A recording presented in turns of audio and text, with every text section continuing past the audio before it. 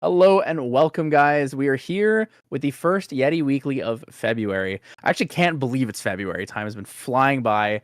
We had the weekly last week. Utrecht concluded and everything. But I'm joined here today with Mr. Jim the Eternal, the caster of Ascent Santa Clara. So welcome, Jim. Thank you. Thank you for having me. Honestly, this is a great place to I feel like, spread my caster wings a little bit and continue to cast in different environments. So I'm really looking forward to this. And I am especially looking forward to sharing the stage with you once in love. So yeah, thanks for having me on. Thank you. It's an honor to have you as well. We have a little bit of a different kind of cast today. So on top of casting, we're going to bring you guys the weekly. We're going to talk about the games. We're going to talk about deck lists, etc. All the usual things we have. However, on top of this, we have been given the benefit, I would say, of potentially spoiling more cards for the upcoming set 6 HVN Abyssal Heaven. So if we do reach 200 viewers this stream at any point, our producer here, Mr. Chikaplu, will be able to provide us with a spoiler of one card. And if we manage to get all the way up to 300, he'll actually be releasing and spoiling a Shenju for us. Very exciting stuff. All of the Abyssal Heaven spoilers that have come out have been really, really interesting. It seems like they're really doubling down on wanting to enable niche gameplay, and all of this stuff just looks like it's really, really fascinating from a deck building perspective. A lot of cool puzzle pieces. Yeah, there's a lot of things. I feel like every set that releases, especially the expansion sets compared to like the main sets, they really round out archetypes and different ways to play champions. So obviously we're having new champions with Goja and Diao Chan, which allow us to have, as Silidar said, the Enchantress or like Enchanter archetype, but also having this lore-based archetype with Luxem Tamer for Goja involving the Fate Stones is just really unique, right? You're talking about things like new additions to decks. Burn's a perfectly good example, right? We're seeing cards and a lot of opportunity for Burn to be more prevalent, but we're also seeing it in a different class, right? Outside of Assassin, we're seeing other things. Yeah, and I think what you said about rounding out the archetypes that already exist is such a good point. Like, it gives people more options than they previously had, and that's always great, especially from the perspective of someone who wants to put something neat together. But it looks like we're heading into the match here. Yeah, speaking of that, we actually do have a Burn deck here on stream. Oh, that's super exciting. He was riffle shuffling. I've never actually met a GA player that's riffle shuffled their deck. With the sleeves on, it's difficult to do. I feel like it's hard. It was so smooth the way he was doing it. But yeah, well, I mean, we'll get right into it. So Wild Shiba on the Water Vanitas deck. I'm gonna let you go ahead and take it here because I know you have a lot more experience with this kind of deck. Yeah, so this is the sort of cleric mill deck that we've come to know and love. It's got a lot of the same tools as we've seen with Ari decks in the same vein. It's got Polar Fractal Depths, it's got Stratagem of Myriad Ice, it's got the Bishops, it's got the all of the negate effects.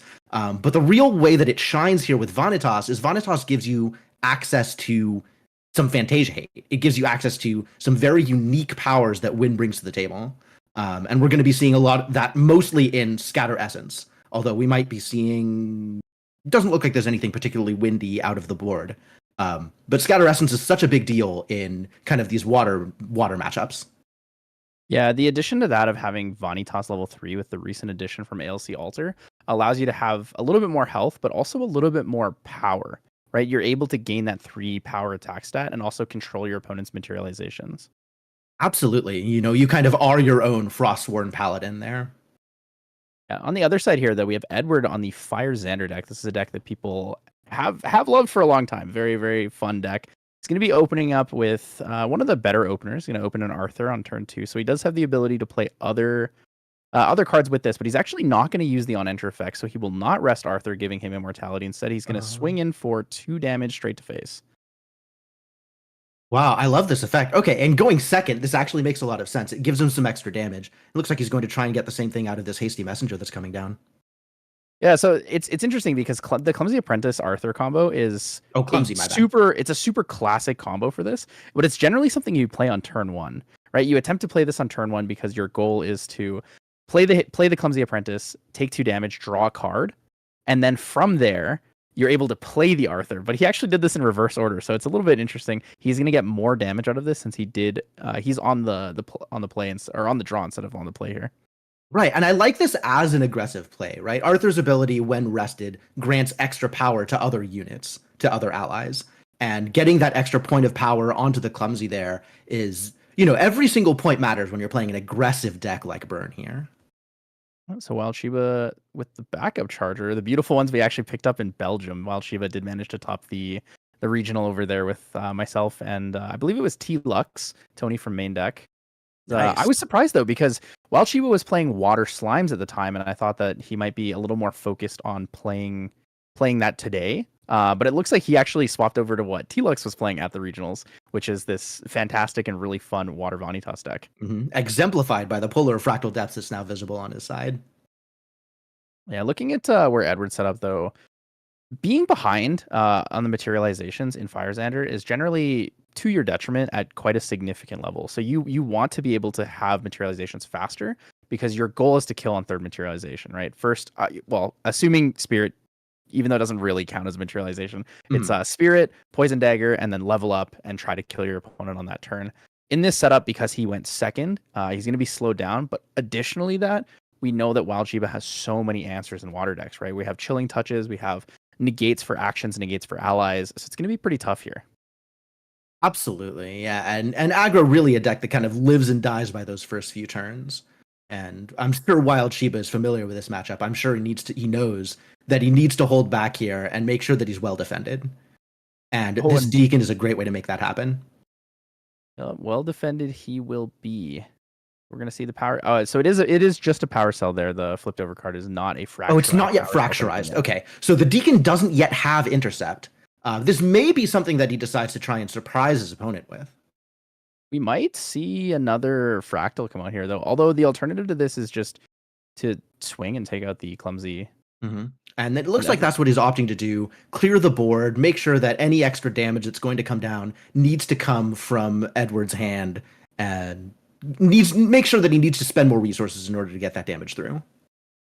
Yeah, something worth mentioning here, the Chilling Touch was activated and used, and it resolved to hit a Xiao Xiao, the Cinder Keeper. This is actually quite an impactful situation here because so Edward needs 2 turns to materialize to find lethal, right? Wild Shiba needs 1 turn to get into Vanitas to have access to Cleric class bonus. Rhymesoul Bishop has Floating Memory as a class bonus lock. If the Xiao Xiao isn't actually lost from Chilling Touch, what Edward could do is play it this turn, attack with the Arthur, and then use the Xiao Xiao to attack into the Rhymesoul Bishop. For the extra banish ability. Effect.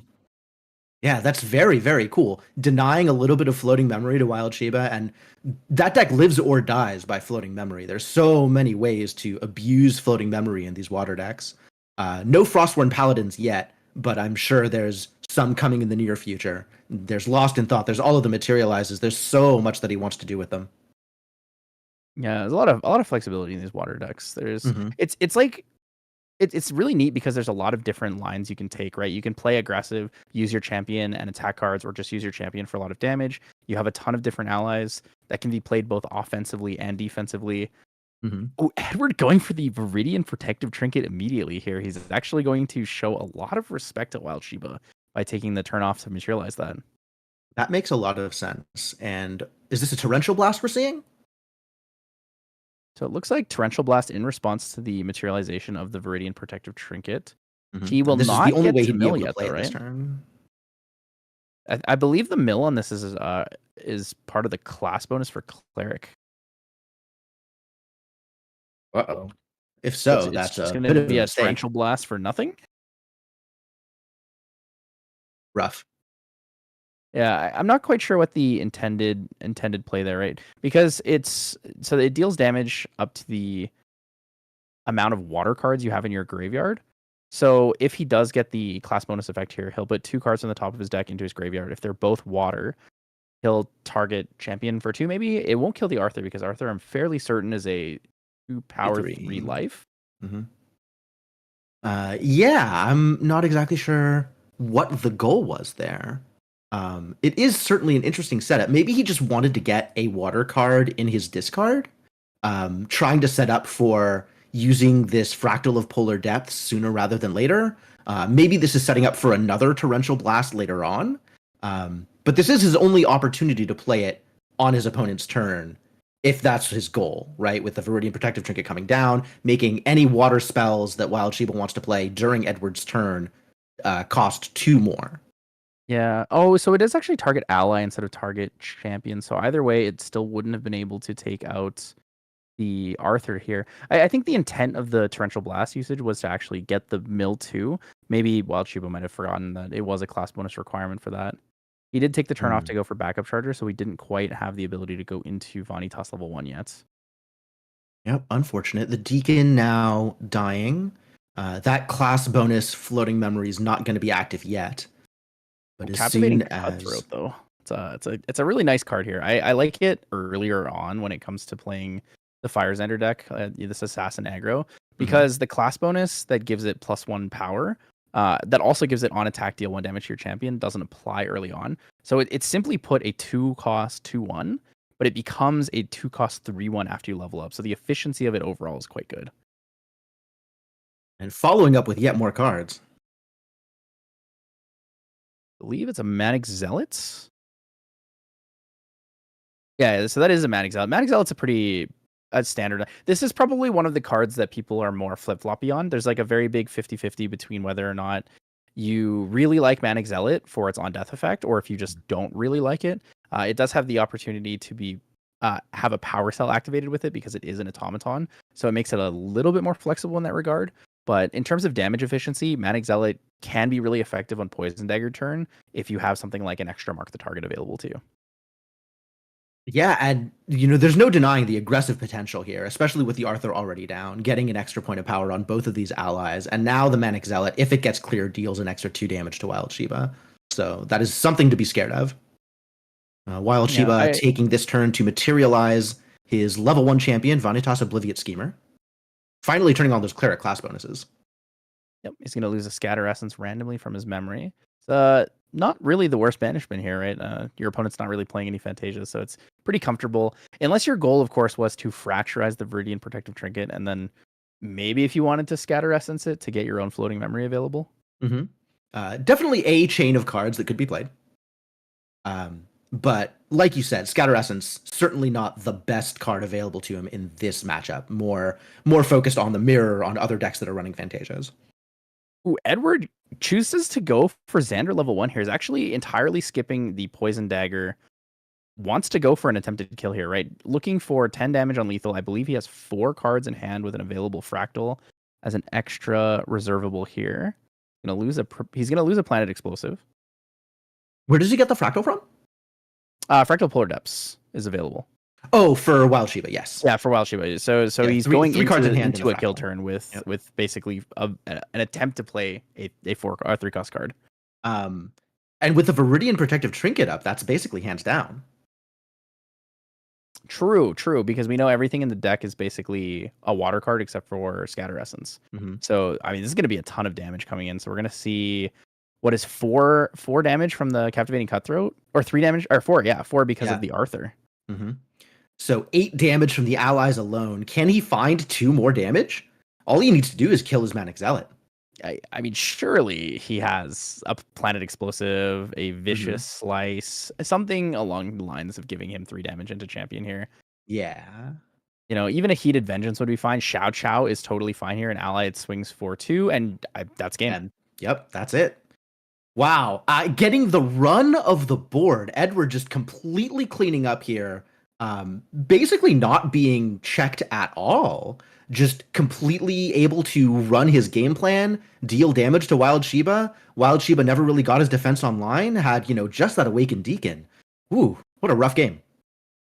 Yeah, it was a really, really tough situation to be in, because when you're playing these like semi-ally focused decks, if you're gonna go up against a burn deck, like a really heavy aggro deck, you need to find some form of defense, right? If you're playing the Nico decks, for example, the Storm of Thorns is the key for you, right? If you're playing the Water Vanitas, you most likely need to find a Frostborn Paladin. Frostborn Paladin has that threshold as a 3/4 that allows it to, well, as a 3/4 if you resolve the on-enter trigger with a Banished Floating. allows you to deal with cards like Arthur, right? You need to take off the enablers in terms of damage. You either need to have Fracturize available for the Poison Dagger, you need to have a Storm of Thorns to reduce all the damage that comes in, you need to have something that clears the Arthur. Whatever it is, he didn't find the answers he was looking for, which is, I think, why he went into that backup charger. I think so. And looking at his deck list, there's not a whole lot of defensive options that are available. There's the Frostworn Paladin, like you mentioned. He does have water barriers in there. The Torrential Blast is also some ally kill. He has Refracting Missiles for a little bit more ally kill. The Awakened Deacon has Intercept. But most of what he has in his deck is enablers. He has a lot of negates, and he has a lot of stuff that, pushes his own game plan forward. But that's always got to take a back seat against an aggro deck like Firezander. Yeah, I think if he had opened maybe another Fractal, it could have been a little more like a totally different game, right? You open a second Fractal there, you're able to utilize the Awakened Deacon that you had. It gives you Intercept. It does stop some damage and not all of it, because Arthur's still on the board and the inability to clear that. But yeah, having Torrential Blast available and such would have been a little bit more, I guess, a little more flexible in trying to stay alive. Mm-hmm. So looking at his sideboard, there's not a whole lot of options here specifically for fire aggro. He's got some Revitalize and Cleanses that'll come in, so some heal options that I think will be pretty effective. Song of Frost could potentially come in as a way of just stalling out one combat phase, although that isn't super effective. Cerulean Decree, there's another Cerulean Decree in the sideboard, which is also a good defensive option. It has the ability to reduce the power of an ally for a turn, in addition to being influence neutral and getting you a card back into your memory. So we might see that come in. But I think three Frozen Dismissals are very, very debatable to come in. Ally Negate against Firezander is fairly relevant. The benefit to Firezander is that you have the flexibility of non-combat damage and combat damage. So you have all the allies plus Arthur. You also have a lot of really high, like low-cost damage efficient allies. You have Sable Remnants, you have the Captivating Cutthroats. But then you have all the other side of it, right? You have Prepared Planet Explosives, you have Blazing Throws. And then nowadays you even have like more aggressive options with things like Heated Vengeance and Impact Hammer, for example. Yeah, just the variety of aggressive options that are available to a deck like Firezander are pretty incredible. You have to be able to defend yourself on a lot of different avenues in order to make it work the way you want it to. Maybe we'll see some more defensive options from Wild Shiba, a Safeguard Amulet or something like that in order to protect himself from the spell damage, while having something like a Frostworn Paladin in order to protect himself on the ground. But yeah. Having an answer to the non-combat damage is really nice. I'm interested to see whether or not Edward brings in the Incapacitates. I see those in his sideboard. I think they're personally really good because they allow you to deal with cards like Storm of Thorns, or cards like even like a Deflecting Edge or a Fracturize. Although they still get the floating memory available because of the negate moves it to the graveyard instead of banish like Frostbind, it still deals with the main effect of the card, which is what's most important to you. Absolutely. And depending on what he's expecting to see from Wild Shiba, that might be the case. It definitely seems like it should come in against some of the more action-oriented decks as opposed to the more ally-oriented decks, which Water definitely is. This is really, really interesting to me. Wild Shiba, although he lost, chose to go second this game, which makes me wonder if his attempt this match is to actually probably high roll into Edward, right? So when we look at Icebound Slam and Icebound Slam into Stratagem, or just double Icebound Slam in an opening hand of 60, so you 60 card deck, opening hand of 8 cards, it's like a 42.5% chance to open it. Your chance to have 2 of them is like 7 or 8%, which is fairly high when you think about it, because it forces your opponent to play and respect the fact that you might have a second Icebound Slam or you have a Stratagem, right? And absolutely, there it is. There it is. Icebound so this is going to give him a lot of setup, on top of being just something to set Edward on the back foot. Oh, that is an awful mill, though. Is that 2 Ceruleans and a Refracting Missile?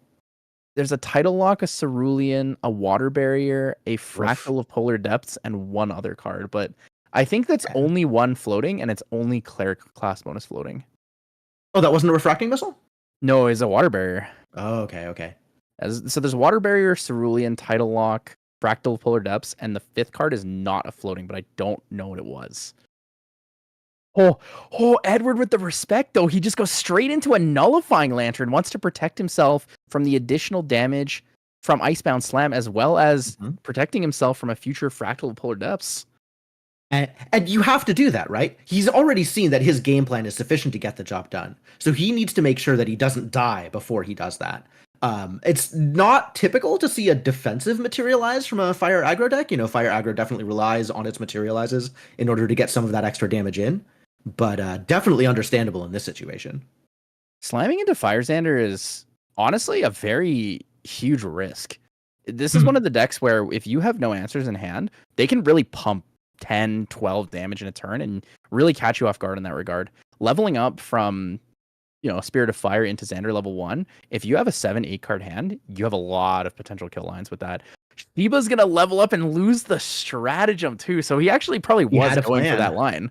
But now all of his cleric class bonuses are online, which is going to make a huge difference. So the Torrential Blast going to be a massive hit for any ally that he points it at. Getting advantage of the Nullifying Lantern not going to allow the Torrential Blast to actually resolve for damage though, because it does require water cards. Oh man, that's also one of his better defensive options. Wow, what a solid play there, the Nullifying Lantern. Yeah, Nullifying Lantern, it shows a lot of respect for your opponent, right? It shows that you understand how their deck operates, how it works, and you want to sit there and say, all right, I'm going to play the game in the best way that I can. This is a Rhymesoul Bishop, I believe. It does look like a Rhymesoul Bishop. Rhymesoul Bishop, fantastic card. It was also, I believe, the MRC finalist, Matt, for the regionals that season. It was a really, really nice art. So clearing the board here. Yeah, absolutely. You even at this difference in life total, right? With Wild Shiba sitting on 16 health left to go and only 7 health left to go for Edward, definitely focused on clearing the board. And I think that's what you have to do. You have to keep yourself safe before you can progress your own game plan. Backup charger here from Edward. He knows the game plan is a little bit slower. He's able to take his time, figure out his way to get basically to that lethal point. So we're going to see Rhymesoul Bishop take out Hasty. I think taking out Hasty is a fantastic play here. Hasty filtering your deck, but also feeding fire cards into your graveyard. Not that it really matters in this situation for fire cards due to the Nullifying Lantern on Edward's side, but being able to discard a Sable Remnant, for example, changes your kill line average from, somewhere in the 12 to 14 damage range up to 17, 18, 19 damage in a turn. Yep, and definitely a slower start from Edward, right? We're not seeing that Arthur. All we have on the board right now is this Lurking Assailant, and he's actually using it to clear the board rather than pump damage in. So he's definitely taking a slower approach this time. Yeah, non-traditional approach from Burn, but he does have to respect it, right? He knows that he only has 7 damage counters available to him before he, passes away. So needs to clear the board, make sure that Wild Shiba can't do any funny tricks, essentially. This is Xiao Chao again, I think. Coming down for 1 damage. Xiao Chao in for a simple 1 damage. Is a 2-cost 1/2, which gives her the option to be another turn enabler for Arthur if you go first. Or sorry, if you go second, you can play Xiao Chao with Arthur and get extra damage out in that regard. But the big thing for her is that she's a very safe ally, right? Having stealth means that it's very difficult to deal with her. Absolutely. And the Lurking Assailant sometimes stealthy, not well rested, of course. But still a 2/3, which is, unless we see a Frostborn Paladin, is going to be very difficult for Shiba to deal with. Seeing Shiba, that backup charger for Shiba, also just working on getting his influence up, working on getting some more cards, trying to find something to do on this board, I think. He really needs to find some fractals. I think the Fantasias here are going to be a more impactful portion of his game plan because he needs a way to deal with Xiao Chao and or the Lurking Assailant while they're stealth. Getting some fractals in here, whether it's, imbued Fractal of Rain into a Fractal of Polar Depths, or if he goes for just one of those plus a Fracturize on the power cell, it'll give him a little bit more flexibility in how he wants to play the game going forward. Absolutely. Not only powering up his Refracting Missile to potentially be able to deal with that 3 health ally, but also turning on Intercept for the Awakened Deacon, as that requires having 2 Fantasias on the board. So we're seeing a Fractal of Rain, just like you said, imbued. That is going to be milling cards for Wild Shiba, 1 per turn. and also just supplying him a pseudo influence since it is reservable. I really like the fractal rain effect here. Also, the beautiful promo art from the most recent ascents that were available here. It is the Spirit of Water Sabrina trophy card is now featured in the art of a promo fractal of rain. Shiba looking to use that reservable, thinking very difficult decisions to make if he wants to go for, I guess, any form of play here. Yeah, he's in a position where he has some damage on Edward, so there's the possibility of potentially pushing that, but he also knows just how explosive Edward's deck is. So he has to be thinking very hard about whether to be more aggressive, whether to be more defensive, and looks like he's decided to keep his options open instead, passing the turn. I think his goal there was debating whether or not he wanted to play another Rhymesoul Bishop or something that can banish a floating, because Rhymesoul Bishop is floating herself. He does have access to one in his graveyard now. Right, and it wouldn't be a bad idea to get your value out of that floating while you still can. Yeah, this might be a game, though, where Edward actually goes towards the Poison Dagger. He's not quite as present on the field in terms of allies. There is no Arthur. There's less damage on Wild Shiba compared to last game. You know, we're 15 damage counters away. So it might make more sense for him to go for something that can provide more damage. Even an Impact Hammer might be an alright play if he's looking towards doing a Heated Vengeance line with extra damage. Is this Xander level 2? Oh, we're going to go straight into Xander level 1. Interesting. Oh, he hadn't leveled up yet, right? Of course. Just like last game, a little bit of deja vu here. He's going to be losing a Planet Explosive. Going to go to his on-enter trigger. He's going to glimpse 2, gain a prep counter, and see how it goes from here. Does he have the kill line available to him? Currently showing 3 damage on board, puts him at 12 away from lethal against Wild Shiba. Wild Shiba does have a pretty large influence, I think. I want to say maybe 5 plus the reservable or 4 plus the reservable available to him. At least one answer for sure, given how long he thought about whether or not to play something on his turn. So this is an interesting play for Edward, like you said. It does enable the assassin class bonuses, which is a very important part of his deck. But usually you see this after the poison dagger in order to enable that really explosive damage. And I think this coming down first is an indicator of the lack of explosive damage in his hand. He must be digging for something else to do here. Yeah, oftentimes we'll also see pre-recollection damage come through, right? That's one of the bigger it's one of the bigger parts of Fire Xander that makes it more flexible, is being able to deal damage at fast speed.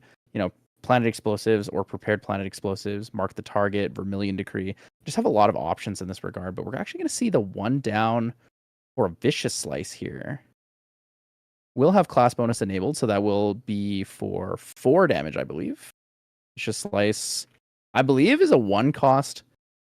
2. It's actually for 3. Sorry, 4 damage is on the Poison Dagger turn. So it's a 1 cost 2 power attack, and then as long as the attacker is attacking a human, you get +1.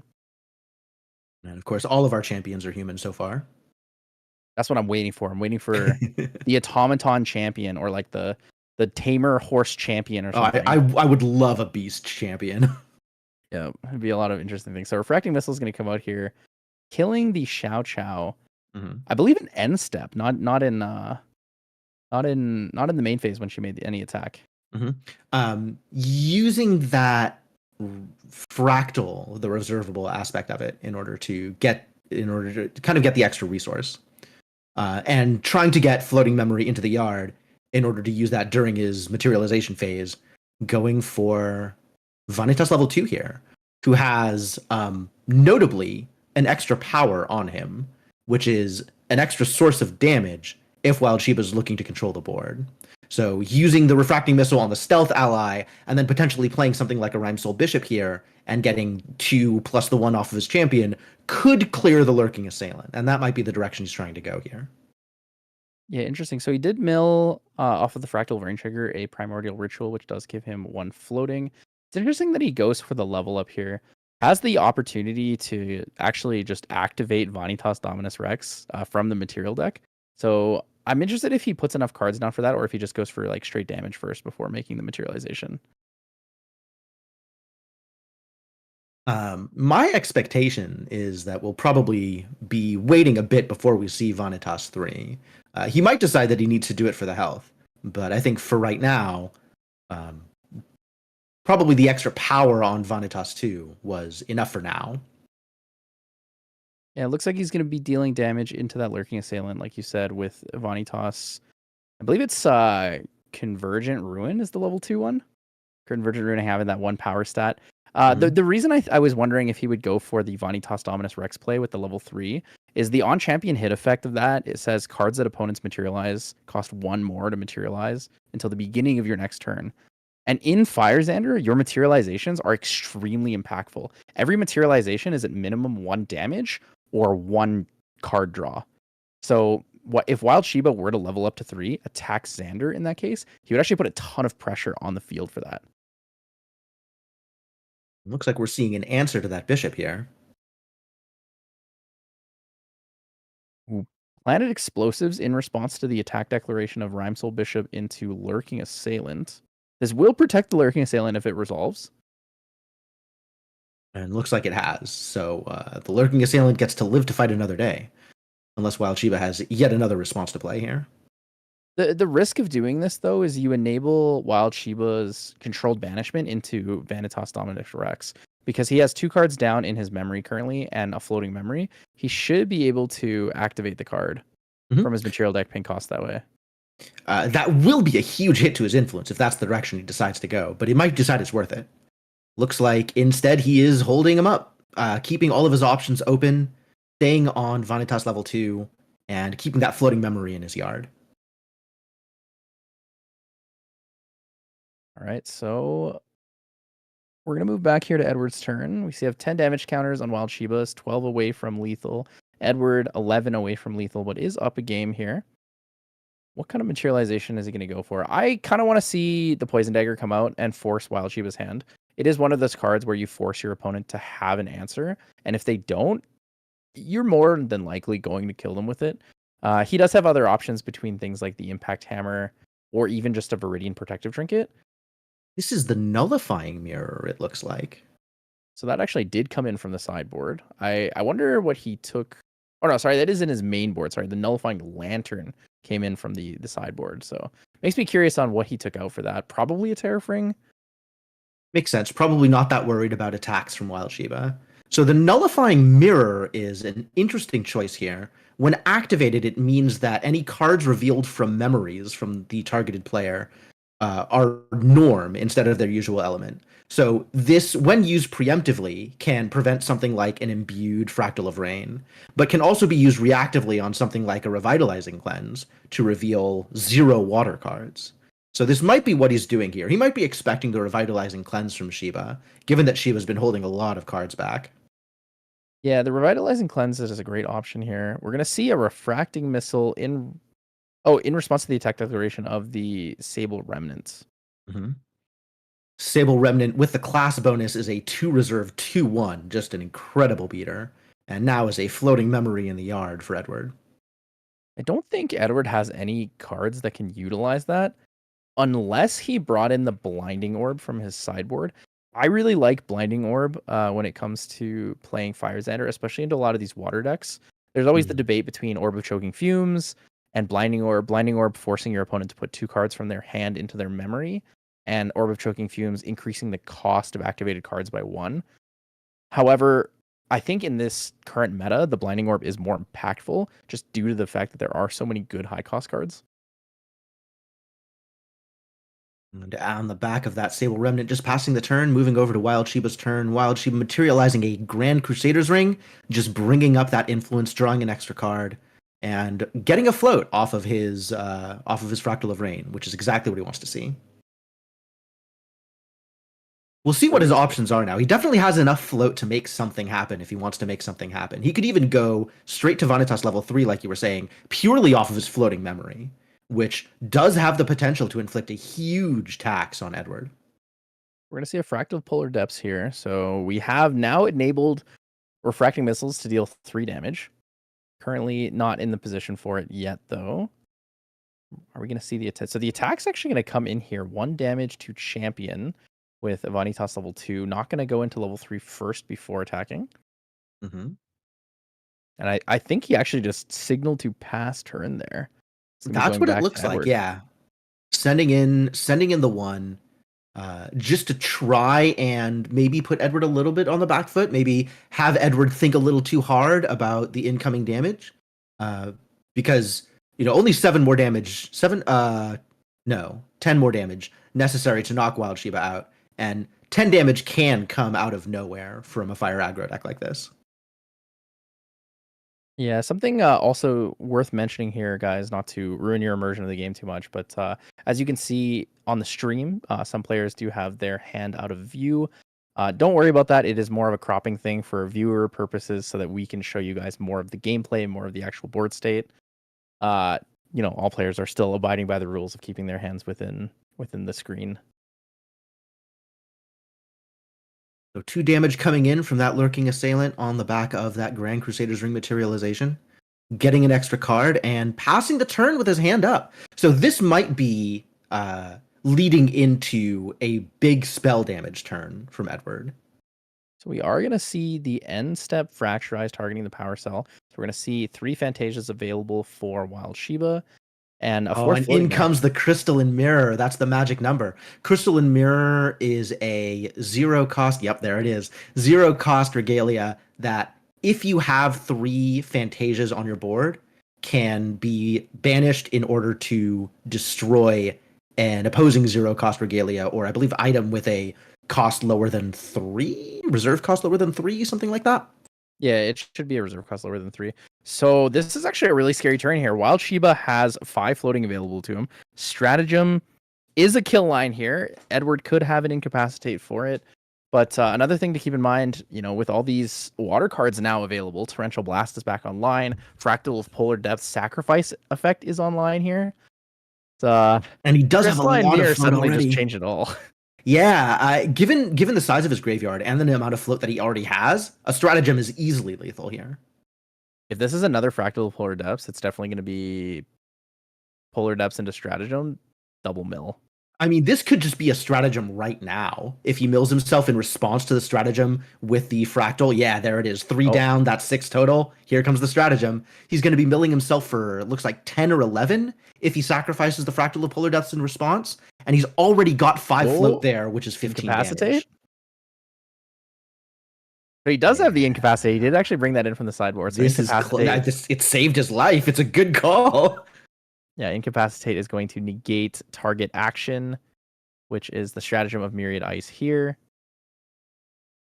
Are we going to see another? Wild Shiba is actually going to let it resolve. I thought he would have something for it. I was really expecting him to have the Cerulean Decree or the Frostbind, but I do think Edward has another 2 cards available. Yeah, that would have been the perfect time for another negate effect. But yeah, like you said, Edward still has the 2 cards in hand, and it looks like he was actually expecting this, keeping his hand back in order to deal with a potentially lethal play from Wild Shiba. Very smart of Edward. We might see Wild Shiba switch gears here. This might be the time, if he can't Stratagem, to use that floating memory in order to bring out Vanitas level 3. I think this is a super effective time to just go into Vanitas level 3, start hitting champion for 3 every turn. You kind of turn off your opponent's materializations because of the effect, or you just force them to be taxed a little harder on it. Yeah, and that is exactly what he's doing. He's saying, if you're not going to let me burn you out, then I will just deal 3 damage a turn and make your materializations harder to do. Oh, he's killing the Lurking Assailant. That is also a pretty good move here. Edward was already kind of slow on the damage, and killing the only remaining board presence that Edward has means Edward really has a lot of work to do if he wants to get back into this game and start dealing some real damage. Yeah, he's not too far away. He does have the potential to set up 4 damage. The only issue is playing around what Wild Shiba has in hand, right? If you're the kind of player who sits there and says, I'm going to force my opponent to have it, then you're probably pretty comfortable here as Edward, right? You have a lot of potential kill lines in your deck. We have things like Impact Hammer into Heated Vengeance. I believe that would be Impact Hammer for 2 with Heated Vengeance for 5. Comes in for 7, putting Wild Shiba at 21. You could also play things like a Rococo afterwards for 3 off the dagger, like no dagger turn. Yeah, as a burn deck, Edward definitely does have a lot of options. None of them showing at the moment, though. Bringing in the Viridian Protective Trinket, trying to make sure that his turns are safe from his opponent's response effects. I think Edward might be going for an attempted lethal this turn. Viridian Trinket in this regard, this late into the game, is probably indicative of him attempting to push lethal here. 3 cards in hand for Wild Shiba means that he is expecting, a Frostbind or a Tidal Lock. Yeah, and with the Viridian Protective Trinket, he is locked out of the game. Looks like 4 cards in hand, but that's still not enough to get anything done. Maybe a title lock in the right situation. Yeah, title luck could exist here. So Edward's going to do some damage here pre-recollection. Most likely going to see a prepared planted explosives. Maybe a Vermilion Decree, but I feel like he would have revealed them immediately imbued. Just like you said, there's the planted explosives. Not prepared though. So maybe instead of using it prepared, he might actually use the prep counter for the activation of Mercenary's Blade in his main phase. Knowing that the Nullifying Lantern is also broken as well, he's able to activate Verruckin's Soul Knife by banishing 3 fire cards. So double Blazing Throw would put 8 damage onto Wild Shiba here, putting him at 24. I believe. That I want to that say would Edward be has one a lot of short, cards in hand but too, right? I'm pretty sure he has at least 6 cards in hand. well, here comes the Mercenary's Blade. So at least step 1 is here. So if he goes double Blazing Throw with this, there's a lot of other combinations for 1 card. So Mark the Target is 1 damage. He has third Blazing Throw wouldn't work out in this case. Second Vicious Slice can work, and Rococo can work, all for damage here. So There's that Blazing Throw for 4 damage, bringing Wild Shiba up to 20 damage counters on his champion. 5 health remaining. He is going to banish 3 here. Verruckin's Soul Knife activation as its alternate cost. He's going to be bringing out another 1/1 weapon. Well, this is really fire aggro at its scariest, just throwing spells at you. And 4 cards in hand, so he does actually. He does have the Rococo in hand. So he has Blazing Throw Rococo, so it's gonna be Blazing Throw for 4, Rococo for attempted lethal on enter. It'll check influence because Edward has influence of 4 or less. He'll deal 2 damage to target champion or opponent. Target opponent champion. Frantically looking up Rococo on the index. The difficult part is does he expect Wild Shiba to have the title lock? Because if he does have that is the only thing that saves him here. 1 damage, mark the target. Does he have the answer? Mark the target just as good. I mean, 1 damage is 1 damage regardless of where it comes from. True. And Shiba throwing up his hands. Nope. Oh man, got it. So he did have it. So the double Blazing Throw plus the single point of damage, right? Rococo on enters for 2, attacks for 1, so it sets up for 3. Alternatively, he had the option of the, like we said, mark the target. But yeah, I mean, burn deck's at its greatest. You know, he didn't. What a game. Okay, maybe not. He didn't necessarily burn him out in the second game, but I feel like he still ended up getting there in the end. Yeah, definitely. You know, the slower pace, respecting the deck. I think the Icebound Slam did exactly what it was supposed to do. Right? It put Edward on the back foot. It made Edward a little bit more cautious, so he took a little bit longer to run his game plan out. And I think that's what Wild Shiba was hoping for, to give himself a little bit more time to set up. And unfortunately, even with all the time, well, not all the time in the world, but most of the time in the world, wasn't enough to get his defenses together in order to actually stop the damage from coming through. Yeah, it's a tough one to put yourself in. So the interesting thing is, even if Wild Shiba did go 3 damage to face with champion, trigger the on champion hit effect of Dominus Rex, I'm pretty sure that Edward still had a floating memory available to him because of the Sable Remnant from earlier. So he would have been able to materialize the same thing regard. Like he would have been able to pay for the Viridian Trinket as a 1 cost and still had the same line. So, I mean, that's a really, it's a tough position to be in. It makes me wonder what was available in Wild Shiba's hand, right? We saw him go for the attempted stratagem line. Did he go for it because he didn't have any other options? Did he go for it because it logically made the most sense? Like, did he really need to push the kill that turn, for example? That is such a good question. And him not having any defense left over for anything that Edward wanted to do definitely leaves him in a bad position. Maybe he wasn't expecting the incapacitate. Maybe he just felt like he didn't have the cards he needed, so his only hope was to go for the stratagem. You know, we saw him holding off from materializing Vanitas level 3, Vanitas Dominus Rex, and that was because he was trying to build up the floating memory for the stratagem, right? He was trying to build up to lethal rather than playing something more defensive. And when that didn't go through, I think he was in a bit of a spot. I think there was another potential line I thought of with the way the board was set up, and I don't know if it would have worked out in the end, but I want to discuss it because it feels like more of the safe play and less of the I have to force him to have the answer, right? So he had what 6 floating available to him for the turn. I believe it was 5, but 5 or 6. Okay, so 5 floating available for the turn. You have a fractal of rain available to you as its trigger regularly. So you use the effect of the crystalline mirror to destroy the nullifying lantern, right? That's fine. That's great. It's a good thing to do. From there, instead of going for the immediate, I'm going to try to strategize them, maybe you just level up and attack champion and just hold up all your interaction. Because if you push Xander to that point, Xander was already showing, I believe, 6 or 9 damage counters, so you're not too far off getting the lethal lines, right? Poking for 3 damage every turn is like really significant. I mean, maybe poking is like an understatement. You're actually just punching him for 3 every single time repeatedly. And taxing his materializes. That's not to be underrated. And you're slowing down the enemy's game plan. And we know in Burn that the materializations, like I said, it's either a draw card or you deal damage with this no matter what. Like it's always 1 damage at least or draw a card. So I kind of want to know what that line would have been like if he played it. Yeah, it's definitely the more defensive play. It kind of respects the Burn deck a little bit more. And I think if you're in a situation to be able to play some responses, if you have the defensive cards that you need in order to keep yourself alive for a couple of turns, then that absolutely makes a lot of sense. You're not spending all of your resources on one, sort of alpha strike. You're keeping your ability to defend yourself back, but it's possible he just didn't have the hand for it, and that would really be the story of the match. Right, like he just didn't have the defensive tools in game 1, and it definitely looked like he just didn't have the defensive tools in game 2 either.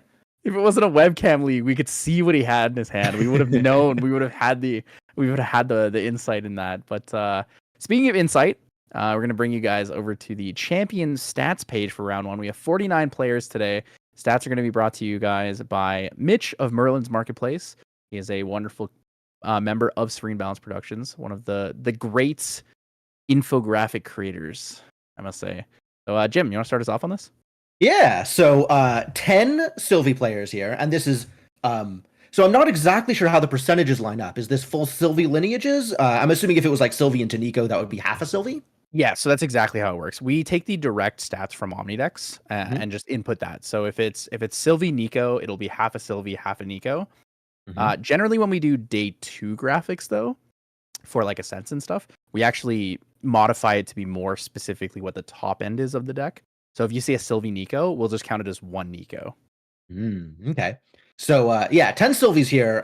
Probably some number of Slimes, some number of Nikos, maybe even some number of pure Sylvie Fractal of Polar Depths decks, but definitely a lot of Sylvie around here. Seeing 5.67 Lorraines, 12% of the field, and definitely some number of those Lorraines are feeding into the Merlins that we're going to get to. But we could also be seeing some Wind Allies Lorraine, or... I'd be interested in seeing it. I think allies are actually in an okay position right now in the meta. This might be like a really hot take because I think a lot of people are like, allies are dead, Frozen Dismissal's OP, ban the card. This is a horrible idea to have in the game. And I'm just sitting here like, man, Dilu's still 2 cost 3/4. It's pretty good. I think it's a pretty hot take because while I haven't looked at the numbers post Utrecht, if you're taking a look at Fractal of Insight, Wind Allies is the second most popular deck and the least winningest of the popular decks. It's kind of one of those things, though, when you look at like statistics, right? If something is super popular, in theory, unless it's like tier 0, it shouldn't actually have a crazy high win rate. Because if it's the most popular deck, that means it's also being played at the lowest levels, as well as with the lowest like deck strength. So like you're gonna have a lot of people who are playing Wind Allies decks that don't have like a Grand Crusaders ring or a backup charger, right? Interestingly enough, though, looking at stats as we talked about with Fractal of Insight and stuff, big shout out to M Duo for that. Fractal Insight's fantastic, love it. Water Allies actually has the highest win rate in the format. Yeah, Water Allies is true Water Allies. Yeah, absolutely. So enough of the global meta. Let's talk about our local meta here. We have too much tangenting, right? We have 5 Tristans here, and Tristan could be Shadow Strike or could also be an Allies deck. I think we see a lot of Tristan Water Allies. Yeah, she's become the popular flavor for Water Allies. If you dungeon guide to level 3, you have access to the ominous shadow tokens, which can either be used defensively or offensively. It's kind of a more flexible and more aggressive play nowadays. Yeah, and the assassin tools in water are pretty cool. Drifting Rogue, the addition of that from A and B is such a good card for this deck. Behind Tristan, we're seeing Merlin, and Merlin is always doing Merlin things. Although I would be interested to see how many of these Merlin decks are fire versus any other element. I would love to see, some water Merlin making its presence known here. While you go through this, I will pull up that number for you. I will go through all the deck list and find the number for you. Behind Merlin, we have Kongming. Kongming, typically the Razor Gale champion, although we could also be seeing some Kongmings into Merlin, as that 0.33 Kongming seems to indicate. The first list I clicked was the Chess Club water Merlin deck. Yep. This is really funny. Excellent. Behind Kongming, we have 4 Jins in the field, 8%. Love to see Jin making a comeback. I think with all of the Exia spoilers that we're seeing in Abyssal Heaven, I think people are bringing out their Jin decks and trying them out. And this seems like a great place to sort of get your feet wet with that kind of deck. Jin takes a little bit of practice in order to get used to, depending on the kind of Jin you want to play. So this is either Exia Jin or maybe Wind Allies Jin. I've seen some neat polearm tricks from level 1 and level 2. But hopefully we'll get to see some Jin on stream. That would be a lot of fun. Interesting. So I haven't quite gone through too many of them, but so far I'm at 2 water and 2 fire for Merlins. Nice. Which is kind of surprising. I'm almost surprised we're seeing so much of it. Well, obviously, Jin. You mentioned Jin being here. Jimmy Lee's in the event, so of course Jin's here. Oh well, there you go. Yep. Behind Jin, we have Arasana, and this is actually the most surprising number to me on this champion meta breakdown. Arasana, a very popular champion these days, right? Arasana running the Water Mill deck, Arasana running the Wind Astra deck, but we only have 3.33 Arasanas here for the champion meta breakdown, 7% of the field. I'm wondering where those 0.33 is going. What deck is running mixed Arasana with something else? I think that actually could be represented by Dusklight Communion. Oh, true. It could be a Dusklight Communion. It also could be there was at a point where people were playing the Water Vanitas deck where they ran Arasana in the sideboard with Polaris. I think it has become less popular of an option, but it does still exist in some cases. Dusklight Communion is a very good call, though. It is really common to see that as a Dusklight play. Yeah, there's also 2 Dianas, so that could also be part of that as well. 2.5 Nikos, so typically you see Sylvie into Nico. You might be seeing just some raw Nico, right? With Nico level 1 available from ALC Alter. But 5% of the field on Nico, 4% of the field, including Diana in some way. Diana actually kind of made a splash at Utrecht. There was a very neat Diana kind of Umbra list that was mostly Wind Allies with a gun top end. So we'll see if there's some actual Diana support out here. I have something really cool to tell you, Jim. Whoa, okay. You said Arasana 3.33, right? Uh-huh. What if I told you one of those Arasanas is a Merlin deck? It's funny. It's funny. So it is funny. At I believe it was Ascent Toronto. It was Bobo or main deck Taylor that played the Kong Merlin with the Harmonious Mantras, and he did really well with that. When I had an interview with him after one of his games where I talked about if he was ever going to cook a deck that used Arasana into Merlin, because you can utilize Polaris on level 1, set up your board, and then pop Polaris, blow everything up, shuffle, and then play from there. And it's definitely an interesting, but I am looking at a deck list that is using Arasana into Merlin. So that's great. So this actually makes a lot of sense to me, because a lot of what you're getting out of something like Lorraine is you're getting the free Sword of Seeking that you can then pop back into your deck for your Prismatic Edge or for Ghost of Pendragon. So if you're playing Arasana at level 1, Polaris is a free materialize, almost the same way that Sword of Seeking is. And then if you want to use it to shuffle your deck, you can. If you want to use it to do a couple of damage to allies, you can. Or you can just put it back with the aforementioned cards. So that kind of makes sense to me. I have to think about it. I'm just surprised because I talked about it a couple times and I really thought maybe someone would try it. And nobody did for like months. Months and months, nobody tried it. And I mean, we're seeing it right now. Yeah. All right. Well, behind Diana, we do have two Rye players, 4% of the field. And then the remaining other champs is 11%. And at least one of those is Vanitas. We did see some Vanitas on stream already. But could be anything else. All right, do you want to Quite the guess what field. we have more of an element of between the Merlins? No, actually. I think it's split. I think it's even. Fire and water. I can tell you it's off by one. Off by one? It's off by one. So which one do you think is being played more today? I think it's water. I think Noel made enough of a splash, pun probably intended, that I think water is going to surpass fire this time. You are correct. It is actually more. It is more water than fire, which is interesting and it's fun. It kind of leads us into the next part of the statistics we're going to talk about here, because we're going to be going into the spirit meta breakdown, looking at the round one spirits here. This is actually something I feel like we have not seen in half a year, maybe more, but we have an almost perfectly even split of spirits. That is wild. Yeah, the typical meta we've been seeing is maybe a little bit more water than wind, but water and wind very close to each other, and then fire definitely taking a backseat to both of those. So seeing, more fire than wind, is this the fire resurgence we've been waiting for? Is fire coming back? Is the cycle complete? I really don't know. It's like, it's just such a shocker. I do have to mention though that Lost Spirit here is for some reason an 88%. And you guys can poke Mitch for that one. It's a little funny. That's a weird number. But Lost here almost assuredly is Spirit of Slime. I think so. There have been instances where people play Lost Spirit. It is extremely rare to see. I don't think I've seen one perform in a long time though. There was actually a player at Utrecht who played a Lost Spirit Tony.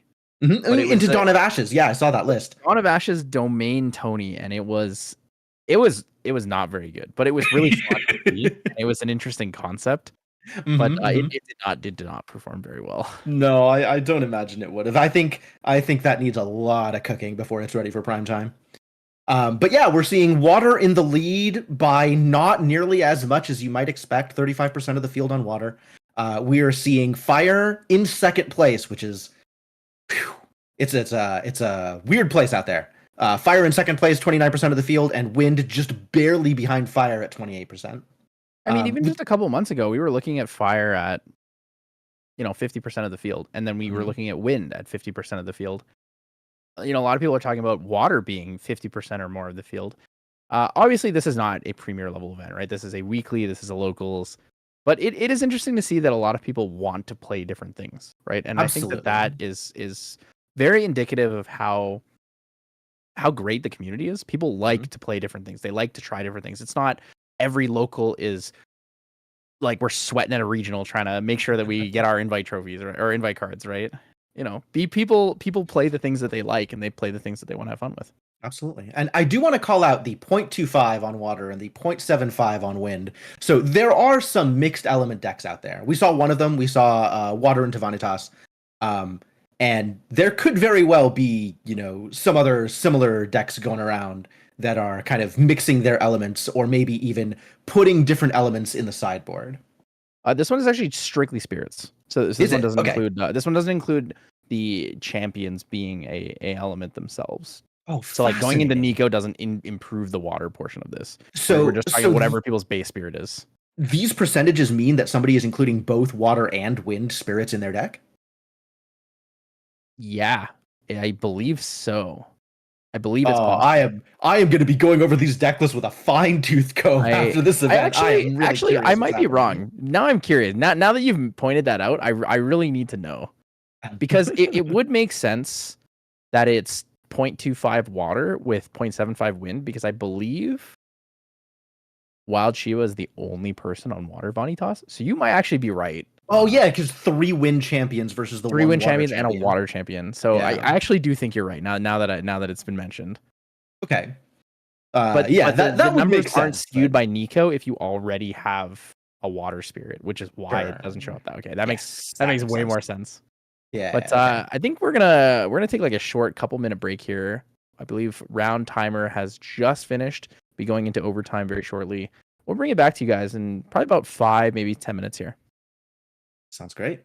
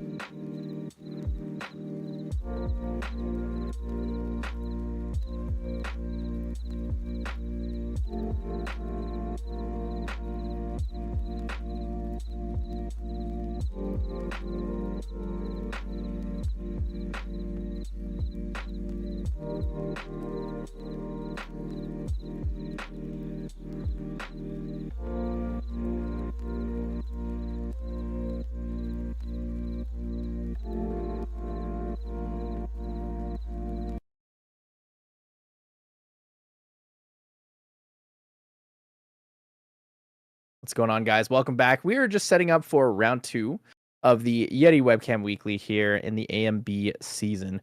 We're going to be seeing a bit of an interesting deck. So one of them's pretty old school. It's a deck that was taken to Nationals last year. It did fairly well. It performed day 2. It was a very popular deck. It actually, I believe this deck or similar variations to this deck topped the ascent prior to that, which was Ontario in California, not in Canada, not to be mistaken with Canada. And the other deck is something that's a little on the newer side. So, Jim, can you tell us about the newer deck? I'm actually interested on your thoughts on this deck because we saw it and we both had totally different reactions at first. So, what we have here for Yamcham Zero is a Tristan Shadowstrike deck. So, it's Wind Element. It is going up to Umbra for Shadowstrike, and it's also got a few interesting additions that are cards that I needed to look up on Index. So we're seeing 4 Shadow Resonance in this deck, as well as some Cloaked Executioners.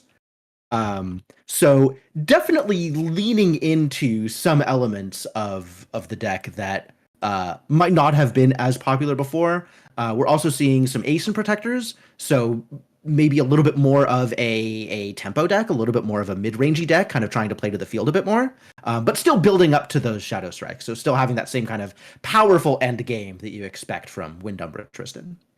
I completely missed this in the deck when I looked at it because you talked about it being an allies deck, and then we talked about it being not quite an allies deck. Then we talked about Shadow Resonance, and we were like, oh, surely he's playing, Inspiring Call or something along. No Inspiring Call, lines. no Penumbra Waltz.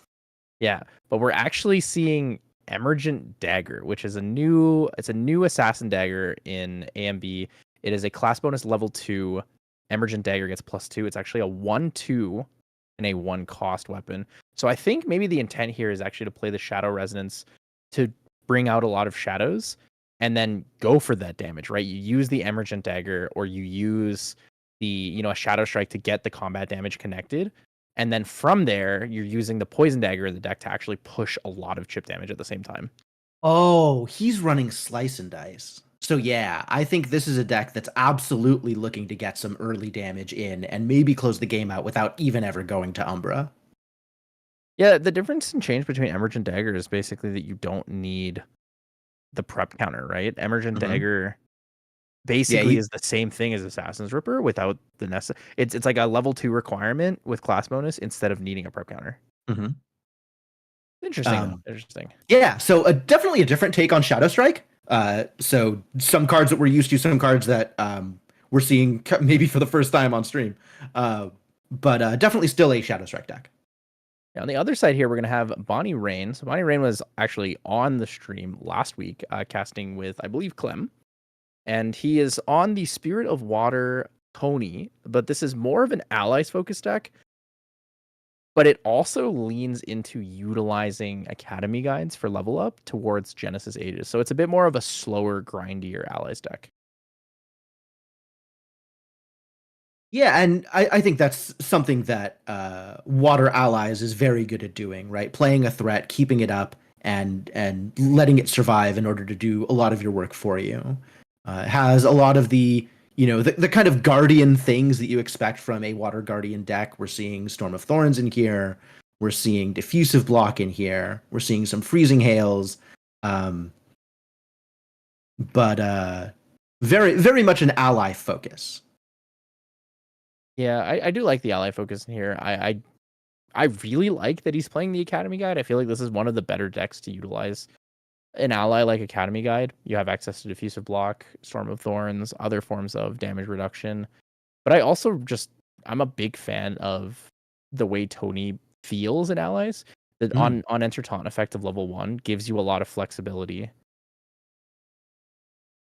Well, the action has already started while we've been yammering away about what the possibilities are. We have our Tony player with a Stillwater Patrol on the field, ready to do some damage.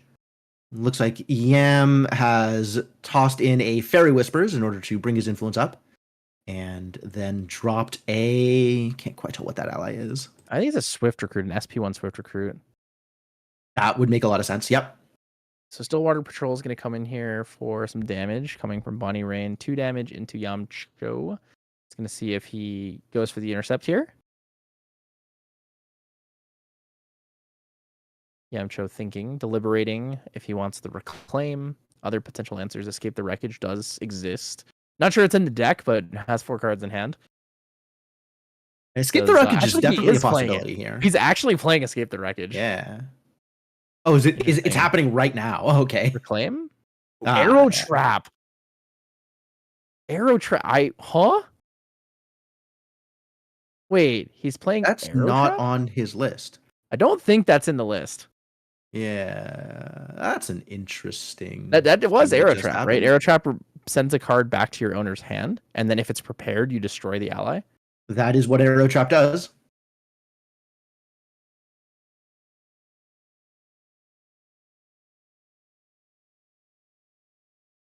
Yeah, it's an interesting one. I feel like Arrow Trap is generally a really, really inefficient card to use because it gets sent back to hand and you're forced to use a preparation counter to destroy the ally. Arrow Trap, on the other hand, better unconditional like, removal. That's true. That's true.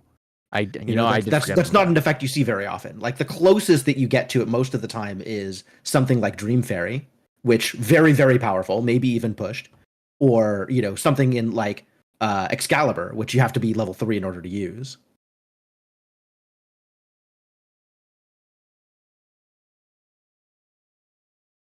Yeah, it's the thing is, so Arrow Trap you use against what? Majestic Spirit's probably your best target, right? For sure. Other than that, needing to use the preparation counter, that is a very difficult. precious resource. Yeah.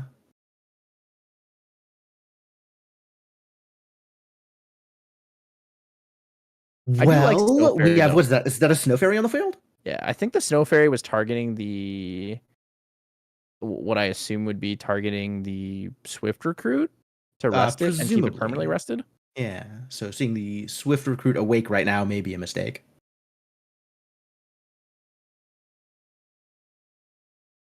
But yeah, I'm thinking about his plays here. This is in his main. I believe he's already gone through Recollection at this point.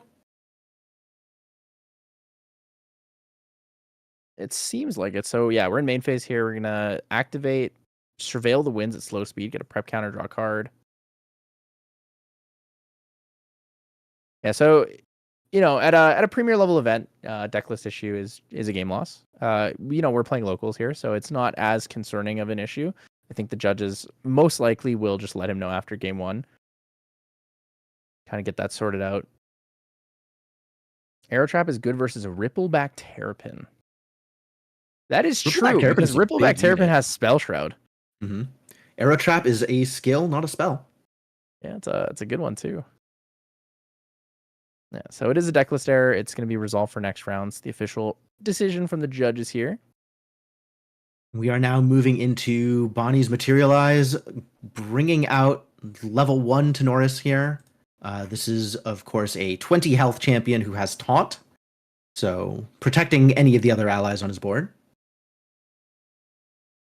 Also, I know I keep going back to Arrow Trap because I thought Arrow Trap, for lack of a better way to put it, Arrow Trap to me is ass. It's a terrible card, right? Mm. But now that someone mentioned you can use it against things that have Spell Shroud, what about all of the Shenjus? Oh man, the Shenjus are going to be enormous and such a pain to deal with. Flip over a Seiryu and then they attack and you go Arrow Trap? Yeah, Dream Fairy also going to be a problem for those guys. Because if you send it back with Arrow Trap and it's Seiryu, it's been flipped over. What happens is when it gets removed from the field, it flips back to its original side. And because it's a material deck card, it should theoretically go back to the material deck, right? I believe that it calls out that they go to hand in Arrow Trap. Yeah, but because it's a material deck card. Yeah, this is actually an area of the rules where I'm not exactly on. I don't know if that means that it'll get banished because it left play, or if going to your hand means that it goes back. So going to your hand and going to your memory goes to material deck. Okay. If it's destroyed or anything like that, then it would go to the banishment. It's commonly done with the Dream Fairy on a Majestic Spirit. Is the common one, and then it goes back to the material deck. Okay. Yeah.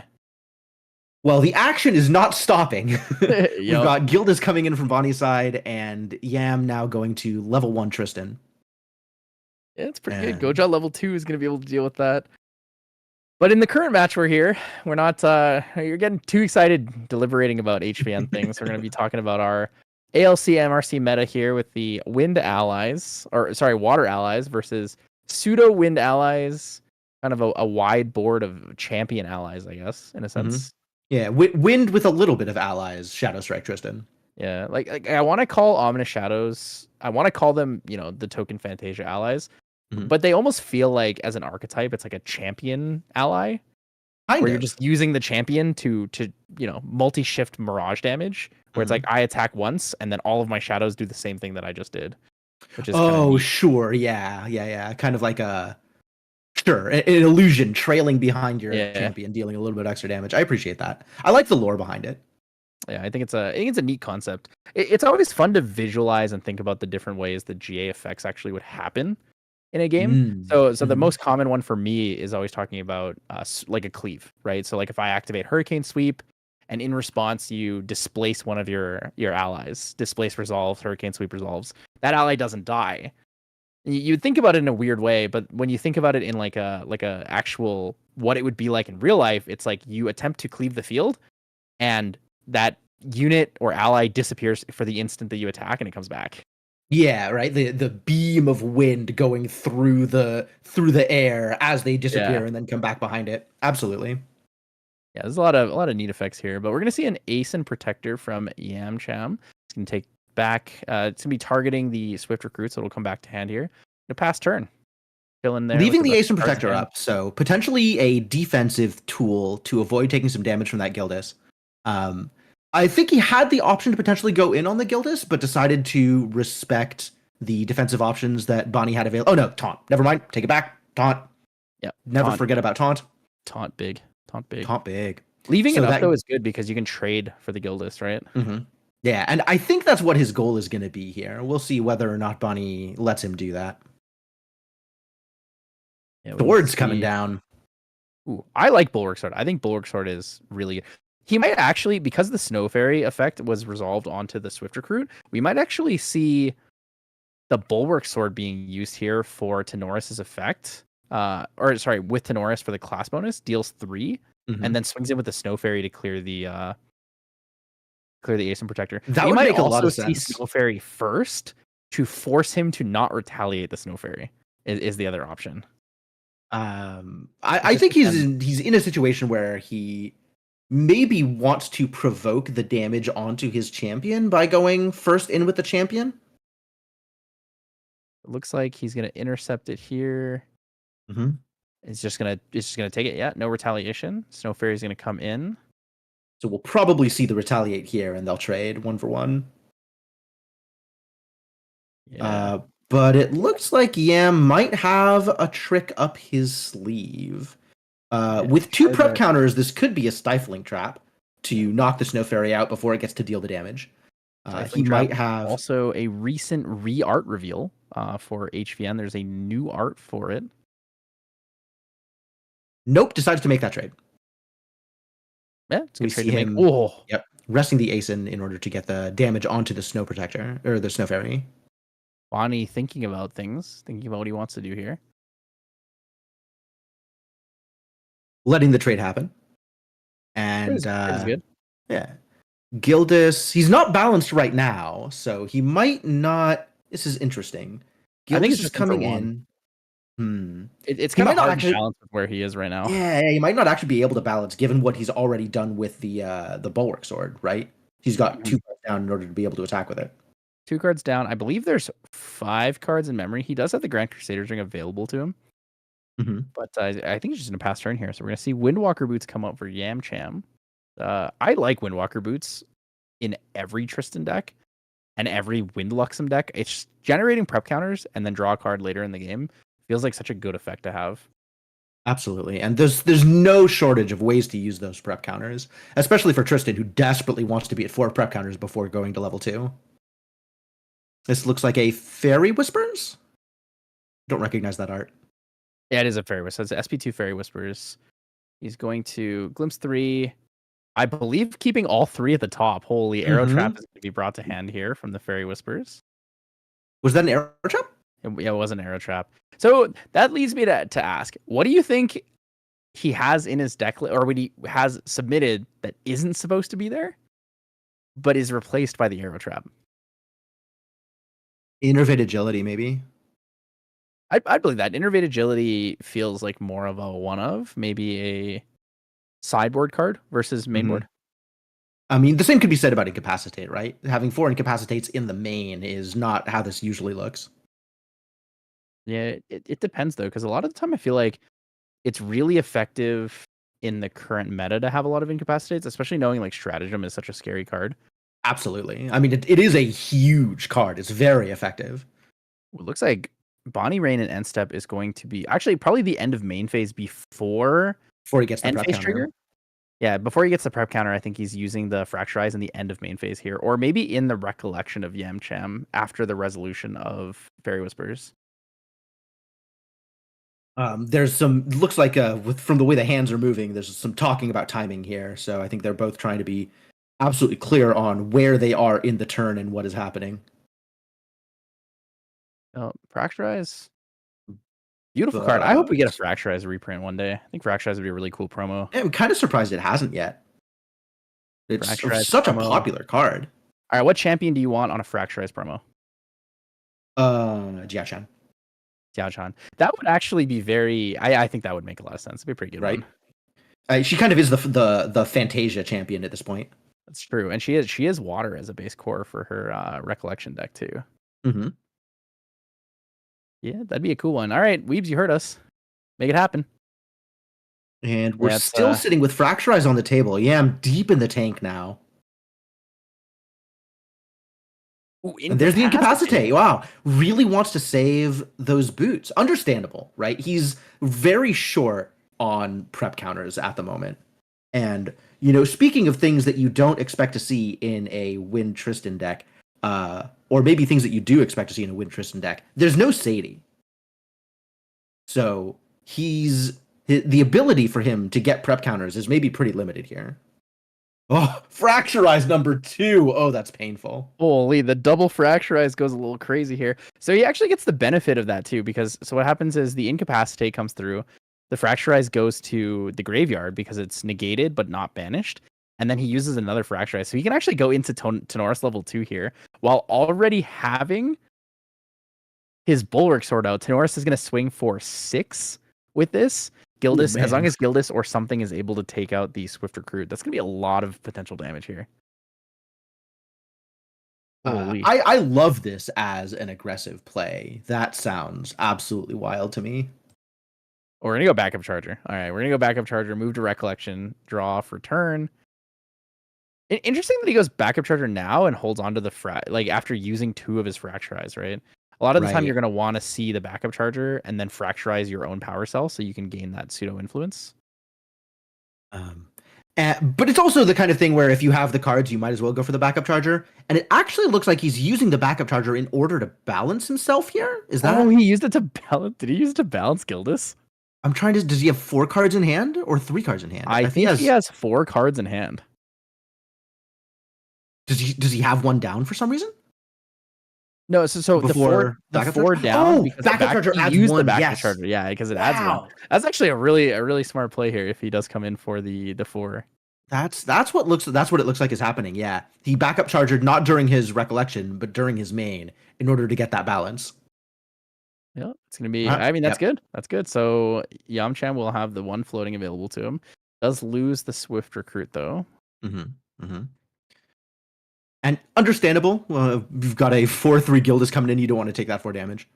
Yamcham already on the back foot, right? 7 damage on his champion versus the 0 damage currently on Bonnie. So definitely a big turn. Watch the health total.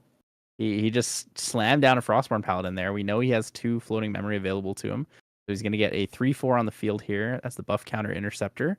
And also he's going to be able to draw a card off that. So the recycling of Frostborn Paladin honestly sets the pace for this game. We're at a place where Yamcham is looking at 10 damage counters on a level 1 champion. Influence is equal, but Bonnie has 2 cards on the field already and a I guess you could argue that the one, the fracturized boots do give him like equal influence in this regard, but Bonnie Rain is up a materialization essentially. Mm-hmm. And Yam isn't in a place where he can really go to level 2 without sacrificing something here. Oh, bringing out a nullifying lantern. Okay. Sees the slam and the banishment, does not want to get slammed. Understandable. I don't want to get slammed either. Yeah, Icebound Slime is definitely a consideration that you need to keep in mind. If he levels up into an Icebound Slam, that would be Icebound Slam for 11. Wow. It's pretty hard to Veiling Breeze through an Icebound Slam for 11, right? Yeah, absolutely. I don't think you have 11 cards in memory. Because when I look at Yamcham's deck list, I'm seeing Veiling Breeze is pretty much Veiling Breeze and Innervate Agility are like the only defensive options, but Veiling Breeze is only in the sideboard. Mm-hmm. You could argue that Shadow Resonance is defensive because it does give you the recover too, but a single instance of damage pushing you over will not really help you in that regard. Yeah, Yam is so behind on materializations right now, right? He brought out the boots, didn't get any of the prep counters for it. He brought out the nullifying lantern and just passed. What do you think he's? I mean, we know he has an arrow trap in hand, so it looks like he's setting up to kind of respond to the board as opposed to start to proactively take control of the board. Smoke bombs. Okay, smoke bombs is kind of neat here. Smoke bombs is essentially just at a +1, right? He used his Grand Crusader's ring, he used his backup charger. Now he has the option to use the smoke bombs, even if he doesn't need the effect of it, just to draw a card. Mm-hmm. But we've already seen a Swift Recruit, right? We've definitely seen something that he might want to use the smoke bombs to get past. So he might be holding that just in advance for a Swift Recruit or ASIN that might come down later. But he definitely has the run of the board right now. Nothing is stopping him from doing anything. There's the Innervate Agility. So the Innervate Agility comes up. Let's see. Does Bonnie have any answer to Stealth on Champion this turn? I don't think he has any Cleaves in the deck. He does have Stillwater Patrols. We saw that earlier in the game. He did play the Stillwater Patrol, but only a 2 of. Recover 5, 10 damage away. I don't think he has an answer to kill Yamcham this turn. Yep. Even as a water deck, Tony definitely... That's so funny. The Stillwater can, in fact... Unless, and then he just has it.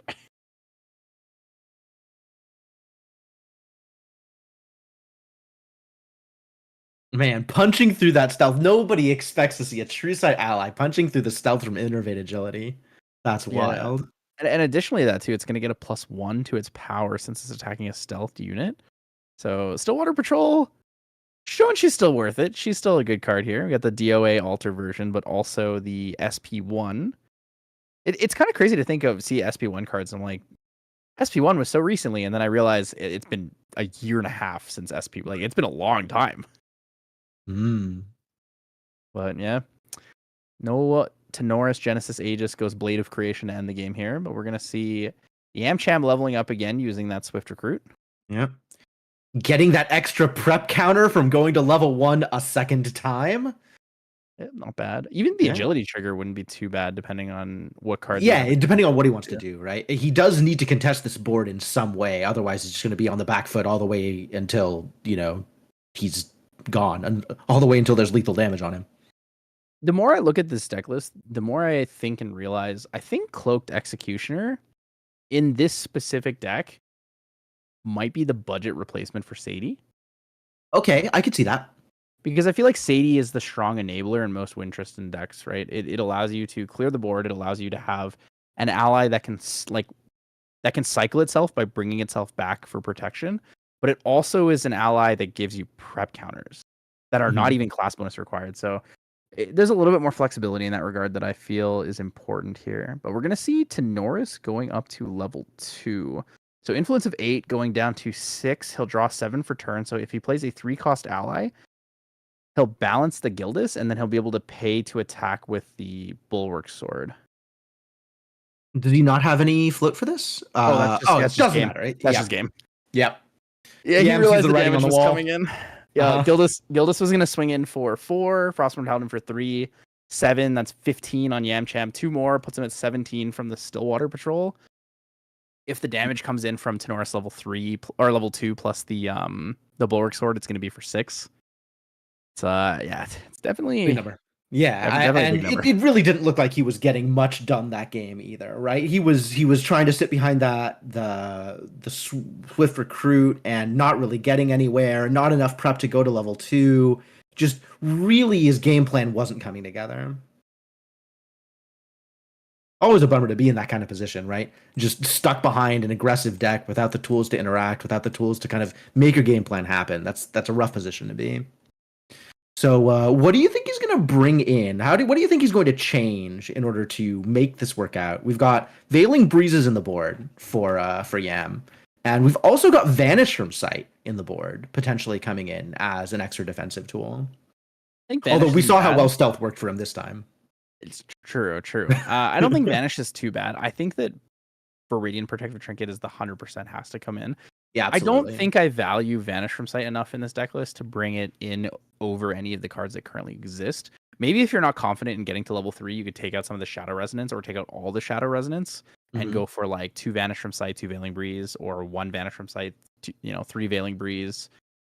It's just it's a difficult thing to debate with what is more important to you in the deck, right? Absolutely. It does seem like he's going to want some defensive tricks given the way that this game went. But maybe he just, goes full bore into making his own game plan happen and doesn't need as much defense because he can keep control of the board, because he can keep an ally on the board, right? All he really needs to do is stick an ace in and not have it get demolished. And that'll kind of keep him in the game for long enough to make something else happen.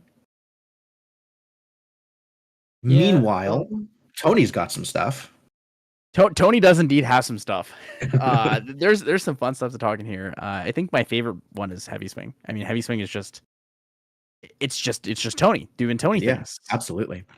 So Heavy Swing is Tony, with the ripped T-shirt, just coming in and saying, "Chop, take 6," or "Got my Bulwark Sword, take 9, level 2, both, take 12." Like, he just really takes control of the game, and it's one of those things where you look at it and you have to realize that there is a lot of damage that can come out from these Tony decks, right? It's an allies deck, and so generally you look at things like Veiling Breeze and you're like, Veiling Breeze can protect me, will protect me, and then suddenly Heavy Swing for game, right? Yeah, when you're taking all that damage in one lump sum, Veiling Breeze is a much harder time of dealing with it.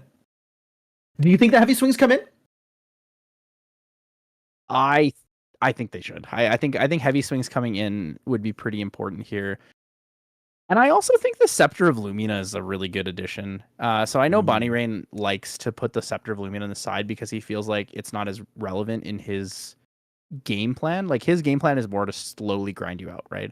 No matter what, if you go up to Tenoris Genesis Aegis, you will accrue value over the game just because you can utilize like end step or pre-recollection obelisk of armaments, make a sword, or make fabrication, make a drones with a buff counter. Right. So in his game plan, normally he doesn't need the Scepter of Lumina for the extra damage or the draw cards. But I think in this matchup specifically against Tristan, it's really, really impactful to use that for your level up damage for higher pressure. Absolutely. That makes a lot of sense to me. I think what Tony wants to be doing is setting the pace of the game. Tony wants to be aggressive in this matchup because if he leaves off the gas for long enough, then Tristan's Shadow Strike can just come in for 1,000,000 damage, right? Once the Ominous Shadows get on the board, it's going to be a lot harder to get anything done. So getting that extra damage in early makes a lot of sense. Yeah, absolutely. The Ominous Shadows. So he has the shadows. He has the ability to maintain the prep counters, but then he also has defensive options like Veiling Breeze. He has the Innervate Agilities like we saw. But just as a heads up for the people who are watching that were informed of the decklist issue, what they're going to be doing here is they're going to be reverting the decklist to what it's supposed to be. So what it's set up as on Omnidex is the decklist that he is going to be forced to play for the rest of the event. No more arrow traps. Yeah, no more arrow traps, sadly. No more deliberation on whether or not arrow trap is going to be the best card in HVN. The most hated card in HVN, arrow trap. Hey, you got a cool dragon. I'm going to shoot it with an arrow. The arrow's my one weakness. My one weakness. Well, I'm excited to see what game 2 looks like. Do you think we're going to see more of the same, or do you think Yam is going to get his game plan off? I think that Bonnie Rain is going to explode him with Scepter of Lumina into a heavy swing or an Icebound Slam. I think he's going to control board early and then go for Scepter of Lumina, then level up once and debate whether or not he can find lethal there. If he can't find lethal immediately, I think we might see him utilize the Scepter of Lumina banish effect pre-recollection to just play on a higher influence board. And instead of focusing on having Gildas, he may focus on just pushing raw damage with other allies like Frostborn Paladins and even just, attacking with heavy swings. Yeah, he definitely had no problem controlling the board this game. So if we see anything close to this, he'll just steamroll over Portiam. Oh my goodness, my favorite card, the Trained Hawk Doodle Art. I actually have 2 of these on my desk right now. It's one of my favorite cards. So we're gonna see an imbued Surveil the Winds. Not an imbue card. He's actually gonna put down 2 regularly here. It is not the Windmill Engineer. Getting his prep counter. That was, I think the prep count was actually very important last game and is a big factor in why we saw the game pace the way it did. So we'll see whether or not we get a repeat of that. And a Swift Recruit holding down the fort. Don't Swift slam Recruit. me. I like Swift Recruit as the opener, right? We do know that Icebound Slam exists. Your opponent's going second. But honestly, Icebound Slam into the Swift Recruit might be worth it. It's a pretty valuable setup. Oh yeah, you slam the Baby Gray. You slam the Swift Recruit. You just slam. If you can slam, you just slam. Yep. I'm really hoping that we see Bonnie Rain play an Academy Guide at some point this game, but it's possible that he just took them out for the heavy swings because he doesn't need that like level up grindy gameplay against this deck. Yeah, I mean, if this game goes long, that plays into Yam's favor. So Bonnie Rain definitely wants the game to end early. Yeah, so Lurking Assailant will come in. Lurking Assailant taking out the Swift Recruit is kind of nice. It's going to go straight into a Tristan level 1 materialization here. Recollection, I believe it's a Fairy Whispers. That looks like a Fairy Whispers to me. Yeah, 3 on top once again. Every time. I feel like I've never seen anyone do that more than once. Hey, if you just have everything you need, then Fairy Whispers does exactly that. It's true. It's interesting to me that he grabbed the Ace in Protector. I think that means that he has something in hand available. Yeah, he must have a Windmill or another Swift Recruit. Windmill would be ideal here. Windmill into an Ace in Protector does cycle a lot of cards. Allows you to play the Windmill again next turn. And we are seeing he clearly has 2 face-up cards. Here we go. So funny. He has all of the things. So he has a Windmill and an Ace in memory, and then plays a Windmill. Windmill, of course, when imbued, draws a card into your memory, keeping your influence up. Yeah, coming in for the 1 damage. Fantastic. Yeah, Windmill's such a good card. But honestly, the real effect to it that makes it so good is the cost efficiency on it too. So it's a 2-cost card that self-cycles, and then you're able to play another card to bring it back and then replay it. Whether that's a Reclaim or an Escape the Wreckage, or if you're using an Ace in Protector. But he's actually just going to pass the turn here. So Bonnie Rain not seeing the follow-up Ace in. So this could be, as you said, a Reclaim in order to protect his Windmill. Looking at his cards in hand, it looks like he has 4. So actually not enough influence to play the Ace in if he had held it back. Yeah, just 1 card. Oh, there's the Academy Guide that I wanted to see. All right. Interesting. The game plan has changed now. Academy Guide into the Windmill, and we see Escape the Wreckage. Could be an escape. So here's a huge risk here, right? 3-cost escape, he plays it. He tries to bring it back. Frostbind destroys it. You can't draw the card. Frostbind would be even more crippling here on the Reclaim because it would get banished and you would lose the floating memory. But it looks like the Reclaim is good. Which is a better, certainly, position for Yam to be in here. Now he can play the Windmill again, and he has the floating memory in order to bring out... What is his choice here? Tithe Proclamation. Okay. You're trading in that floating memory for a card. Yeah, Tithe Proclamation is kind of good. So Tithe Proclamation...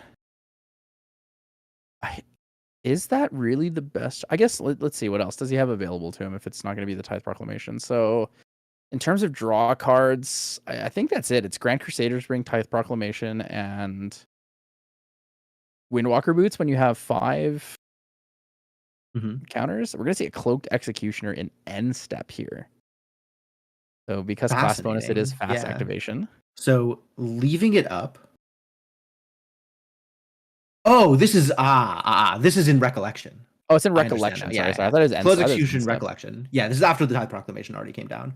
But it Oh, does because he mean that he drew off the doesn't Tide use the Proclamation. That's cards. why. Yeah. This does mean that he isn't using any actual resources to play the Cloaked Executioner. It's just coming out Oh. effectively for free. That is an aggressive thing to do. So Windmill Imbue, showing a Stifling Trap when you also have two preparation counters on your champion is interesting. So 3 potential damage coming in here. And it looks like it's going on to the Bonnie Lurker. Rain. Yeah, the Lurking Assailant going down here, taking 3 damage from the 2 allies. And I'm interested to see why he would go into the Lurking Assailant and not the Academy Guide. Because Tenoris, when you have an Academy Guide out, if you get the free level up, you have Taunt, and now you've protected your Academy Guide into the next turn. Yeah, this feels like a very dangerous position for Yam to be in, leaving the Academy Guide up. Maybe he was more worried about the extra power on the Lurking Assailant and doesn't care about the extra health on Tony, but it's definitely an aggressive. Maybe it's the opposite of an aggressive play. It is a play that is extra worried about his board presence.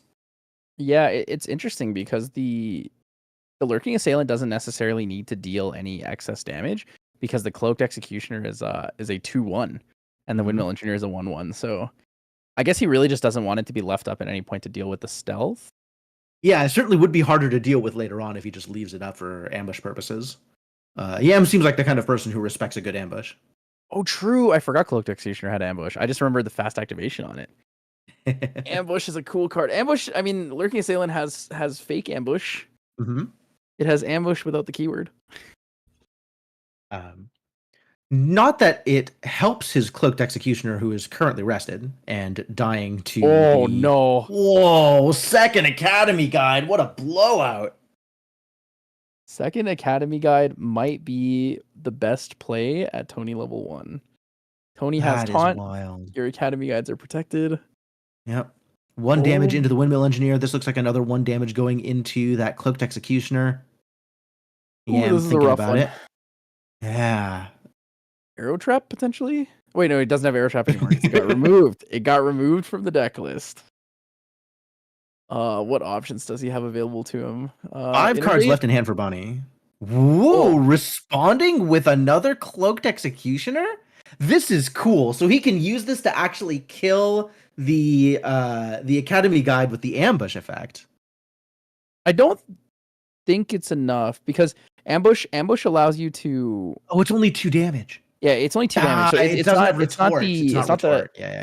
not retort or steadfast. So retort gives you increased damage when increased power when retaliating. But the other one that you're thinking of, I think, is steadfast. Oh, so you can retaliate while rested. Yeah, no, for some reason I thought that the Cloaked Executioner had extra power when retaliating, and that's not the case. That's not what ambush does. Ambush does let him retaliate for somebody else, though. And the Stifling Trap in order to finish it off. Burning all of his remaining prep counters, so it's going to be rough going to level 2 for Yam here. Yeah, it's a weird position to be in for Yamcho right now. So he does have the ability to go into level up, but he goes for the Windwalker Boots. I think Windwalker Boots is a better play overall here, because he utilized his 2 prep counters to play the Stifling Trap from memory, so he could kill the Academy Guide.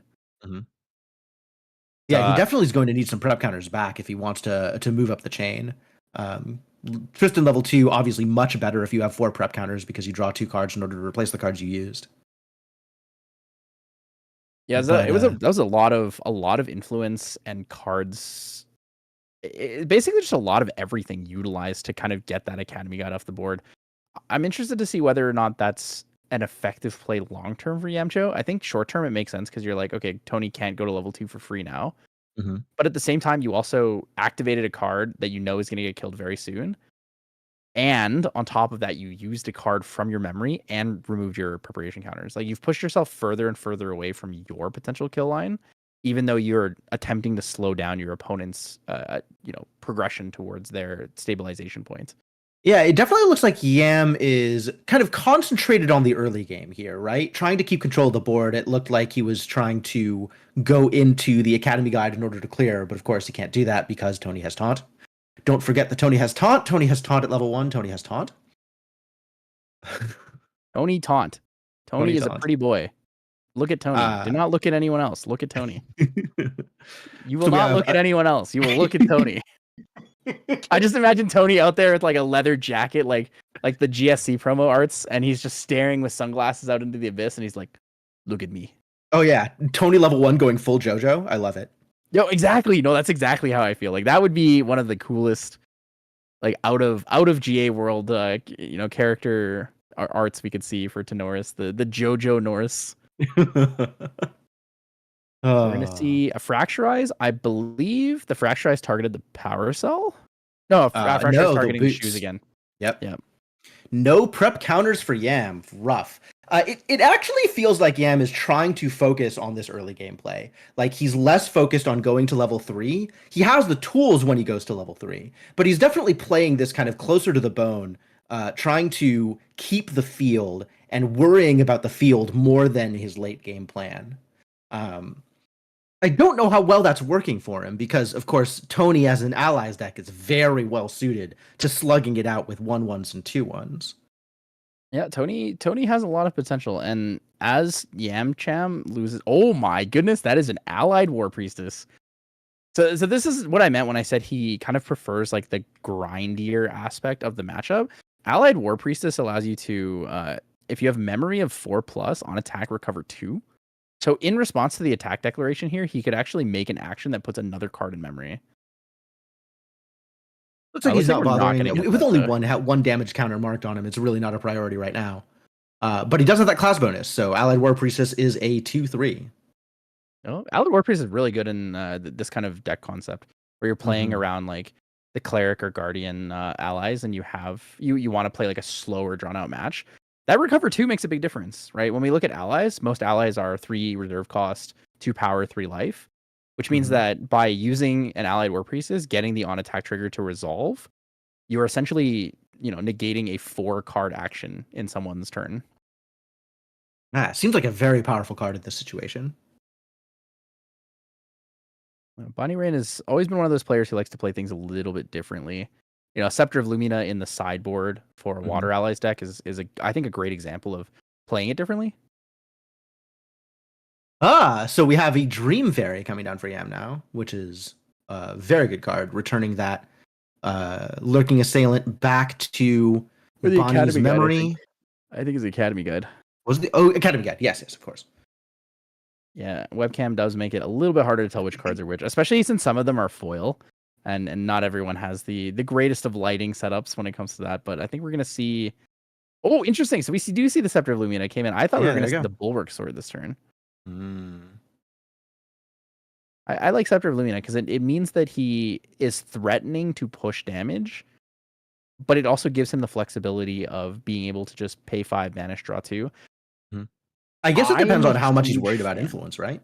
I'm a huge fan of Scepter of Lumina. I think this card is such fantastic. a good card. Pre-recollection. Freezing Hail coming down.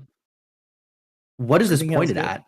Is he? Oh, this is probably going to the Dream Fairy. That would make a lot of sense. Escape the Wreckage on Dream Fairy. Oh, does he have a Frostbind? Oh no, I think he only has 2 cards in hand, so nothing to deal with that. Yeah, this coming in Recollection means that Bonnie doesn't have quite as many options available to him, having spent all of his cards in the previous turn.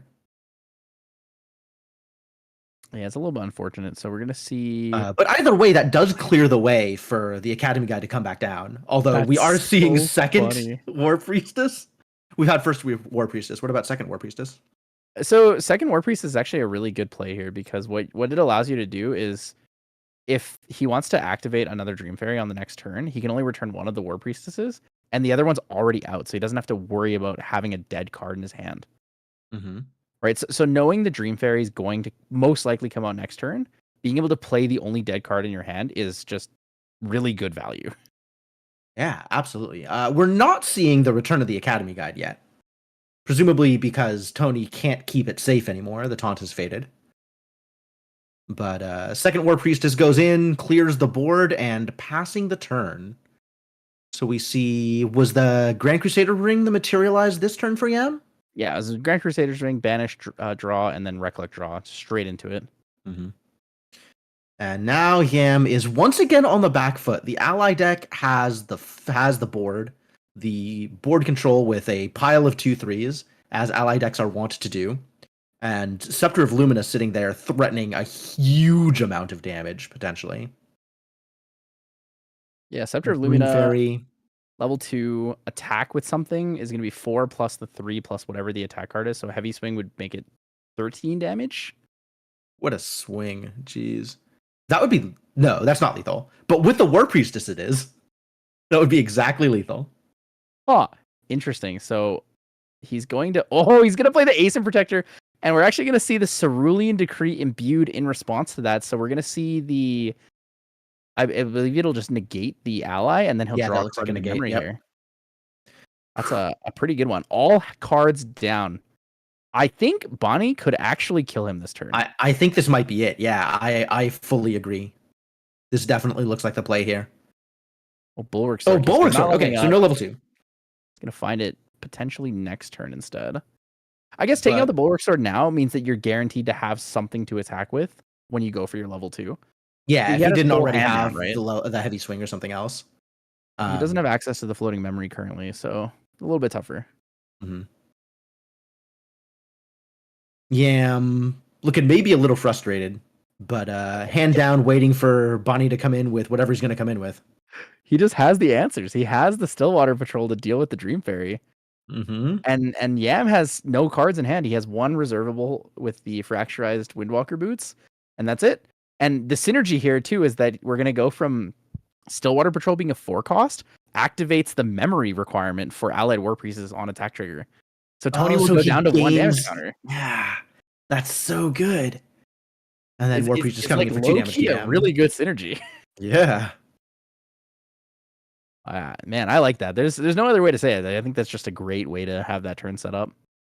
This is the power of water allies, right? You play an ally and you defend it. You play an ally and you negate your opponent's trick. You know, he's just keeping control of the board, and Yam is having a really, really rough time breaking back into this game. Yam is going to have the hardest level 2 of his life. Oof. Going to banish Surveil the Winds and a Swift Recruit. Going to go to Tristan level 2 Hired Blade and draw with no prep counters, no draws. Oh, that hurts. Yeah, it's really tough, right? I mean, that's the power of fracturizing the Windwalker Boots and not allowing your opponent to have any form of prep generation, right? We also talked about earlier, there's no Sadie in the deck list. So outside of what you have, Sirocco Operative, Surveil the Winds, Sadie, and Black Market Broker sometimes, but not in this deck.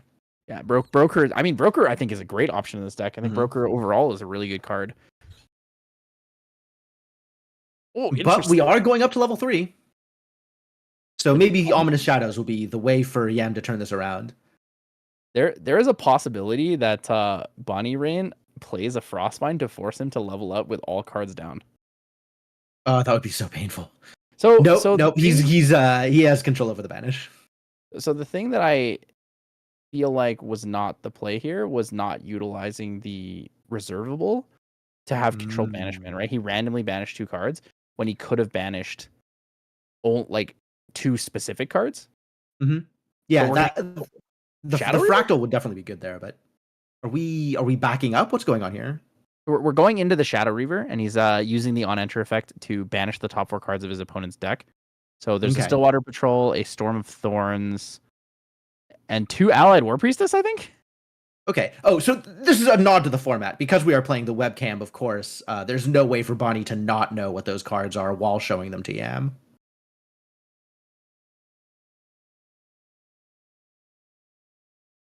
Yeah, it's definitely a tough one. That is not the ideal cards you probably want to take on Shadow Reaver. Storm of Thorns is not bad, but it's also just not great. It doesn't have a huge effect here. And without what is Storm of Thorns, the class bonus is just the floating memory, right? So that's not something that matters too much to Yam. Holy, he's Zephyring his Dungeon Guide in main phase so that he can level up with the Dungeon Guide effect and go into Shadow Dancer. And I'm pretty sure Bonnie Rain is about to Frostbind it. Fascinating. He's not going for the Frostbind. The Dungeon Guide will re-enter the field. On enter, he'll banish 2 cards. Yep, turning in an Incapacitate, and it looked like some Umbra card. I think it was a Shadow Strike. Could have been. Yeah, it's a tough one. So he's going to go into Shadow Dancer. He's going to gain a prep counter, so he'll return back to 1 prep counter here. His ominous shadows will enter the field, and he'll draw 2 for the effect of Tristan Shadow Reaver. And this is all in his end step because that's when the dungeon guide came back from the suppression. So we're now moving into Bonnie's turn.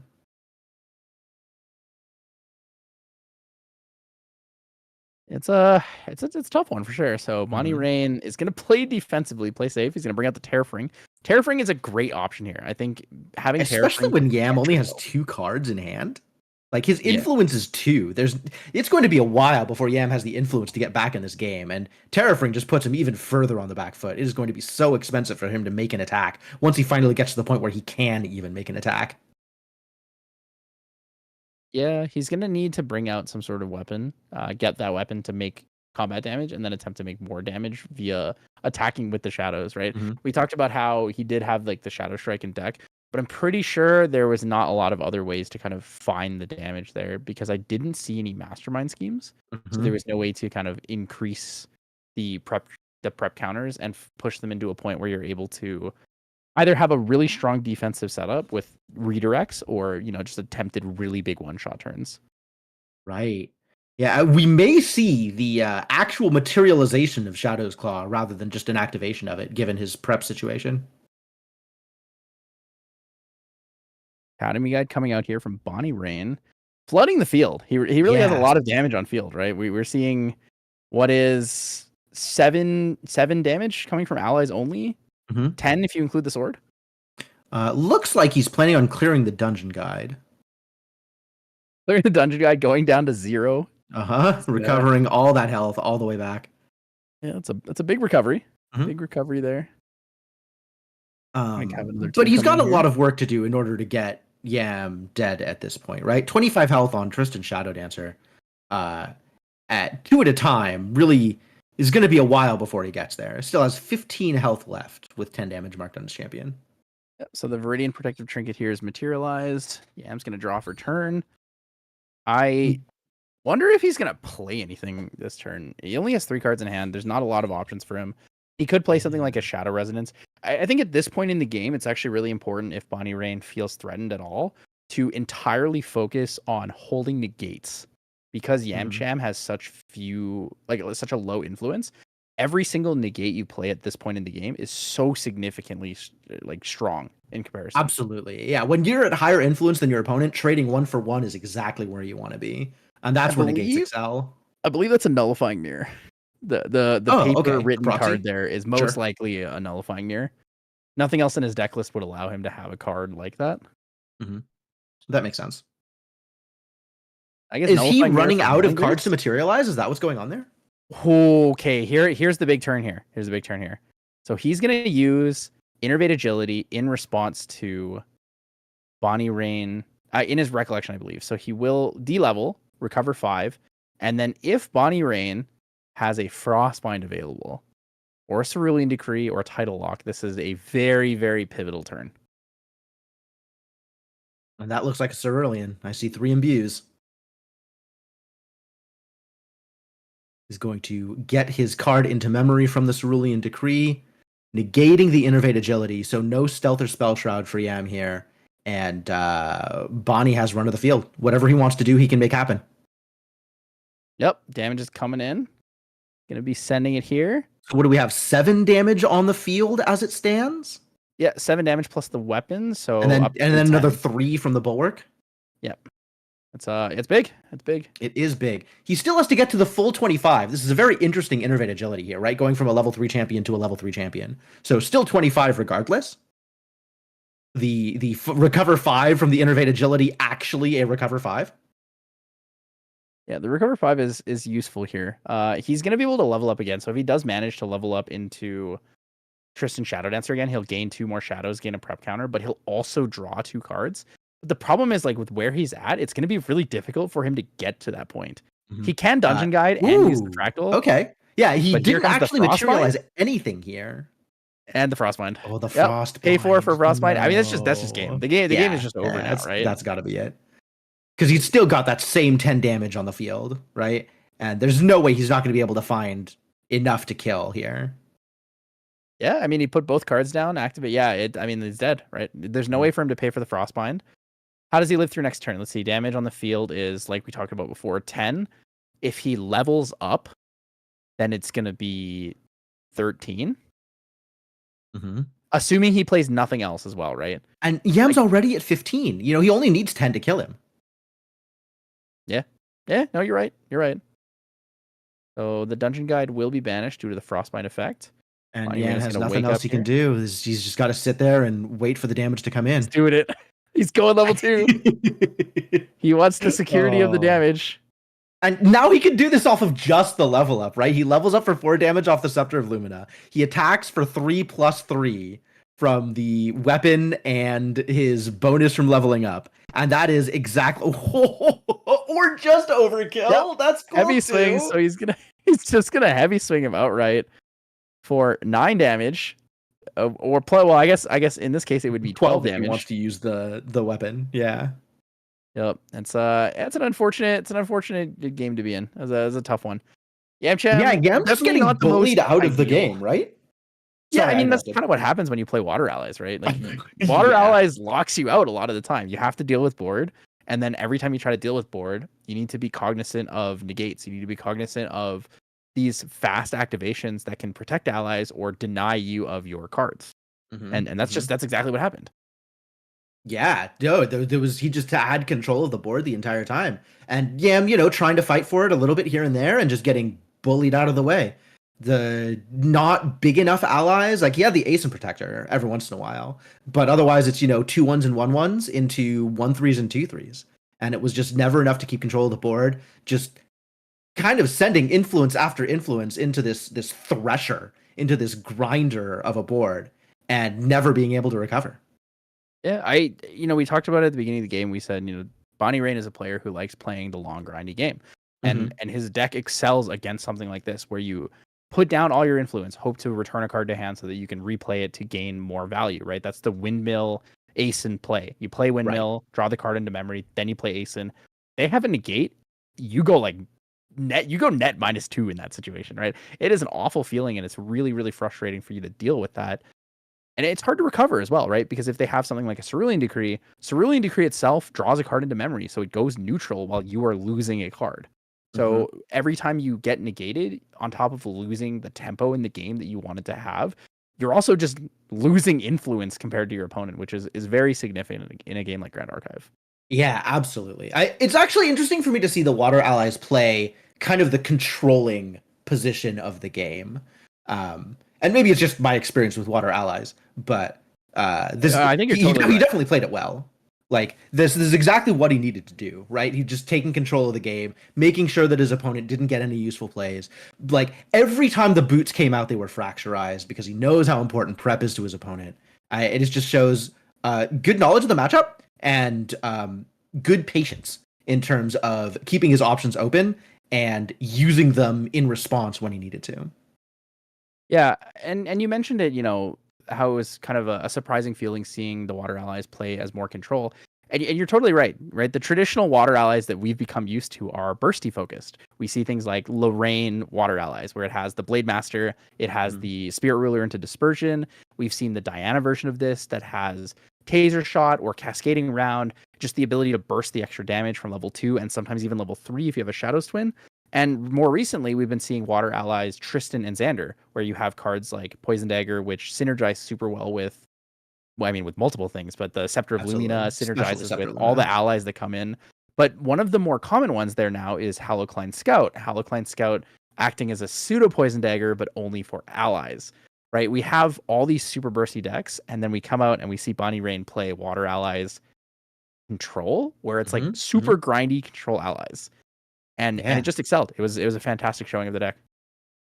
Yep, excellent match. Very well played by Bonnie, and just a rough one for Yam. Just couldn't find his foothold. Yeah, it's tough. There are a couple of things in the deck list that I think were probably really necessary in that matchup specifically. I think Sadie is one of the bigger cards in the matchup. I think Sadie so. Really, really helps you out with the allies. But like you mentioned, Black Market Broker was another great option for there. Prep Generation, it is a 2/3 ally. But on top of that, it also gets stealth after you have three prep counters. So it kind of gives you a position to crawl back into the game from there. Yeah. Well, yeah, I mean, I think you called it. Like Yam's deck was just not quite positioned to fight this fight, and unfortunately, getting bogged down in the level 1 moments trying to keep control of the field really set him back a lot. Yeah, it's tough, especially when you lose the prep counters, right? The prep counters, when you don't have a lot of prep generation, are more on the tough side. But Yeah, those boots were such a linchpin to this game. Getting those boots fracturized yeah, each time must have been so painful. and Poor it was Yam. it was both games too, right? Both games. The Hmm. first game he had the double fracturize on it. He got the first one incapacitated, then he had another one. In the second game, he just had it available immediately. That is, like you said, the linchpin. That is the key defining moment that changes the pace of the game. It allowed Bonnie Rain to slow down the progression of Yamcham's kill lines to the point where he could just easily overtake them. Yeah, yeah, and that is exactly what happened. Sitting there long enough with the 2/3s and with Gildas and all of his other, even smaller damage sources to eventually move into that heavy swing at the end of game 2. Like it's he had control the entire time and he was able to close it out when he needed to. Yeah, it's a big burst finish. But so that's going to be where I think we're coming up to the end of regulation time in round 2 here. So we're going to be going to overtime. Then it'll take a couple minutes for all reports to be submitted and then move into pairings. So I think we're going to take a short break here, guys. We'll be back with you in about 10 minutes. But just before that, just a reminder, when we do reach 200 concurrent viewers, our producer here will be giving us a spoiler for the stream at the end of the stream. And if we do manage to get to 300, then they will be spoiling another Shenju, which is one of the fate-bound allies that come with the Goja in Heaven HVN in Abyssal Heaven. Mhm. But lastly, just if you guys are enjoying yourself, please like, subscribe, follow, join the channel. It's great to have you here, and we'll be back in maybe 10 minutes, guys.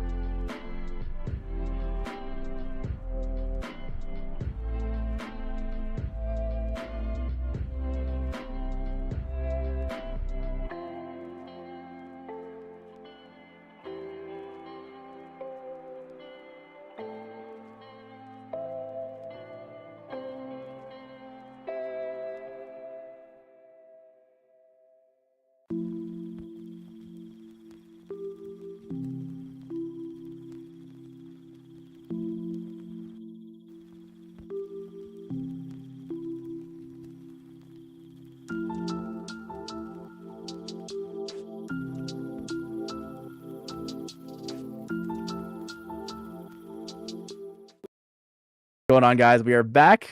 It is round 3. We're coming at you with the Merlin Mirror. I think we have Crux on both sides. One is Merlin, one is Lorraine. Oh, you're right. It's not a Merlin Mirror. It's a Crux Mirror. You're 100%. It is certainly a Crux I mirror. made a mistake. That's my bad. And really it's the Chess Club Merlin. Oh, I'm so excited about this. I've been going out of my mind with the combo potential of this particular Merlin list. We have Ver on Fragmented Water Merlin. So it's got the Eventide Spear, it's got the Majestic Spirit's Crest, and all the Spirit's Blessing stuff for the combo. Okay, so if you're not familiar with this combo, let me explain this combo because it's wild. As long as your opponent has 2 rested allies, units, Eventide Spear. So the champion counts too.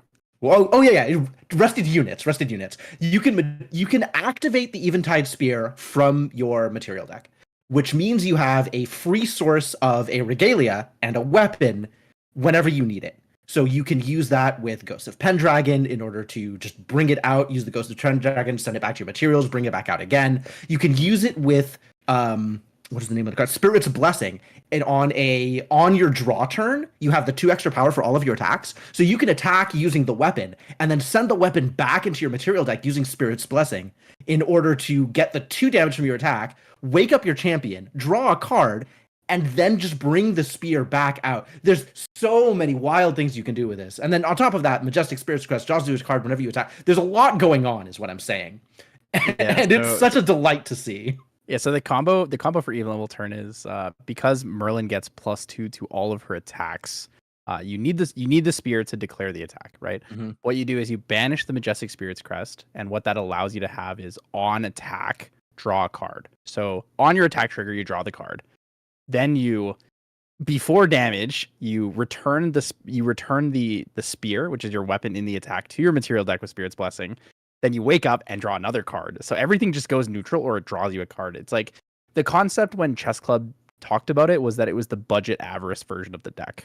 Sort of Avarice being a banned card that allowed you to draw 2 on Ascension. Well, now they're using Majestic Spirit's Crest plus Spirit's Blessing to kind of have a similar aspect with that. Mm-hmm. Well, I've just wasted all of our pre-game time talking about this Merlin deck. Do you want to talk about the Ensol deck it's facing? I think the Ensol deck is really standard. I don't see anything super unique in this deck.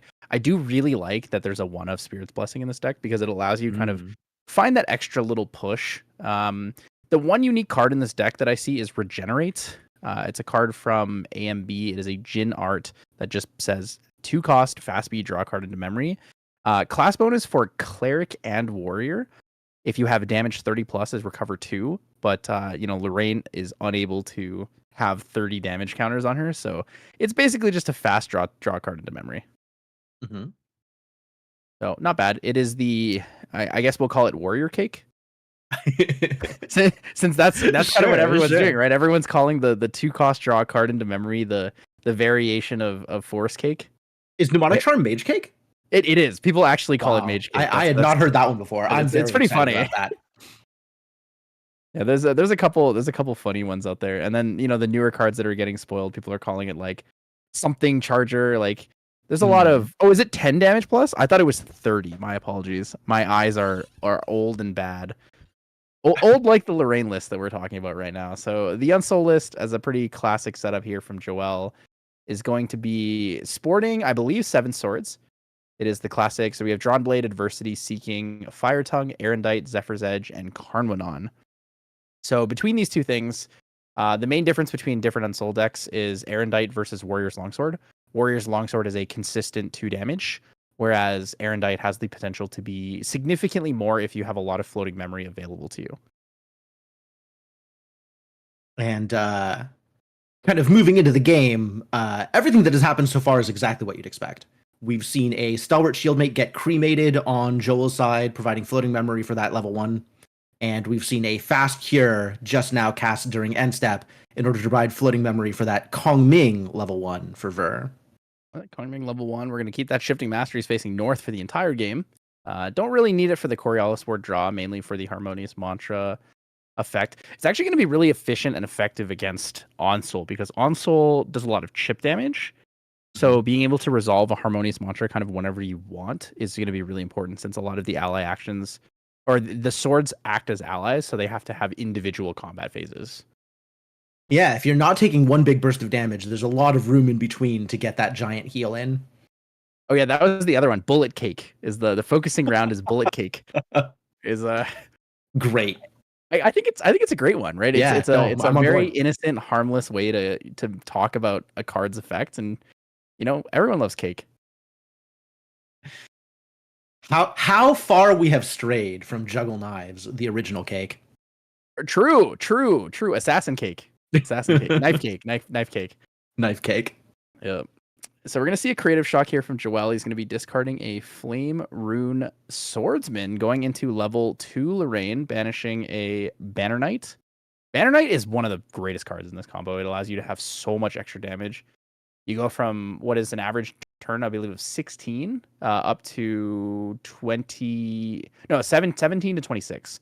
It's a 9 damage increase normally. Yeah, I mean, anything that buffs all of your weapons like that is going to be huge for a card like Ensoul. Yep. And in the meantime, we're getting a little bit of damage. I think looks like we're reverting, for one. or maybe just being a little bit more explicit about the timing. So Banner Knight going in first, trying to do 1 damage. Ver deciding if he has any responses. Yep. Ver with the cute mat. I really like that. That's his OC. Is also I believe the mascot of Luxera's map too. Oh, that's big. Well, somebody doesn't like Banner Knights. Oh, for the sword. Okay. That's big. Yes, Fracture Eyes for the sword here is a huge deal. That is one sword that we're not going to see coming back.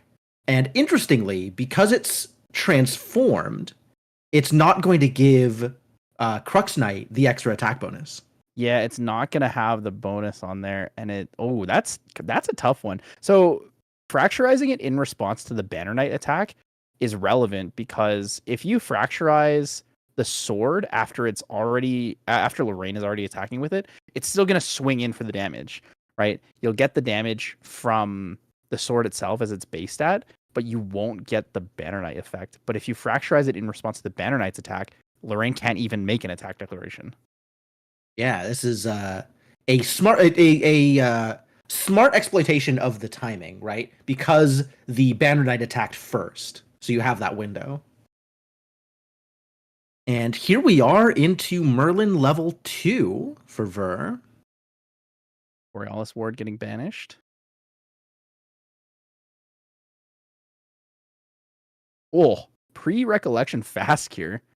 He's going to recover the 1 from that, but he's also going to give himself the ability to banish that card and gain a level counter due to the floating memory.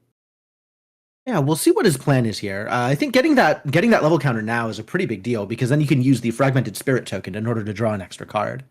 He might want to save his Merlin activation in order to try and eat a floating memory out of Joel's side if Joel goes, Creative Shock or Cremation or something again. I believe Joel is actually attempting to make something in the end step here. He used the reservable fractal, putting down 2 cards. He's going to attempt to escape the wreckage as Banner Knights. With 2 cards This is in an hand, interesting play. It definitely would be effective if it works. Like, it's great to get that influence up, which is what this will do. And it sails on through. 2 cards up, so ready for a Frostbind or Cerulean Decree if one was available. Yeah, it's not bad. So we're going to go into Crux Knight here. Yeah, just going off of the cards in memory, huh? Yeah, I think playing the Escape the Wreckage is not bad. You get to bring back the Banner Knight, so 1 more card that you're not... it's a good card, but it's not a necessary card for you to find lethal here. And then you also just draw an extra card, so cycling out something to kind of have a better banishment overall is probably more efficient for what Joel wants to do here. Yep, that makes a lot of sense. And can't really afford to put any floating memory into the yard to make this easier because of Merlin 2 standing there awake. Yeah, Ghost of Pendragon's going to be lost here. Didn't quite see what the other ones were. He gathered the cards pretty quick there. But Crux Knight effect here does say Lorraine's attacks get +1 for each Regalia weapon card in your banishment. Currently, because of that sort of seeking is lost, it's going to be a little unfortunate. We're going to see Onsol. He's taking the risk. He's forcing Ver to have the answer here. Does Ver have the negate? Whether it's the Cerulean Decree or a Frostbind or a Tidal Lock, I believe they only run Frostbind. Joel gone completely hand down for this too. So if Ver has the answer, it's uncontestable. Ooh, okay, so Ooh, he might actually digging. not have the answer. Yeah, this looks like digging. Yeah, so he's gonna use the Merlin level 2's effect to banish a card from a graveyard. If the card has floating memory, you gain a level. He gets the level counter, goes to level 3 Merlin, and then sacrifices his spirit fragment so that he can draw a card. Oh, we're seeing Rising Tide. Interesting. So I don't think. Oh, he does have the Oh, answer. did he draw Oh, it? I wasn't watching which card went where. I Did he draw it? don't think he drew it. I think he had it. I think he just Okay. wanted to play everything at once, so it was efficient. That makes sense actually, especially if you know that you need to play things in a certain order in order to make them all happen. Yeah, that's big. One of the really biggest aspects here is the Frostbind does banish the card, so you won't be able to return it with Cruxite. I don't think Joel runs Cruxite in the main. I know a lot of people run like a 1 of Cruxite in the main or the sideboard for this kind of setup, but he's down an Onsol, he's down a Ghost of Pendragon, and it's just looking like a bit of a grim kind of game for him here. Ver doesn't even necessarily need to level up here. If he has another negate in hand, he can actually play around not leveling up and just playing a little more comfortably. But if he does choose to go to Merlin Kingslayer, he's going to get the level up effect or the Beginning of Recollection effect where Merlin will gain a level counter. So we'll draw a card off that. Let's see. I believe it's Influence of 5, right? So Influence of 5, he'll lose 2, go to 3, draw a card for the even level counter, and then draw a card for turn, bringing him back to 5. Overall, But not bad. yeah, opting to go for the backup charger here, taking the turn off, like you said, not feeling pressured to go to Merlin level 3 here. Yeah, Not able to I mean, he activate the staunched backup bleeding, charger, right? huh? He basically staunched the bleeding that he needed Yeah, to do. absolutely. Yeah, the big hit was the Insole, and since that's not happening, he's got now a little bit more time to figure out what is going to happen, right? And Joel's sitting there with no regalia on the board, so has to bring something out in order to be able to even play and get value out of the Ghost of Pendragon. Definitely not feeling any pressure now. Yep. Most likely using the backup charger actually to level up. Put down the cards you want to level up with, draw an extra card in, and then banish 2 of them and use the Rising Tide. Mm-hmm. And then you have a lot more control over what you're banishing. I don't think he wanted to banish everything from his hand. Probably wants to keep some of the more precious cards. Yeah, especially if he has like a Pendragon or access to anything like that. Absolutely. Joel taking his time to figure out what's going on here. GCR coming out during the material phase. Not yet popped though, so potentially, yep, there it is. Ghost of Pendragon putting the GCR back into the material deck in order to draw 2 cards. Waiting on This is like a Ver's weird response. bait because a lot of the time, if it's not Grand Crusader's Ring, you're like, oh, do I just fracturize that? But if you fracturize the Grand Crusader's Ring, he can just banish it in He response. just draws the card, right? Yeah. Yeah. I mean, it's a good play. I think it's a good way to get a more efficient +1. Mm-hmm. Essentially, you're progressing your game plan more. So we will have 3 damage here on Ver. Joel does have the Ghost of Pendragon, and that's gonna put him at what, 6 cards in hand? 7 cards in hand? On Joel's side? 5, Something drew like up to that. 6, played 1, drew 1. Yeah, so it should be at 6. Played 1, drew 2. Played 1, drew 2. So 7. seven He influence should be at total. 7, yeah. Yeah. So he could attempt to Ensoul again if he had it, but it doesn't Mhm. look like he does. No, he's got 1 card down and a Ooh, rested fractal. another Rising Tide. Okay, so here's the interesting thing. I think Ver is still going to activate his backup charger, but instead of doing it in end step, he's going to do it in recollection. So Rising Tide allows him to draw the card into memory, giving him 3 cards in memory. He will probably go banish 2 from the Rising Tides and then banish 1 from memory, level up, draw the card from level up, and then play the backup charger in his recollection or activate the backup charger. So he now has 2 Rising Tides in his yard, so he could potentially use both of them for float for Merlin. Do you think he wants to hang on to 1? No, I think he's going to use both of them. He'll use both of them, and then he'll just draw the card off the even level counter. So he probably doesn't want to lose too many things in his memory. Yeah, I mean, it sounds like he has a lot of cards in his hands that he likes, so that makes a lot of sense. So Merlin, there's Merlin 3. Or what does he lose? What do you think he loses here? What do I think he loses? Oh boy, I'm gonna say free stiff. I think it's a free stiff. Free stiff would certainly be a great card for him to lose. Oh, that's a rough one. That's probably why he held on to so many cards, as he just lost a Pendragon. Oh man, the rest of his hand must be gas if that's what he's putting down. He might just have like 2 Pendragons or like 2 Spirit's Blessings available to him. Yeah, he's probably setting up. He's probably got a lot of support for the Spirit's Blessing combo, and he Yep. doesn't want to lose that. And there is, just like you said, the backup charger in Recco. After He's gonna drawing go for back into Merlin influence 2-3, of I believe he has 7 cards in hand now. something like that. Yeah, 7 or 8. That's a big recovery there. Yeah, drawing the extra card from Merlin's recollection ability is just so incredible. You get so much value out of this champion. Merlin is Great. fine. Crux is fine. Crux is fine, guys. Crux is fine. Crux But is we'll fine. see. We'll see what his next step is. He doesn't really have room to play a ghost right now because he doesn't have anything out on the field. He needs to find a way to rest his opponent's champion if he wants to bring out Eventide. Majestic Spirit is certainly a way to get board presence here, though. Yeah, Majestic Spirit is pretty good. It's going to clear the Pendragon. You know, you risk the Incapacitate, though, because I know a lot of people like playing, you know, a 2 of, maybe 3 of Incapacitate in the, you know, the Fire Onsol decks. He could just play an Onsol and swing everything into the Majestic Spirit. It's still going to be damage, even with Majestic Spirit out, right? You only need to deal I mean, you've 10. got to do something to get the Majestic Spirit out of the way. So let's see. Damage-wise, it would be Zephyr's Edge, Karmanon, Fire Tongue, Adversity Seeking, and then you swing... Oh, and you swing the Erendite if you need to, and then you kill... So that kills the Majestic Spirit, and then you swing again with the Erendite, most likely. 2, 3, 4, 5, 6, 7, 8, 9, 10. Joel counting out his hand, so it looks like he's got the same idea that you do. I believe Zephyr's Edge is 2. That looks like 6 down with the Rested Fractal, and there's the next in Soul. Yep. We're going to see everything come out here. He has no floating available for the Erendite, so it's not as efficient. Oh, it's actually 1 less because he doesn't have the Sword of Seeking. The Drawn Blade, he'll draw 1. Ooh, do you think he has the Spirit's Blessing in hand? That would be very good for him here, certainly. Be really big. If he draws into a Banner Knight, that will also be really big here. Yeah, that might be what the GCR is for. GCR Trying draw. to dig. The Banner Knight would be incredible. Does he have it? He does not have the Banner Knight.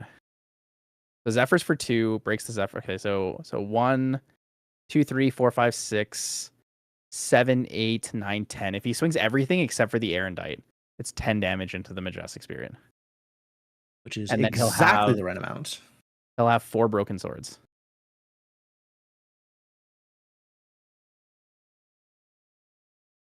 So, like, that's not too bad. Not too bad. He's going to swing a second time with the Zephyr's Edge since the Erendite doesn't have any counters. So it'll be 1 from the Erendite, and then he'll swing the Zephyr's Edge for 6. So 7 damage to face here. Not bad, actually. It's pretty good. Yeah. Pretty good. Onsol is surprisingly a good card, guys, when it resolves. If it resolves. Yeah, as long as it does the thing. That does put him in a situation where he still needs to find another 18 damage in order to get through Ver's, high level warrior health. But the next on Soul could very well do that. Oh, it's big. It's definitely a really big one here. So Zephyr's Edge coming in for 6.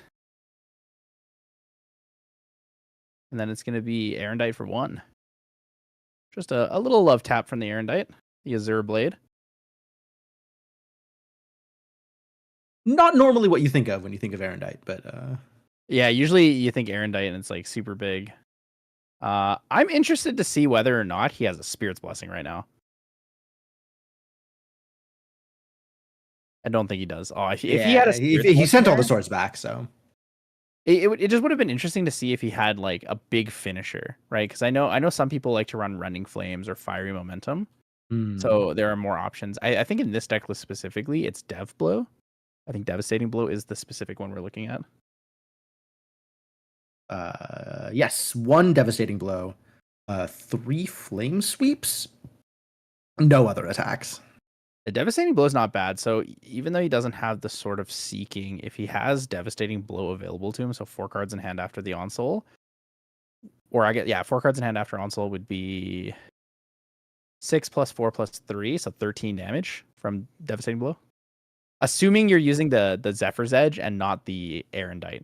If you're using the Erendite, it can actually go way, way higher, depending on how many floating memory you have available to you. Right, yeah. And given that Ver has moved on to level 3 here, his Joel's floating memory is safe. Should he try to set up for a bigger Erendite later? Yep. I also really like that that Ver went Nullifying Lantern here. So he respects that Cruxite exists, and he knows that he doesn't really need to focus on it. So he's playing the Nullifying Lantern. He wants to protect himself from, an Onsol, and we're gonna see another Incarnate Majesty. It's gonna come out again. Oh boy. And it's gonna come in for 4. It's big. This is huge. How does he get through yet another Incarnate? Does he just blow another Ensoul in order to get through the Incarnate Majesty? Like, what is Joel's plan here? What is Joel trying to draw? You can actually just kill the you can kill the Majestic Spirit by just attacking it with other things. Because you're gaining a +6 from swords in your banishment, right? That's true. That is a static buff. 4. I mean, I think Devblow is probably the only answer in the deck right now. But if you had like a Savage Slash, Flame Sweep will then hit. Oh yeah, here it is. Flame Sweep is going to hit for 8, I think. Flame Sweep for 8. Yeah, Flame Sweep for 8 is not bad. It's only going to deal 4 damage to Merlin, but it will deal with most of the Majestic Spirit's health. I think after the Flame Sweep, we're likely going to see like a Flamer and Swordsman. Could be. I mean, anything with 2 power. Yep, here's a Retaliation as well. So we're going to see 14 damage counters on Ver. We're going to see 8 damage counters on Joel. This is what it's like. Lorraine has to deal with the Majestic Spirit, the deer, her beloved. It's really big numbers flying around, right? Merlin puts up such big walls, and Joel has to spend quite a few resources in order to knock them down. But Joel seems up to the task. It's definitely like a tough position, a tough turn to be in, because like a lot of the time you have to deal with Coriolis Ward affecting the Majestic Spirit as well. Since you have Spell Shroud on your champion, you can't use it on yourself, but you can use it on the Majestic Spirit to keep it alive. So I mean that is the big combo with this deck, right? It's push for Majestic Spirit, use everything to protect your Majestic Spirit. Coriolis Ward, if you need to protect yourself, you can use the Harmonious Mantra to draw. I think that is the Flamer and Swordsman. Yeah, it looks like Flamer and Swordsman AMB art, I think. Oh, it's a Hasty Master. It's a Hasty Master. So he's discarding a Gentle Respite and then playing an Honorable Vanguard. That'll be enough. Just enough damage. The problem is, if Ver has 1 Spirit's Blessing or 1 Ghost of Pendragon, I think the game is going to be over this turn. Yeah, Joel is sitting at 20 health remaining, right? 8 damage marked on their champion. But this is the setup for the Eventide Spear, and this is the turn. No, this is an odd turn, isn't it? No, he's going to go to even level counters here. Oh, okay, yeah. So that's why I said this is the kill turn. Ooh, yeah, okay. So he's going for it. He's going to Majestic Spirit's Crest, and there's 3 rested units on the field. This is the turn. This is the pop off. We're gonna one shot him. We're gonna combo him down. This is exciting. I can't wait to see this in action. So 7 cards in hand. I mean, the ideal situation here is Ghost of Pendragon. You Eventide Spear, Ghost of Pendragon, draw 2, and then play from there. So here's the Eventide Spear. Of course, being able to activate it from the material deck because his opponent controls at least 2 rested units. Popping the Majestic Spirit's Blessing. Here we go. Combo time, guys. Majestic Spirit's Crest is banished. On attack trigger here for Merlin. With the even level counter, you're going to draw a card for the on attack trigger when that resolves. Oh man. Oh man. Oh man. Oh man. And Spirit's Blessing. Joel just needs to sit there and take it. Oh, this must be hard to sit across from. But yeah, Ver just gets to do all the things. Yeah, so on the stack of the on attack trigger, he uses the Spirit's Blessing. He's going to deal 2 damage to champion. So Lorraine's going to go to 10. He's going to draw for the Spirit's Blessing since it resolved first. Then he's going to resolve the on attack trigger of the Majestic Spirit's Crest and draw that. So he has used 1 card, drawn 2 cards, and it is now restored to the same state he was in when he started. He's actually just +1ing. It's crazy. He's actually so crazy. And he's dealing damage. He's not just +1ing. He's dealing 2 damage every time he does this. It's beautiful. It's beautiful. I love With Crux. the lantern out, he's not in a position where he could Cruxite his Spirit's Blessing back, unfortunately. I don't think these guys actually run Cruxite because they value Lantern being out on the field and being able to fracturize the Lantern to deal with a lot of the current water decks in the format. Oh, yeah, that's fair. There's not even a Cruxite in his list. 4 Ghost, 3 Incarnate, 4 Spirit's Blessing. Wait, for this Crux is cards. big. So 1 down, Scry the Skies. You're going to Scry for 7. You're going to set up your next draw 2 if you already have a Spirit's Blessing in hand or if you have a Ghost of Pendragon in hand. He's actually in a situation where he could set up with a Spirit's Blessing on top, declare his attack, draw the card from the crest bonus, and that card could be the Spirit's Blessing that he needs in order to keep going. Yeah, so he needs to put it in the second spot here. So first card will be drawn into memory, and then he's leaving 3 cards on top. I think he's debating the order. So the first one has to go into memory, and then after that, it'll be leave it on top, and then utilize it from Majestic Spirits Crest on attack trigger, and then utilize the Spirit's Blessing draw afterwards. Yeah, thinking hard about where these 3 cards are going. Yeah, so it's not indicative that Ver has the exact combo he's looking for here. So he's gonna have to set up 1 into memory off of the Scry the Skies. And what is our next step here? Well, it's gonna be a Sudden Steal. Sudden Steal, which does draw him that card. Steal. Yeah, it still does draw them a card off the crest. Sudden Steal for 7. We'll draw the card. Oh, I guess in this case, if you just raw Sudden Steal, you can just Spirit's Blessing whenever you want to. You don't even have to Spirit's Blessing before damage or anything like that. Yeah, if he's not using the weapon, then it doesn't make a difference. Yep, makes no difference. Attack card or weapon. You just need to enable the attack to go through to get the on-attack trigger. So in this case, he attacks with the Sudden Steal because he might not have the Spirit's Blessing, so he needs to draw the card before he can use the Spirit's Blessing. Because if you Sudden Steal first, you could... No, I guess it's the same thing, because you still need the Spirit's Blessing. I think it's the same thing either way. Yeah. Ghost of Pendragon. Taking advantage of Ghost of Pendragon, yep. And drawing the remaining 2 cards that he's seen. Oh, Cone of Frost. Ooh. Yeah, Cone of Frost for 6.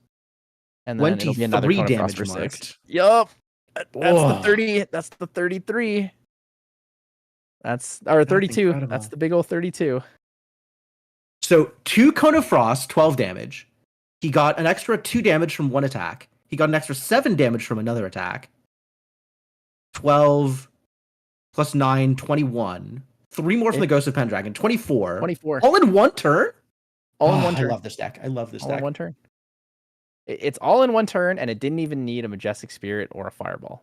Yeah, Cone of Frost is like the pseudo Fireball. It's the blue Fireball. It's the blue Fireball at slow speed. And it's really cool to see. It's really cool to see. It definitely does the trick. It does exactly what you need it to. Yeah. And the big thing that I didn't realize at first, when I first read Cone of Frost, I didn't realize that all of the damage came out at the same time. I thought it was 3 separate triggers of damage. And then I was like, wait, this is such a good card because it lets you get over Magebane Lash.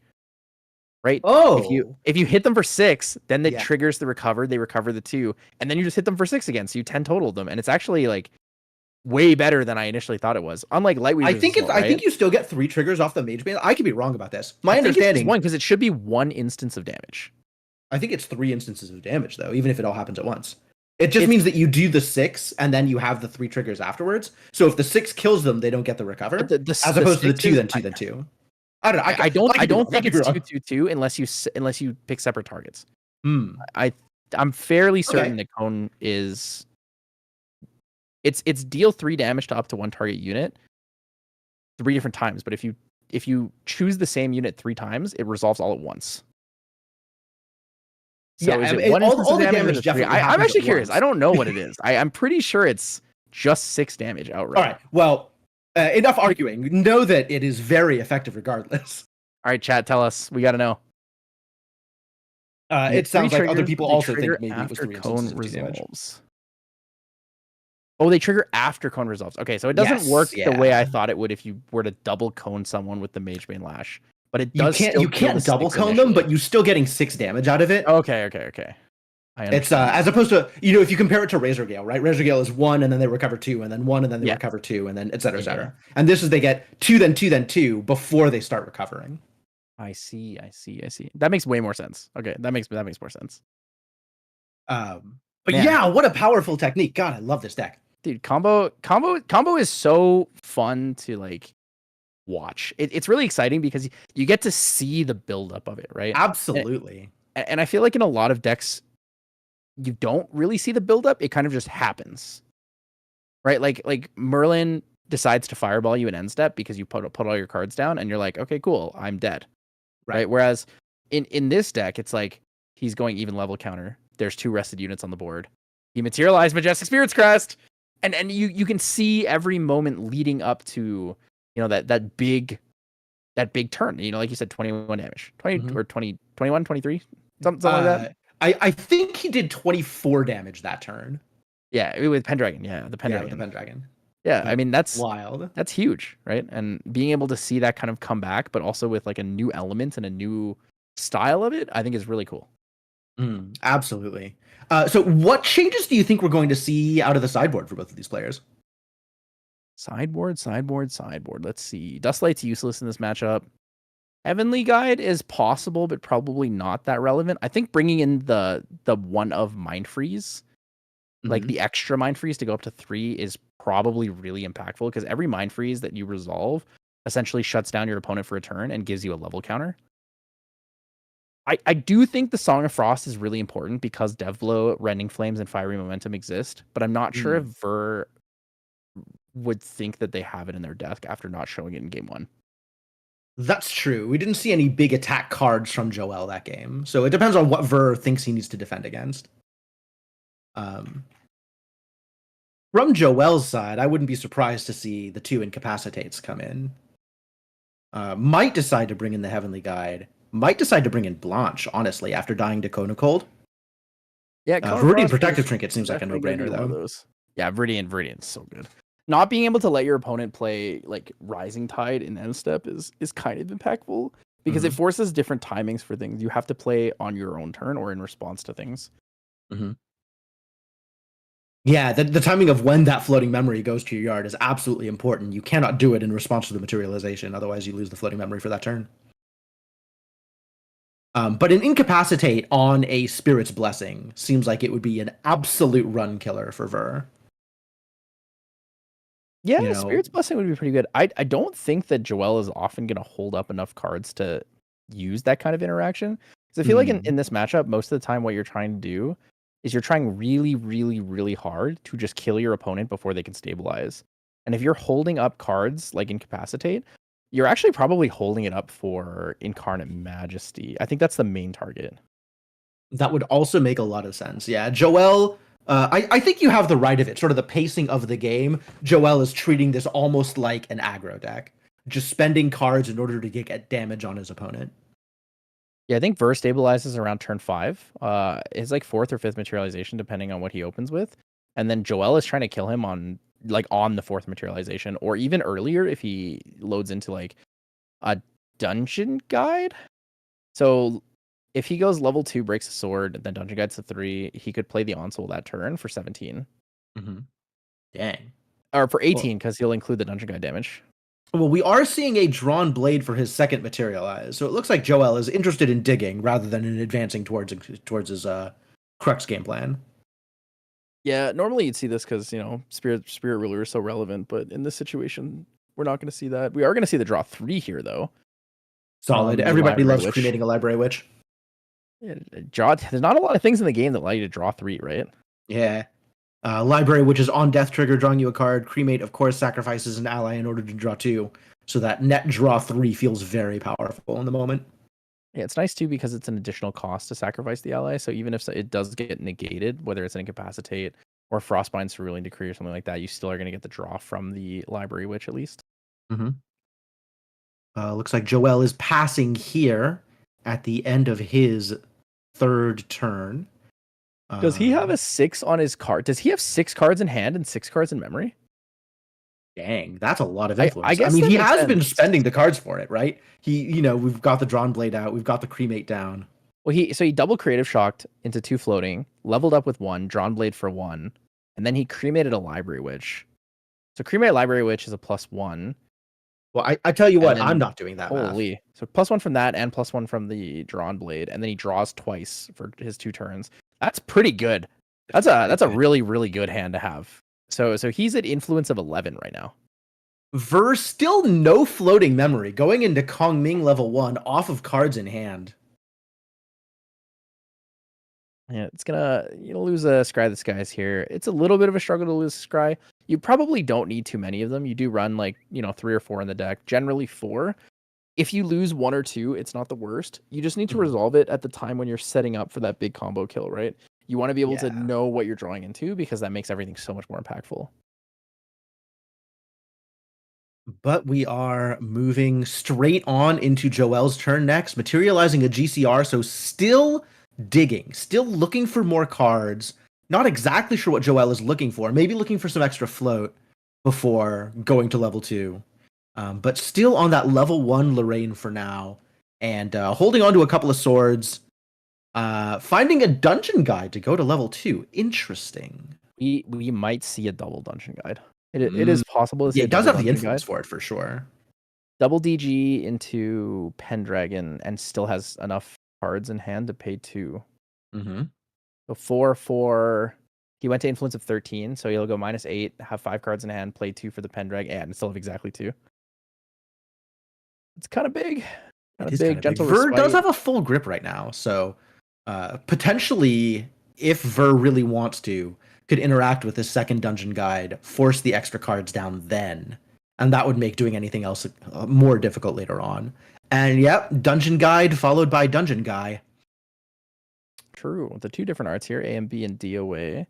The thing with what Joel is doing this game is he's actually forcing his influence so high that even if he gets negated and loses one of his like main cards, whether it's a dungeon guy or sorry, whether it's a Ghost of Pendragon or a Spirit Blade and Soul, it's actually not that impactful because he has so many cards that the next turn he'll still be able to make a lot of game actions. Right? Ver will have to Especially if play he a double resolves negate to deal with it. Yeah, especially if he resolves a Pendragon, right? Pendragon here is huge. Double dungeon guide into the Pendragon and still having the 2 to pay is like so nice. Right? Because it makes Ver think about it. Because if you can pay 2, but you can only pay 2, it really forces your opponent to sit there and think, do I double negate this? Do I go -2 Do I spend the to make 2 cards? Yeah, absolutely. And that has got to be a difficult decision. Ver definitely sitting there, a handful of cards, right? Presumably has some interaction, presumably has some responses available to him, but not finding a good window. Yeah, it's definitely a little bit more tough. Is that a Gentle respite? I believe he has less influence than Ver actually because of the backup charger turn and the dungeon and and the dungeon guides, of course. And the dungeon. Let's not forget the 4 influence that he just banished this turn. Yeah, but I mean, Gentle Respite is actually really big here because if he resolves the Gentle Respite, drawing a card into memory is really good. Even if Ver can play down to level up and eat the floating, it's going to be tough. We're going to see dropping a fast cure in response. And a Rising Tide. Interesting. Yeah, I think that's fine because you're still getting the net value of the float, which is controlled banishment. So you use your 2 floating here to level up, and you also resolve the fast cure. So, I mean, it's pretty good. Actually, no, you don't resolve the fast cure. The fast cure does nothing. No, I don't think he healed off it. Yeah, so you get 2 floating, you level up into Merlin level 2, and then you use your Merlin level 2 effect to take away the Gentle Respite from Joel. I think it's worth it. Controlled banishment is really good. Absolutely.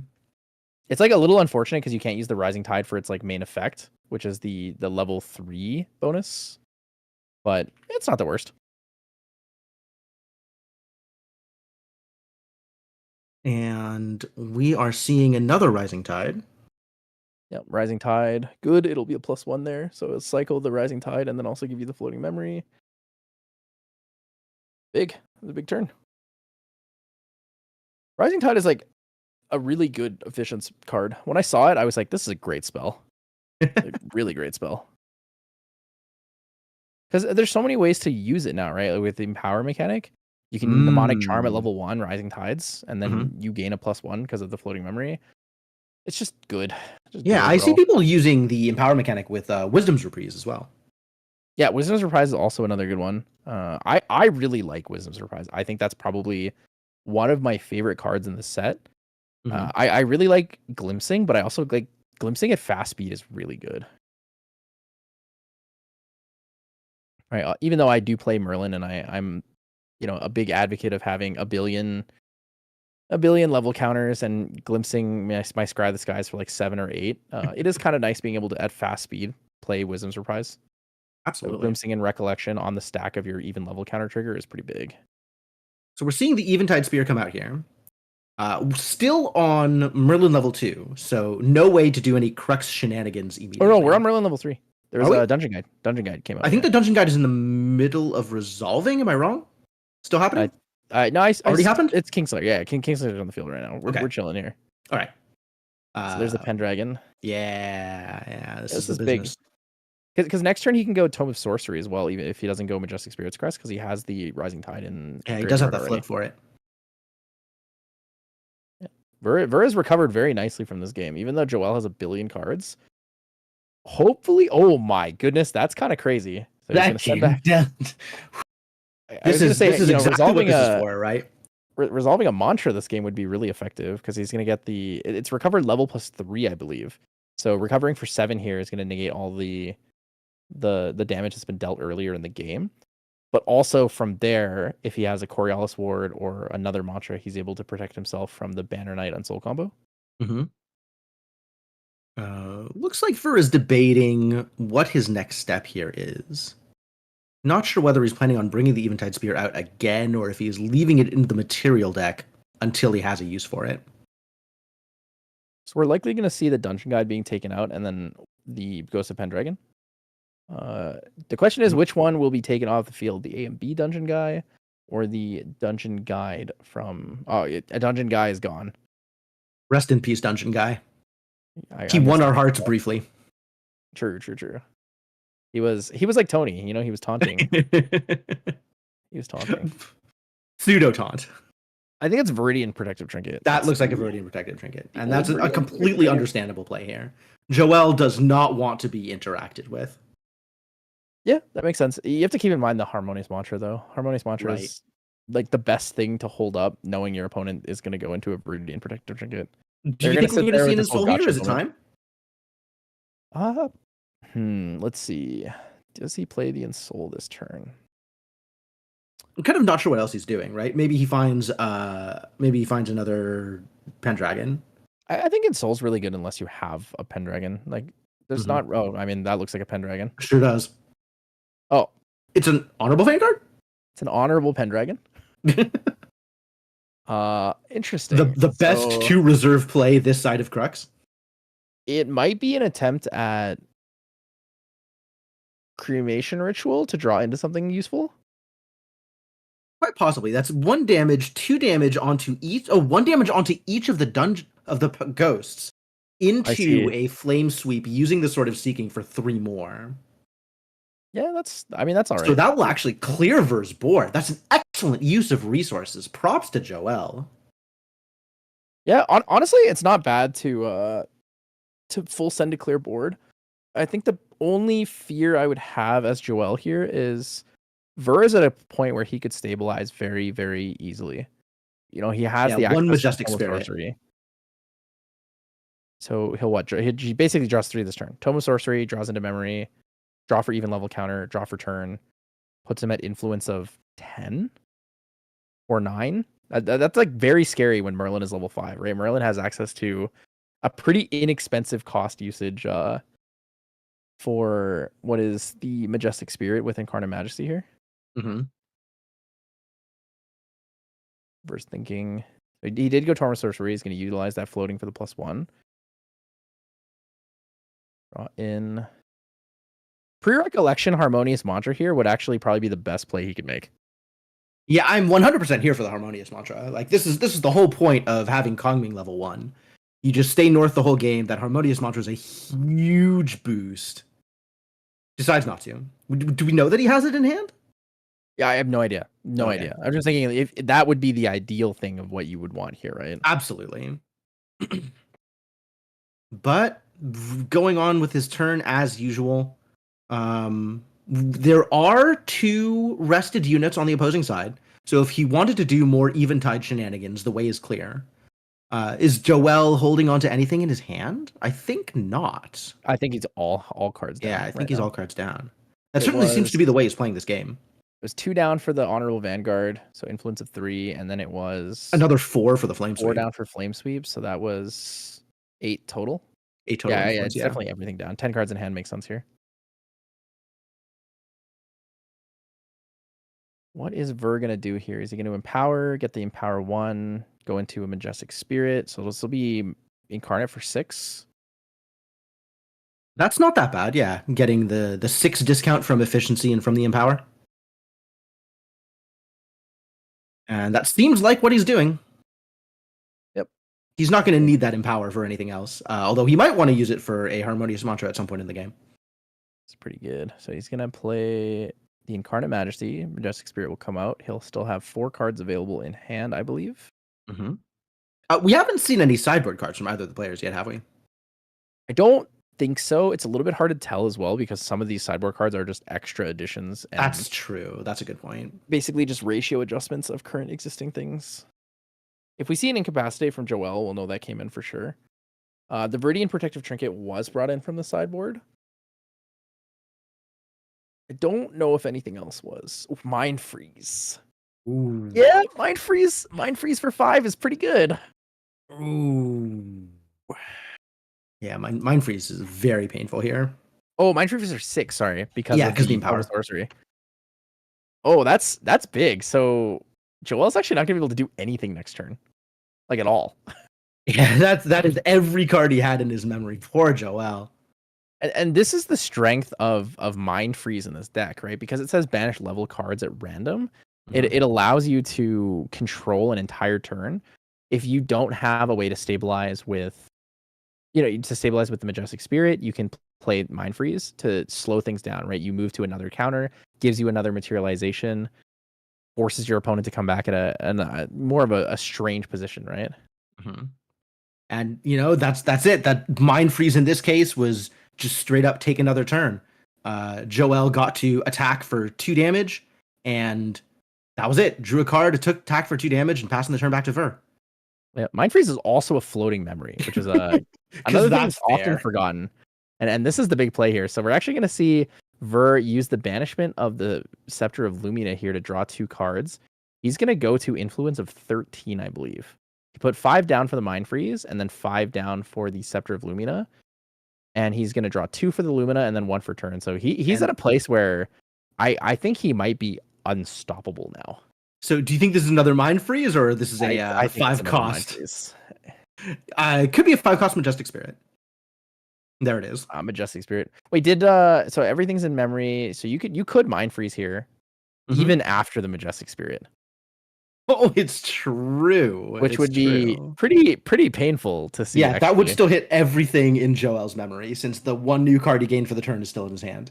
If you have a Mind Freeze here, though, you have to play it, right? You Mind Freeze him. Oh, for sure. Temporarily banish the entire memory. Then next turn, when it comes back, you go to even level counter Majestic Spirit's Crest and just kill him on that turn. Mm-hmm. Wow. Oh, I didn't even think about Mind Freeze in terms of control, because you feel like it's safe to go down on Merlin's odd turn, right? Because Merlin's not going to kill you on the odd turn. But if you go full hand down, then Mind Freeze comes out. Oof. No Mind Freeze this time, though. Yeah, because Mind Freeze Mind Freeze essentially in this is a way to go from being odd level counter and not being able to do anything to forcing your opponent to not play anything in their even level counter. Mm-hmm. So we're seeing a Drawn Blade come out for Joel, banishing a Resolute Stand in order to make that happen. Now he has a sword on the board. I believe we are at Influence of 8. Sounds about right. No, actually, it's 7. It's 7 because he cycled a card from his memory. So he had 5 cards down in memory, 1 card in hand, which is 6. He should have had He 6 cards in memory. Recycles it and then drew a card. Oh, okay. So then he is at 8. Yeah, if he had 6 cards down, then he is at 8. 3 cards down. 3 cards. This is the devastating blow. Yep. This is the one of devastating blow in his deck. So the dev blow concept is going to be a Coriolis ward here. 3 down for Coriolis ward. 3 down for Coriolis ward. Protecting the Majestic Spirit is pretty big. Oh, Song of Frost. The sideboard card comes in. They did come in. He actually respected it so much. That is so based. That is so based. I mean, that's what it's for, right? Yeah, that is exactly what it's for, and I'm just struck speechless. This is such an effective play here. This has got to hit Joel so hard. Yeah, I mean, like now he has to find another Ensoul in order to get rid of this Majestic Spirit. I think he's dead. He might be. Yeah, 4 cards in hand. If you're sitting across from your opponent, though, you sit across from your opponent, and they play They materialize a Majestic Spirit's crest. Do you not just assume you're going to die that turn? Oh, absolutely. If they start the combo, you assume they're going to win with the combo. Like, you let them do it. I'm a big fan of letting my opponent play with their toys, right? I want to see what they're doing too. But I'm in my head, I'm just like, yeah, okay, I'm dead, but let's see it, right? True. I guess the only time you really change that is if you know you need to scoop to try to win game 3. But it is there's a certain level of comfort and enjoyment watching people utilize their like big combo setup. That's how I feel about it for sure. There's definitely other people who are like, no, I'm so frustrated by this. The moment the combo starts, I'm out. I've been mentally checked out for the past 20 minutes. Is the game over yet? But I definitely like seeing people do the thing. You know, I like decks that when they get humming, do something interesting and intricate, and this definitely counts. Yeah, something to keep in mind. There's a small critique to like order of operations here. So Dev Blow would have came in for, I believe, 7, 8, 9 damage due to the sword in banishment plus the 1 sword on the field. There was potential for Ver to actually let him do it into the Majestic Spirit, retaliate for 4, and then Song of Frost the attack from something else, because it would force Joel to have two allies that are or to have 2 units that are rested, which allows him to play the Eventide Spear combo. So while that's hilarious, Devastating Blow cannot be retaliated. True. You're right. No retaliation. But less for the 4 damage and more for the ability to have the Eventide Spear unlocked for your attempted kill turn, right? Yeah. I would almost say it's probably worth letting it die anyways, so that your opponent attempts to put more cards down and you just go to kill them on the next turn. Because he could actually see so many cards to bait them into spending their resources. Yeah, absolutely. Yeah, like he definitely can't kill him in that regard. I mean, going back to the game here, Blanche in response to Cone of Frost, a great option here. He's going to be able to protect. I believe only 5 protection though, so the Blanche will block 5, and then Joel took 1 from that. I think because it's separate instances of deal 2, Blanche blocks each of them. You're right. And here comes the opposing Ghost of Pendragon, so more cards for Joel, which is kind of what he needs. I think he's digging for answers here. Facing down the deer is a really rough place to be. Yeah, but there is 6 power of allies on the board now. Not going to be quite enough to take out the Majestic Spirit here. A Flame Sweep could do it, though. Big enough Flame Sweep could definitely get something done. Right now, a Flame Sweep would hit for 3 with the bonus from the Sword of Seeking and Banishment. No other swords in play. Definitely. We're going to see Tome of Sorcery right here, I believe. I think Joel is actually really scared of unlocking Eventide Spear. Enough that sounds accurate. Yeah. I wonder how much practice Joel has against this archetype. Like, seeing that kill can definitely put anyone off their feed, right? You know, kind of seeing what the deck can do in front of you without a lot of experience with it can make you maybe overreact and try not to set a foot in the wrong place. But at the same time, man. Scry for 8 is pretty big. It could have been a Scry for 9 too if you utilized the power effect of the Tome of Sorcery. He might be saving that in power. This might be the point at which he is expecting to do a Harmonious. mantra, which would make sense. Yeah, mantra for one more is pretty good here. Mm-hmm. There's so many different ways you can play this, right? Because you draw so many Absolutely. cards off of different effects. It's such a neat concept, and it's a fun deck to watch. It's definitely a slower deck though, because there is like a pacing point where you have to stabilize before you can actually do anything at all. Mm-hmm. Like this deck has no early kill line, I think, unless you get No, really I wouldn't lucky expect it with. to. You'd have to get really lucky with setups involving Cone of Frost and your opponent playing in a really greedy manner. Yeah, I mean, there's not like the combo, and almost all of the damage relies on having those crux cards to boost it along. So without that, like you said, it's Cone of Frost or nothing. Yeah, I think the easiest kill line we'd see with Cone of Frost would be like double Mnemonic Charm, and then you go into level 2, take a floating from your opponent, and then double Cone of Frost them. Ooh, yeah, and then each mnemonic charm enables one Cone of Frost, and that's 12 damage. Yeah, Still need a little bit it's more like to a make it work, decent but amount to push through. mhm. Majestic Spirit coming in for damage. Oh, Scry's a Clearing skill? out the Maybe. Ghost of Pendragon. Mm-hmm. I always thought Scry was a spell. Mage skill. The Ghost coming in, Joelle thinking about it, and then taking the 3. So Blanche just staying on the board. Ver deciding not worth his time to clear Blanche here.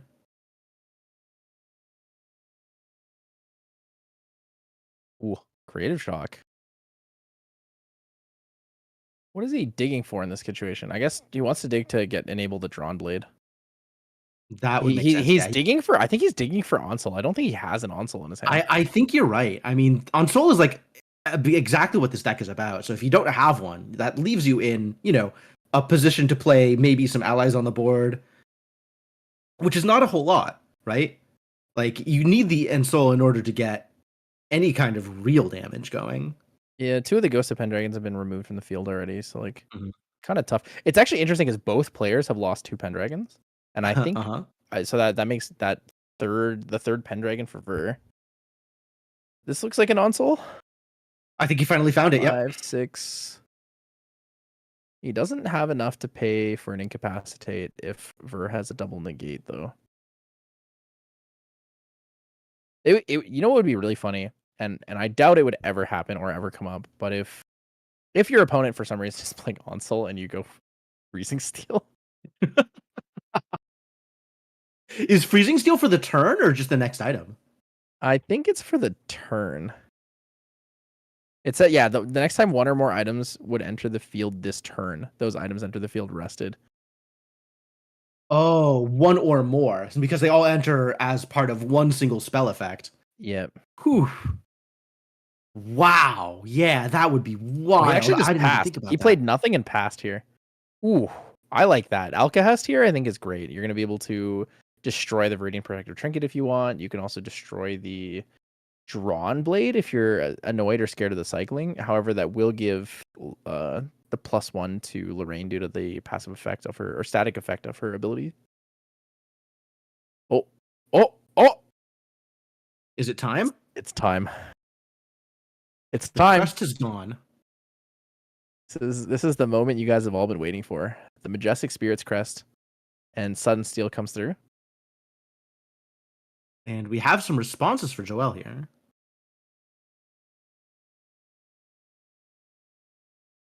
Under Fire. Under Fire is an interesting one. So Under Fire targeting champion. This will give him stealth.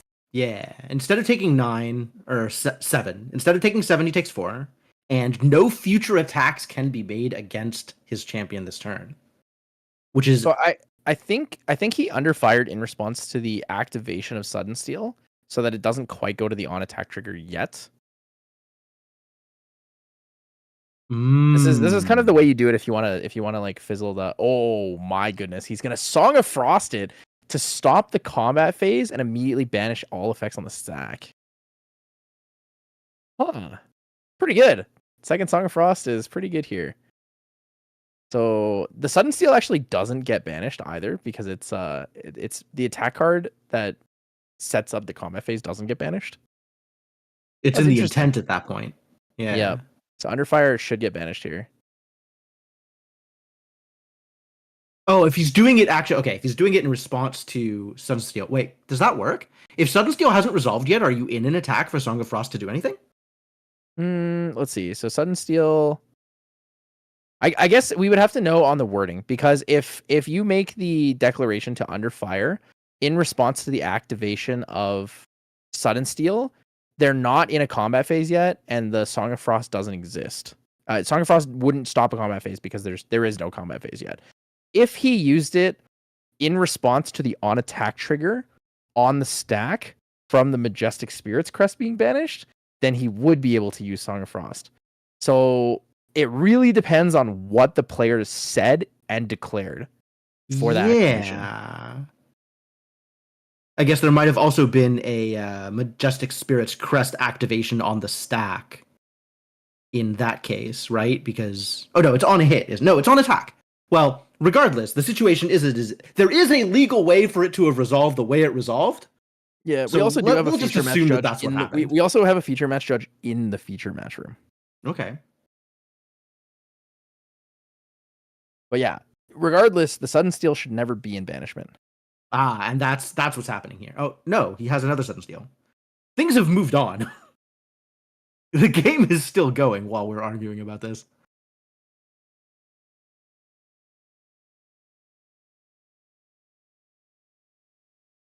Looking to incapacitate the Spirit's Blessing. And the Frostbind to stop the incapacitate. Holy, Frostbind, incapacitate, Very Song solid. of Frost, Spirit's Blessing. We're just playing all the negates. Everyone is just attempting to continuously negate here. And Joel is cleaning up. Yeah, it looks like he is scooped because he knows he is about to die. Yeah, Sudden Steel with Spirit's Blessing, he's going to be able to attack again, and then has the Pendragon and the Majestic Spirit. Just doesn't have enough answers really to get there. But yeah, I mean, the power of this Merlin deck. The combo deck is really interesting. So there's a couple things I want to talk about with kind of the cleanup and finale there that we started talking about, but then they kind of progressed the events of the game. So essentially what happens is if you activate an attack card and your opponent responds to the activation of the attack card, you are not in combat yet, which is why it was really important where the declaration was made for the usage of Song of Frost. Because if let's say Jim uses Icebound Slam on me, and in response to Icebound Slam, I play Under Fire, and then Jim goes Song of Frost. Song of Frost would actually do nothing there because there's no combat phase to be ended, so all of the other cards would just resolve. However, if he does it in response to the on attack trigger, the on attack trigger on the stack means we're already in combat because targeting has gone through. So it's a bit strange in that situation. The feature match judge has said that with the way that they chose to resolve it, it seemed like it was on the on attack trigger that the Underfire was used. And I think that's reasonable to happen because a lot of players don't know that if you want to stop the on attack trigger, you have to do it before the attack to remove a target. However, in that case, he still would have gotten the on attack trigger. It just would have targeted something else. Well, I mean, Song of Frost could have come in to prevent the on attack trigger, right? It makes sense to the way that they did it, because I think that when you're using an under fire like that, you want to do it after targets have been declared so that the attack essentially fizzles, rather than letting them move that attack to another target, right? He doesn't want to leave his allies open to getting attacked. So it makes sense to wait until you're in the attack in order to play the under fire, unless he's specifically playing it in the way that lets him dodge Song of Frost, which is, at that point, it's a tactical decision. It's not like a play error. It's what are you more worried about? Yeah, and the other thing with Song of Frost is because the wording on it says if a unit is attacking in the combat phase, you can actually just fast activate Song of Frost at any time for any reason. And if there's no combat phase, it just does nothing. Right. So yeah, it's a very important mechanic to learn in the game, the timing and where opportunities exist and when things go on the stack, and how combat initiates and resolves is really important. It's like one of the integral things about becoming a better player. Yeah, the specific of the timing for the rules and all of this, like there are a lot of fiddly bits to the rules in Grand Archive, and almost every single one of them is a place where you can get an edge. a place where understanding the timing of it better gives you more plays and more options that you can make. Yep. That's definitely just how it is. Yeah. Yeah, And there's absolutely. not much else to say about that. It's a great way to sum it up. But anyway, wow, what a deck! What a great combo deck. The Water Merlin, Eventide Spear does the thing, and Ver takes the match. Yep. So Ver's gonna take that. He's gonna be moving on as a 3-0. Not quite sure who else is 3-0 right now. 3-0 is nice because you make it to 3-0. That means that you will be getting guaranteed event packs. If you do manage to make it to the 4-0, I believe it is a booster box that you win, which will be very interesting to see. Nice prizes. Edward is actually at the 3-0, someone we saw earlier today. Nice. The Burns Xander. There's a couple more people that could be there. Let me just double check. Don't think anyone's reported yet. How much time do we have left in regulation? Regulation is over. We're currently in OT. Okay. So we have about Okay. 7-ish minutes until round starts. So there should be there are 3 3-0s with the potential of there being 5. We have the Water Merlin combo deck. We have Spirit of Slime Sylvie, and we have the Fire Xander Burn deck. I'm Sylvie. Can't keep a good slime down. Yup. And then there's an Oath deck here. And Okay. what's the other one here? Oath of the Sakura, the Wind Allies variant. Yep. Oh, this is the Nico mirror match. Oh, okay. Interesting. That one's probably going to be a draw. I feel like that's a game that oftentimes goes to a draw unless there's a large skill disparity between the two players or someone gets really, really unlucky. Yeah, the water mirror is painful in that way. Especially that one. That one's a little bit on the slower, more control-y side, I find, than other water mirrors. Like if you play water mill against each other, you can just high roll each other and not respect each other if you want to. Mm-hmm. But if you choose to play defensively and play with a lot of respect, it is a long, grindy matchup. Nico's primarily playing to the board too, as opposed to Arizona kind of trying to find multiple different avenues to victory. So, you gum up a board and suddenly both players are sitting back looking for an opening, and that can go on for a while, especially in a water mirror. Yeah. There's a lot of things, especially now that they have cards like Temptation's Facade, where you can kind of have more protection for your like important kill turn regalia.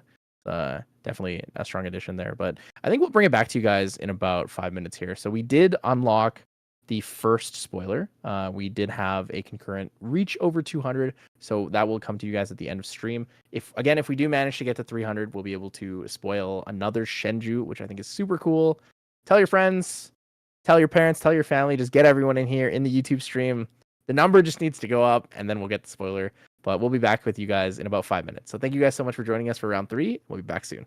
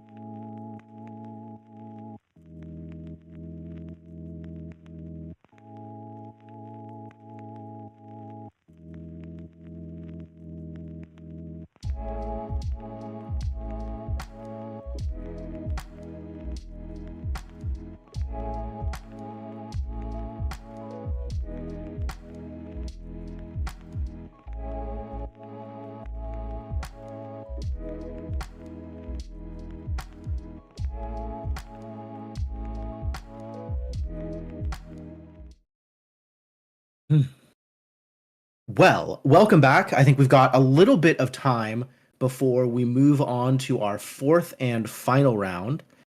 They're figuring out what the feature match is going to be. But until then, OnceInLuv, how are you feeling about the tournament so far? Honestly, there were a lot of cool things that we saw today. Usually we see a lot of the same things. Like last week, it was all water mirrors. It was a lot of the Chess Club Water Merlin deck, and every single game went to time.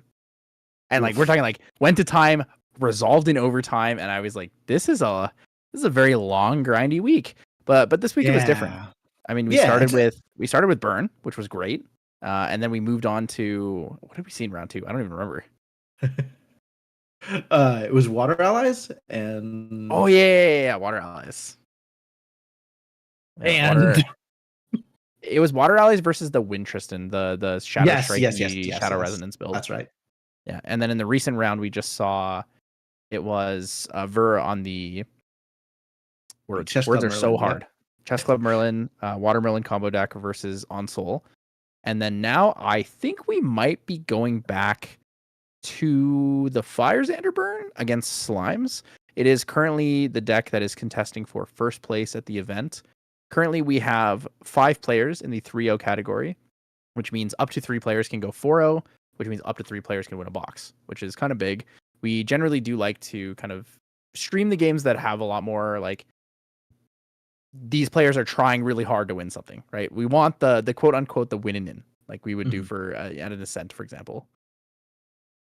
And that's exactly what we're gonna get. We're gonna have Edward here versus Zalionitis. Zalionitis, sure. My old boomer eyes are just not it today. I thought Regenerate was a 30 damage requirement on the card. It's a bit of a struggle, but we're gonna lead into the Burn Xander here with the current, I believe, Slime Spirit Sylvie. We haven't seen the Spirit yet, and I don't think I have access to the deck lists. I trust our producer Son here with the Slime Spirit background on the Sylvie. It is a Spirit of Slime Sylvie. Checking out the deck list here. Not too much difference in the Sylvie list, actually. I'm not. There's not really a lot of room for. Sorry, go ahead. Sorry, I was just saying I'm not sure how familiar you are with it, with like the newer changes, but I kind of wanted your opinion on those the cards that people have been bringing in with AMB. Yeah. No, I'm a slime aficionado. I'm a big fan of slimes. I played slimes for most of my competitive time while slimes was playable. So seeing, the kind beast caller in here, seeing the only one scavenging raccoon, there's usually like 4 or 5 flex slots that you can kind of fit a variety of cards in.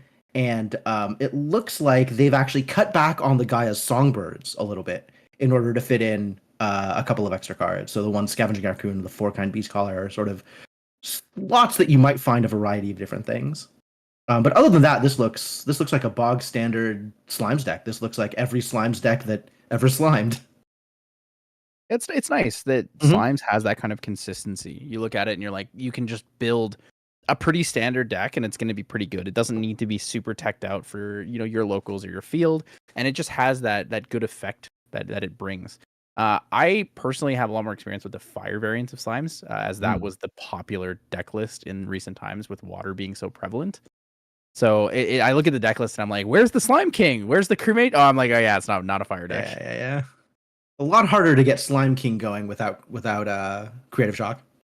Yeah, Creative Shock. Still doable. Some decks run it, but the big ones. And we're seeing, honestly, like a bog standard slime start from this bog standard slime deck. Starting off with a Forest Cake into Baby Green, suppressing the Forest Cake and getting that extra card draw. And Edwards coming back in with what looks like a Stable Remnant and a Poison Dagger for his first materialization. Oh, this is big. So I believe this is pre-recollection, is going to do an Imbued Vermilion Decree, dealing 3 damage to opponent.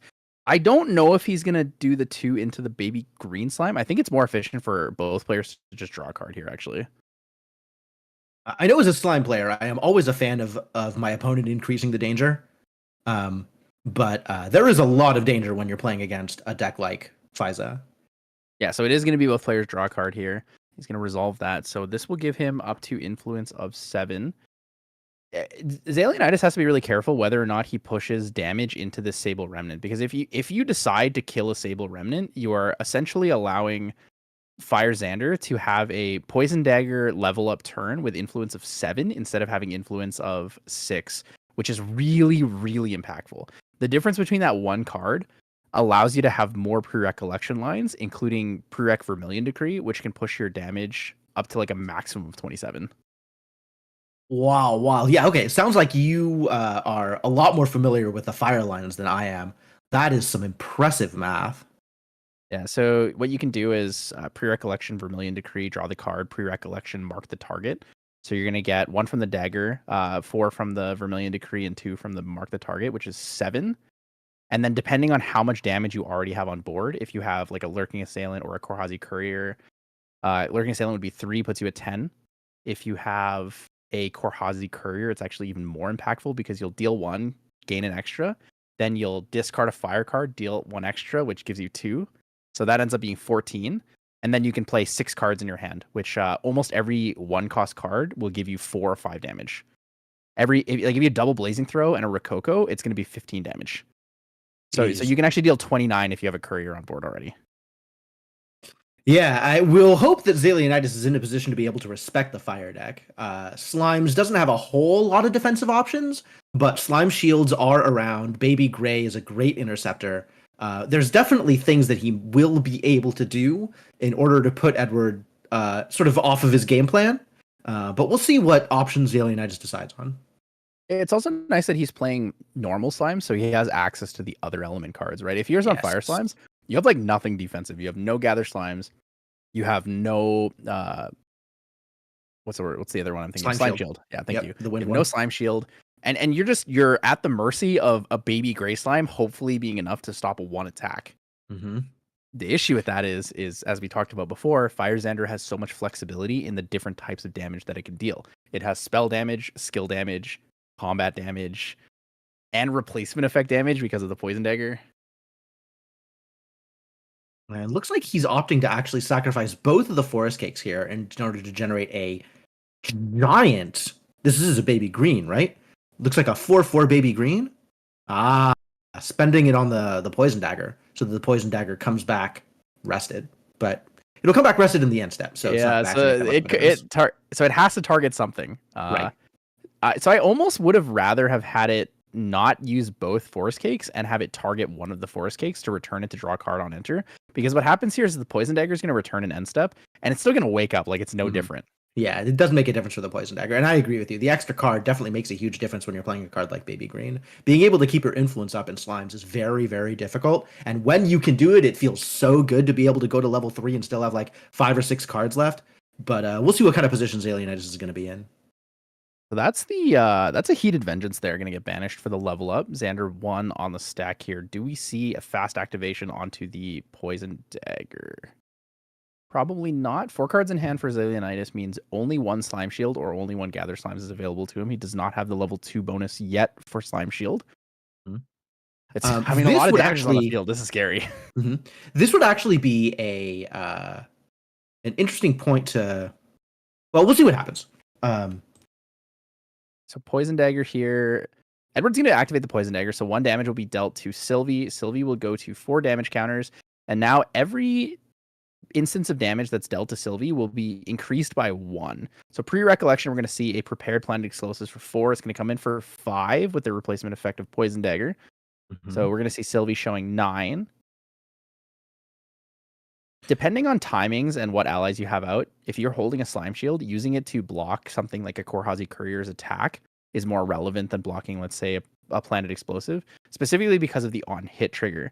In this case, we're going to see 3 damage from the Lurking Assailant, 3 damage from the Sable Remnant, and that's going to put Xalienitis at 15, which puts him only a 4 off lethal. Yeah, and with a full grip left for Edwards, it seems pretty unlikely that he's not going to be able to find 4 more damage. Yeah, I think he has a Rococo or a Blazing Throw. I can't quite see what it is. We do know he has 2 fire cards in his graveyard because of the Planet Explosives and the Vermilion Decree from earlier. So if he resolves 1 fire card here, that's not bad, actually. That's not bad when you don't have as efficient of cards because you still get to draw into 1 more answer. And coming in for 2 more damage. He needs to find 2 more damage somewhere. 2 more damage. I think your ideal line is a Rococo here. Mm-hmm. But 2 anything you play down. will do it, because anything is going to deal at least 1, and the Poison Dagger effect is going to be that 1 enough. Hasty's going to come in for 1. He's going to And gather here's the Gather Slimes! If he whiffs, he loses. 1. Right. Is it slime cards or slime allies? It is slime allies. So he lives on 1. He lives on 1. Oh, that's so rough. But the problem with living on 1 here is, what does he do? Yeah, I mean, he goes to level 2, and then he's got a couple more health points. He level could find 2 another dungeon Gather guide. Slime. He could find some baby grays to gum up the board a little bit. He could potentially find a slime shield to prevent any future damage. But this is absolutely a difficult position for him. So essentially, I mean, his best setup here is what? Lustrous Slime? You need Lustrous Slime would be, if he has the DG and can get a Lustrous Slime down, that would probably be the best for him. Dungeon Guide here would actually be ideal. So he's going to draw off the Sylvie level 2 effect because the 3/3 baby green slime is on the field. 4/4. Honestly, last turn, if he didn't have like a strong answer to the Poison Dagger turn, I think it probably would have been better to either use the baby green slime to... I still believe in using it on the Force Cake. I think alternatively, you could have held it and played in response to materialization of Xander 1, baby green slime targeting the Poison Dagger. But alternatively that is a pretty good trick. If he just killed the Sable Remnant, he would have saved himself 3 damage as well. Yep. But if he had killed the Sable Remnant, Edward would have another card in hand. Baby Gray is pretty good here. That'll hold off another attack, so that's pretty nice. There are 4 allies that he's got to deal with here. So Baby Gray not going to be enough on its own. What additional options is going to be tough? Takes out the Lurky Assailant most likely with the baby green slime. That would make a lot of sense. Looks like Xalianitis is asking for the life totals of each ally to make sure that he sequences this correctly. Haha. Yeah, so another thing in terms of the Fire Xander math here, order-wise, I'm pretty sure he didn't draw the Hasty off of the Clumsy Apprentice, but if he had gone Hasty first, attack, discard a fire card, and then replayed the same thing, he'd have 3 cards to banish for Varrock and Soul Knife, which is lethal. Well, this is he does have it, but he lost the Dungeon Guide, which is kind of unfortunate. It's a little greedy going for Storm Slime here too. That's hoping that you'll get to level 3 at this point, which is by no means clear. His baby green attack actually went in on Edward's life total. So it looks like Edward's actually at 11 damage counter. 11 so he's now. Attempting to go for a kill here. He's passing the turn. Yep. This is a lot of damage visible on the board. Xalianitis does have a little bit more health now that he's Sylvie level 2. So this is an Impact Hammer turn. And there it is. Impact Hammer comes out. So this is going to be a 2/2 weapon that's on attack, deal 3 damage to your champion. But it enables a lot of really strong attacks that can kind of go through things like Slime Shield and such. Especially with Heated Vengeance. The key point of Impact Hammer, though, is that it has 2 durability. So what you're able to do is you're able to utilize your Impact Hammer on an attack and then Blazing Throw it. Yeah, so you can get like not realistic 9 damage out of this card. 9 damage will be enough. He only needs 7. Yeah, so the damage is going to come in. He's going to discard a Hasty Messenger, so he did actually have that available earlier. Varrock and Soul Knife is online now. We're going to see 18 damage counters. We're going to go to 20 damage counters. Few more. He does have, he just has the Impact Hammer for 2 damage. So unless we're going to see a Slime Shield or another Gather Slimes, this looks like Heated Vengeance. Curtains. Yeah, it's Heated Vengeance. Oh, that's a lot of damage. That's a big one. I don't think he has an answer to do that. The only answer you could have here is Heated Vengeance. A baby green would work, right? So let's see. In response to Heated Vengeance, because Heated Vengeance is a card activation, right? So if you respond to Heated Vengeance with baby green in order to suppress the weapon, then your attack is only Heated Vengeance, and you're not going to take any damage from the weapon. But he still has 2. It's Heated Vengeance still does 2, so it was enough for. It's still enough to kill. Yeah. Yeah, I was thinking if with Impact Hammer, do you take the damage after the attack is declared? So it goes to it's like almost an on attack trigger.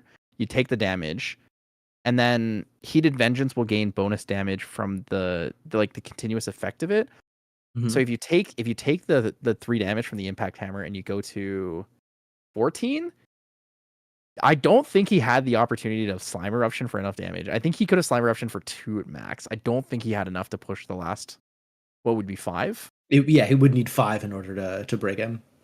That would be really That's tough because you would yeah, need for sure. 3 fire slime ally or fire allies in your Mhm. graveyard. Yeah, so I guess that's not realistic to work in that Yeah, case. the problem with playing against Fiza here as a Slimes player is there's a lot of fiddly to little details, going back to our rules knowledge discussion of earlier, that you kind of need to understand the timings of, and you need to know what windows you have to respond to things, because Fiza is just such a dangerous deck, and you can't let it run over you. You can't let it have its way. But there's very specific points at which you can interact with things, and knowing where those points are definitely gives you a leg up in the match. It's tough too because like when you're a Sylvie player, you want to accrue all the value you can get from your triggers, right? Yeah, So you Sylvie really level 1 do. on enter trigger, the next ally you activate this turn enters with a buff counter. It feels really bad not resolving that and not getting the buff counter. But in a matchup like that, what he really needed to do was play the baby green slime in response to the level up of Xander, because it would have delayed the poison dagger turn and it would have stopped like I think 6 damage overall. It's really, really significant in how much damage would have been lost. So he gained a buff counter and dealt Mhm. extra damage to Xander, but he also took 6 damage for that decision. Right. Yeah. And I think that's part of like knowing your windows. Not sure whether or not he was aware that baby green could be used in that particular way. Uh, but regardless, this is the way that he chose to do it. He chose a more aggressive line. And Mhm. while he had some defensive tools available, he still focused on trying to get damage through as opposed to preventing the damage to himself in places where that was a choice that he could have made. Yeah, And and that was didn't play another out. form of like punishment in the same regard, right? Mhm. Edward did have the poison dagger turn, but because he chose the sequencing of clumsy into hasty instead of hasty into clumsy, he didn't have the extra 1 damage. He went for exact lethal, assuming that Zalianitis didn't have anything in hand, whether it was a slime shield or if it was a gather slimes like in that last situation. If he had gone for the hasty messenger first, he would have been able to put a card into his graveyard. That is an awful gather slimes. Did he whiff? He just whiffed. His Oh dungeon guide, Unbroken no. Mustang, and some other things that were not great looking. There was a Blissful Calling in there as well, but sorry, like I was saying, order wise with the Hasty Messenger, it would have given him the ability to banish 3 to alternate activate the Barak and Soul Knife, which would have pushed him into lethal range. Mhm. So unfortunate situations on both sides, but Burn does get the benefit of when you quote unquote misplay, you still deal damage. Yeah, absolutely. Some damage still gets through. Yep. So what do you think we're seeing from the board for Edward here? So clumsy. Oh, from the sideboard in this Yeah, from the matchup. sideboard.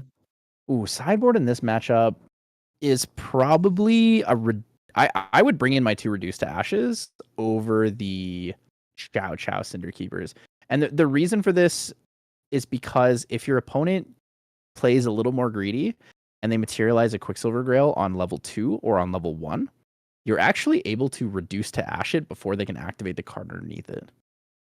Yeah, that's If they brutal. go for a Safeguard Amulet too, you can actually just reduce it in end step. Hmm. That makes sense. Looking at Zalianitis' board, there's really not a lot of options that'll be effective here. Um, he has the option to bring in some Slime's Blessings, Unbroken Mustangs, Mystic Purifiers, but nothing for this matchup. I think the Uh, Mustang is probably the best thing to bring in from the sideboard, just because you can target the Poison Dagger with it. But mhm. otherwise, I don't really see anything in there being super impactful. Yeah, he probably brings in the Horn of Beast calling over the Viridian Protective Trinket. Although, by the time he gets to 3, either it doesn't matter because he never gets to 3, or he gets to 3 alive and the game is over at that point anyway.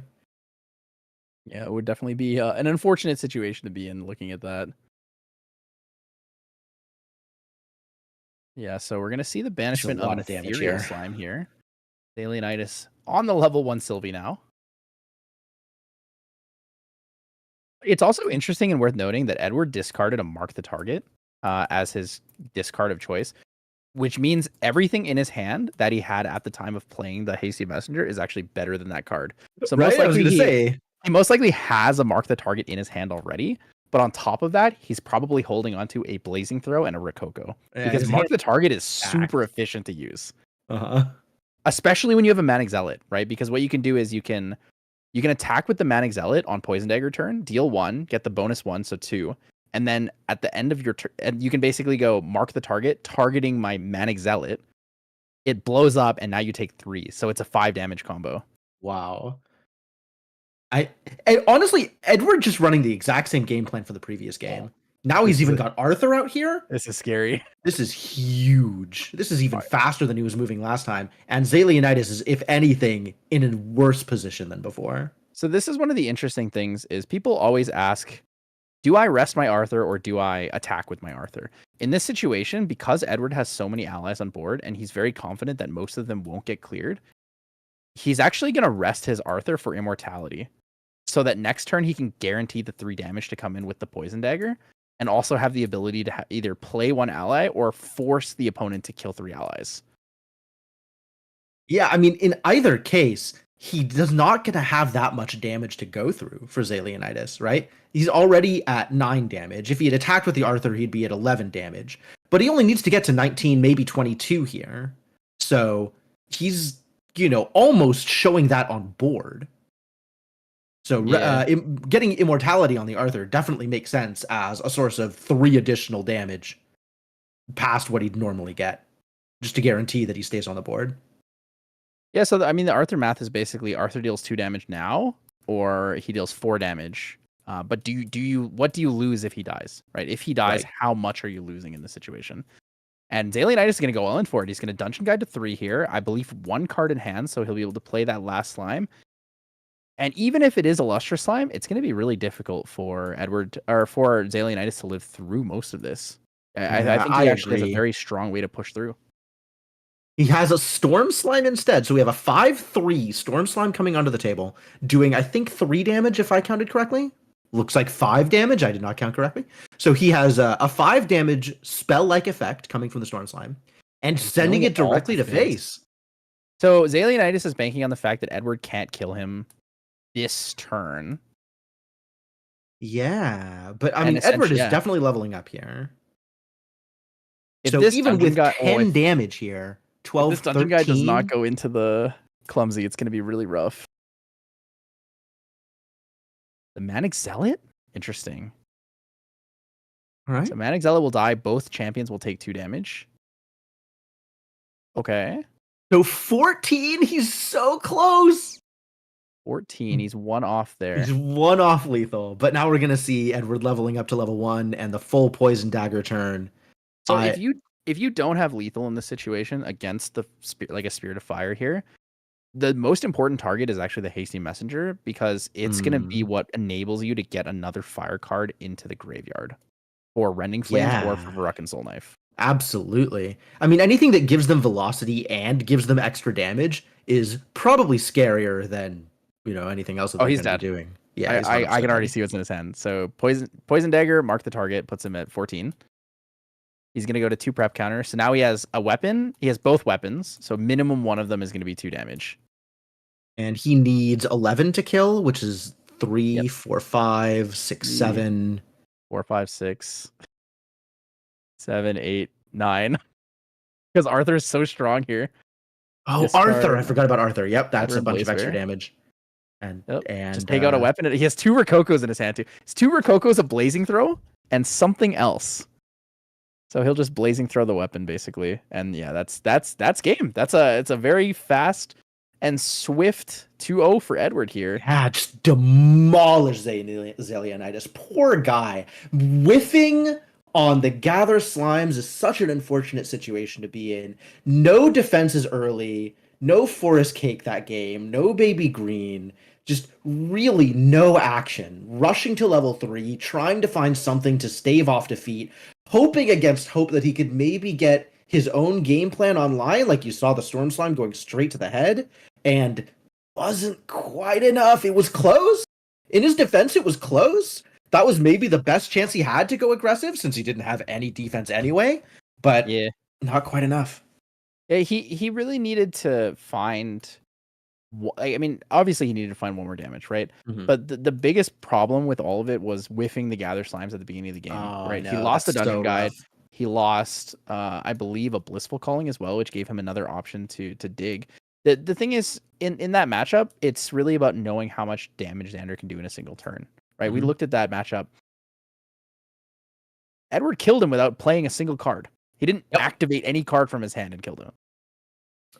He had the blazing throw. He didn't need it. He could have just attacked with a mercenary blade, and that also would have done it. Yeah. So he had mercenary blade, Vruk, and soul knife swings. Okay, so total damage was poison dagger for 1, Mhm. mark the target for 2, so it goes to 3. Then it was Arthur for 3, so he goes to 6. Then each ally swung for 3. So the clumsy swung for 3, so 9. Hasty swung for 3, so that's 9. And then he activates 12. both weapons, one with a prep counter and one with the banishment. Swings with one of them, so that's another 2. So now he's at 11. Then he blazing throws 1 for 5, goes to 16. Rococo's for essentially 5 because it's 3 plus 2. It's 21, and then he Rococo's again for 26. How do you Incredible. live? How do you live through that, right? And it's because he left up all of the allies, and Edward was heads up enough to say, my Arthur needs to be immortal because I'm fairly certain my opponent can kill it next turn. Mhm. Which, I mean, in his defense, he could have. The I mean, only yeah. way that I have ever survived a FISA assault like that is by having a baby green and enough slime shields to keep the baby green alive through the attacks, which is a huge roadblock if you get to that Oh, Baby point. Gray? You mean like Oh yeah, Burner baby Scepter? gray. Sorry, baby gray. Um, Safeguard sometimes helps. I'm not actually even sure if there was a safeguard in Zalius's. Yeah, there's no safeguard at all in Zalionitis' deck. So I'm not quite 100% certain of how it runs now, because when I played and tested this matchup a lot, it was in Singapore, which Mhm. was MRC meta. But I played Fire Xander, and my girlfriend at the time had a Slimes deck. And when I played the Slimes deck into the Fire Xander deck when we were teaching one of our friends how to play the game, I found the most effective way to deal with it is to dig for a baby green slime and use it every single time the poison dagger comes out. Because the poison dagger as the replacement effect for damage is what enables everything to combo so much, right? Yeah, it's a Essentially, huge amount of damage for the investment that you're giving it. yeah, because every ally on board is just gaining 1 damage, and then every card you activate is also gaining 1 damage, right? So it realistically gives you 4 or 5 more damage in a turn, and it does damage itself. So if you're able to interact with it and force it to come back later on, so you say, in my end step, I'm going to activate Baby Green Slime on your thing, or in response to your materialization, before you have the class bonus, I'm going to do this. And that allows you to stall the game to the point where you can go card neutral enough to level up and win. But I think that in that last matchup, it was too much of... In the first game, it was a lack of respect for the allies on the board. And in the second game, it was, I think my game plan can go faster than him, but I'm not sure. Yeah, it's also, I mean, especially whiffing the gather slimes, right? And then you're Feels even so down in bad. influence on top of everything else that you're missing. It So he feels might so just not have had any of the defensive tools available that he needed and went Mm. for what ended up being a not quite effective enough aggro rush just because he was out of options. Yeah. And then, game 1 kind of focusing on the aggro instead of clearing the board, instead of respecting the damage that Faiza could output. Like that didn't work out for him either. Yeah, I at the end of the day, I think the players played perfectly fine. I think they went to their best outs that they could, and Yeah. overall, I think it was great. I mean, there were no like serious points where I was like, that is totally wrong. There's no reason you should stuff like that. It's like, sometimes you just don't have it. Sometimes they have it. Fire Yeah. Xander is a deck that forces them to have it, and if you don't, you struggle, right? Fire Xander into a lot of these level 3 decks are a little bit harder, even with Sylvie being, a more consistent and stronger and faster paced deck. It doesn't always work out for you. Absolutely. But Yeah, and like you said, sometimes you don't have it. Then that's how it goes. You do the best with what you got. sometimes you Majestic Spirits Crest, Spirits Blessing 4 times, and you miss lethal by 1. You lose the game. Happens. You try to combo off, and the combo doesn't go well because it's either you combo and you hit it, or you just lose. So Sometimes you gotta just send. You just send it sometimes. Yep. But overall, big shout out to all of you guys for joining us here for the Yeti Webcam Weekly. We are going to be bringing you guys the spoiler now. We don't really want to make you wait like 30 minutes. We will only be getting one spoiler. Sadly, we did not reach the viewership goal to get the Shenju. However, you will have the live react spoiler from myself and Jim the Eternal. And I think our producer will be sending it here in just a moment. So thank you guys again for joining us so far. Yeah. Thank you for being here. You ready, Jim? I've never been more ready in my life. I'm so nervous that this card's going to be really good. Why? Game why would that make good. you nervous? because then I won't sleep, and all I'll do is think about how to use this card in the future decks. Oh, I'm already losing enough sleep over this set, as I'm not worried.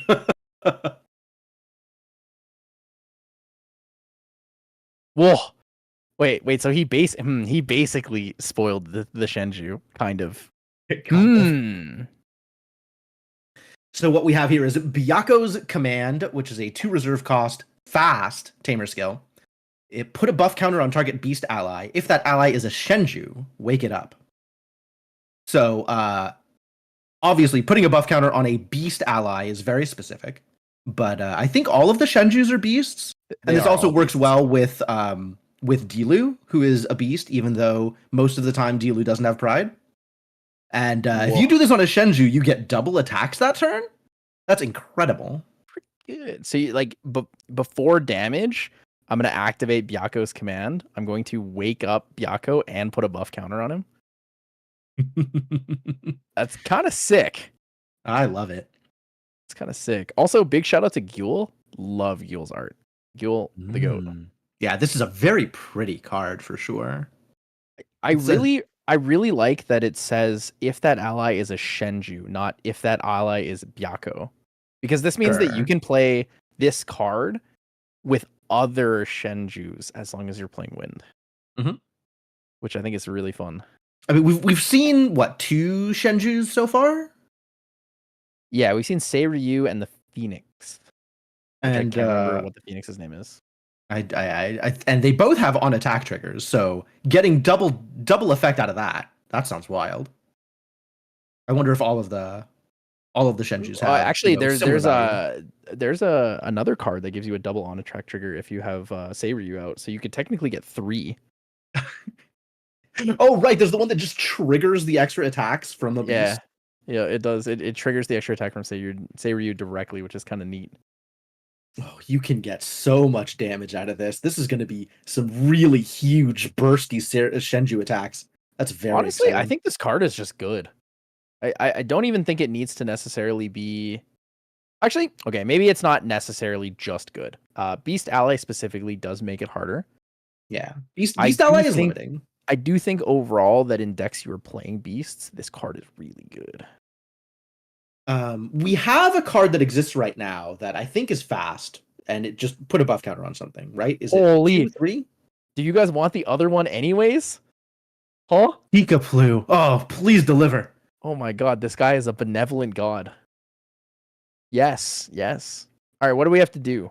What do we have to do to get the spoiler? Nothing in life is free. I know this. Nothing in life is free. What do we need to do, Mr. Producer Son? All right, you handle the negotiations for this one. All right, chat. I'm representing us. I hope. Also, while we're here, I hope you guys liked yesterday. I think it was yesterday. No, Tuesday spoilers, but the Exia spoilers, because those were kind of sick.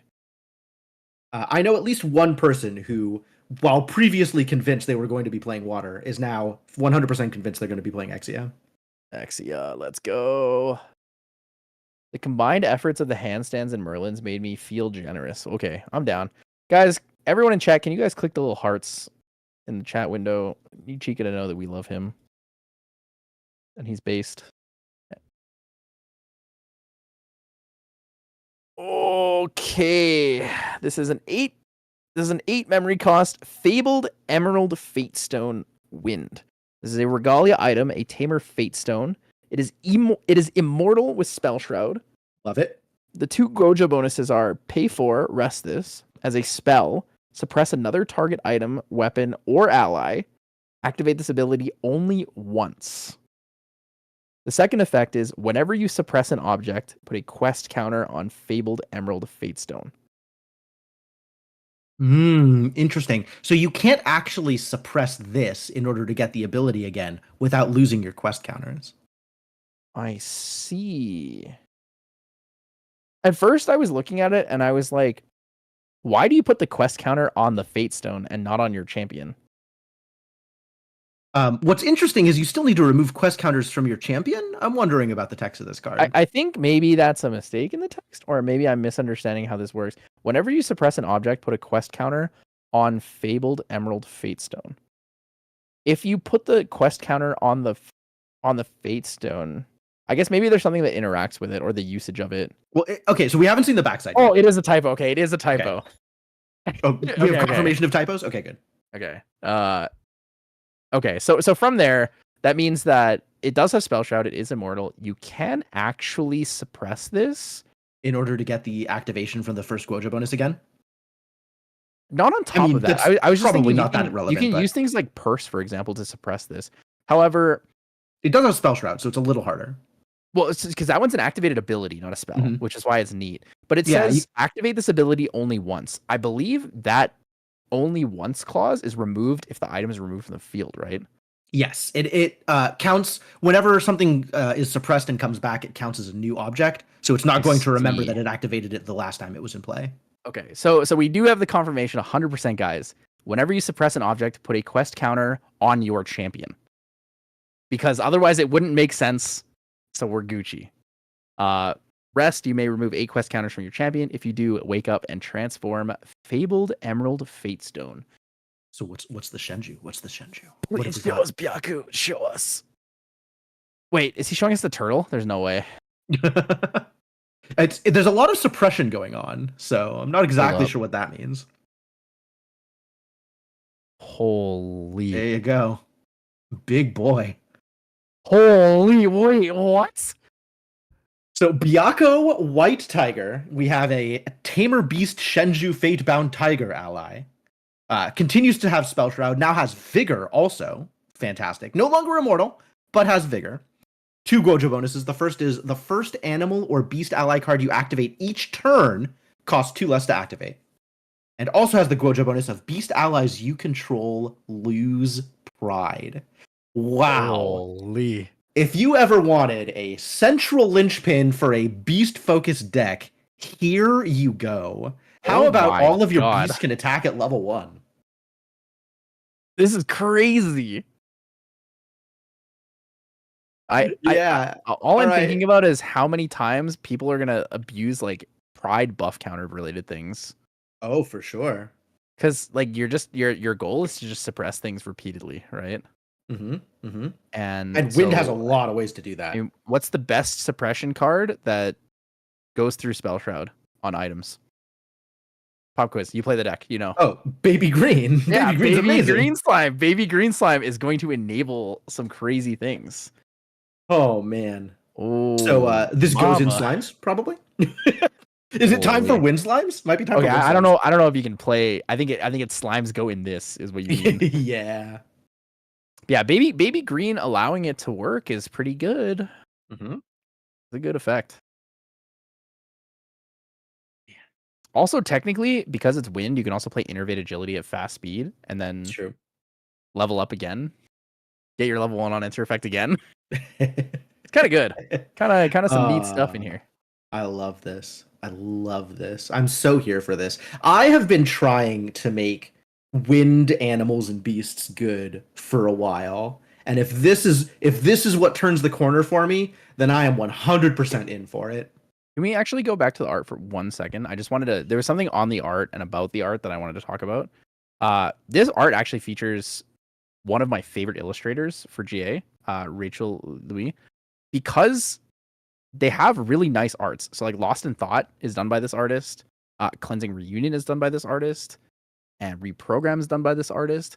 I just really like the art style. And I feel like even though they've shifted to like the AMB, Sanguo world, they've still consistently kept their art style. And I really like the way Byakko White Tiger looks. especially when you look at the background of the card. Like having the forest there makes it feel really thematic on top of everything else.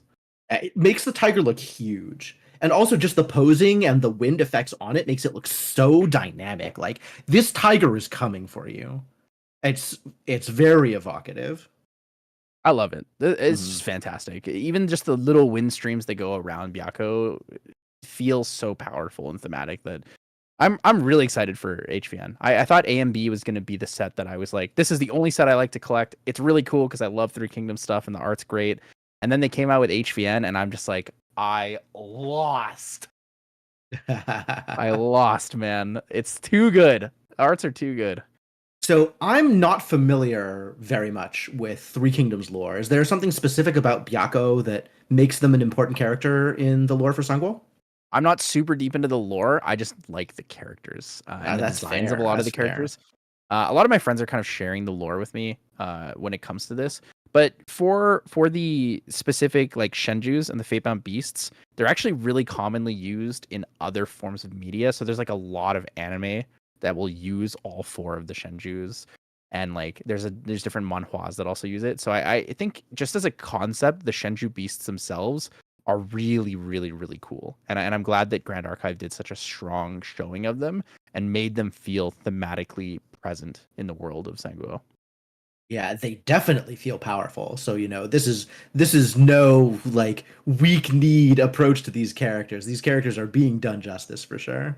I mean, even just looking at Byakko's command, right? Like Gocha is in the art and she's tiny. She's like this big. And the giant tiger is like here. It's like it just shows how things are done to scale. And I think that's super cool. Super, super cool.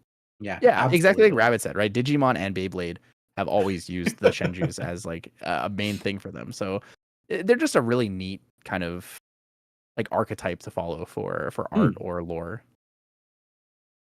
Wow, very cool. I'm definitely looking forward to more of this set. Every single card that gets printed is like, oh, now I can make this thing work. Like, there's so many different deck archetypes I want to try out. And I'm sure, a very, very small percentage of them will have any chance of being actually good or competitive. But they all look like a lot of fun to play around with.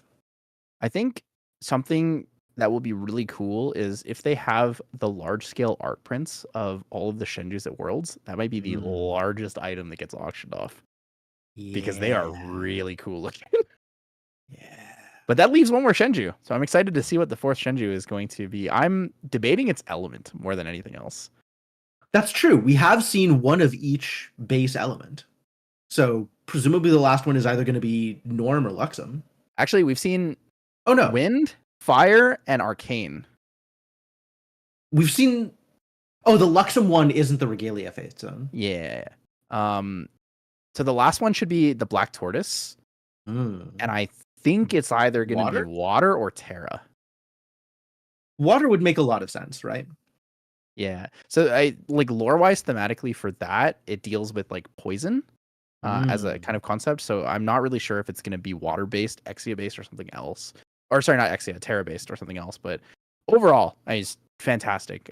Big shout out to Chica for allowing us to have these spoilers. I think it was honestly a really big surprise to me, right? I temper my expectations. We didn't reach 300 viewers. We did reach the 220, 230 mark. So we got the first spoiler, which was cool. But, just a big thanks for sharing that with all of us and all of you guys for being here and sharing it with me. And to you, Jim, for joining me on a Yeti webcam wiki. It's great to finally have a chance to cast with you. Yeah, vice versa. Honestly, I have respected your work for as long as I've been following GA casting. So this is an absolute pleasure and an honor to sit here next to you. Yeah. So thank you guys so much for joining us here for the Yeti Webcam Weekly. It's great to see you. We do have another 2 Thursdays this month that we will be streaming a Webcam Weekly. And then on the last week, we actually have a Saturday that we're going to be running a tournament on. It's going to be a case event. Details soon on the SBP Twitter, as well as just posted around in the Discords and stuff. But make sure you guys join it up. We're going to be having a case of HVN to the winner. And it's going to be hopefully a really big event. Really, really cool. We're going to have plenty of different casters this month. We have a lot of people lined up. And I'm just really excited to see all the things that we bring here during spoiler season of, I guess, the end of AMB now. Yeah, very cool. A case is a huge prize, so props to you for putting on that large event. Yeah. So thank you guys so much, and we'll see you next week.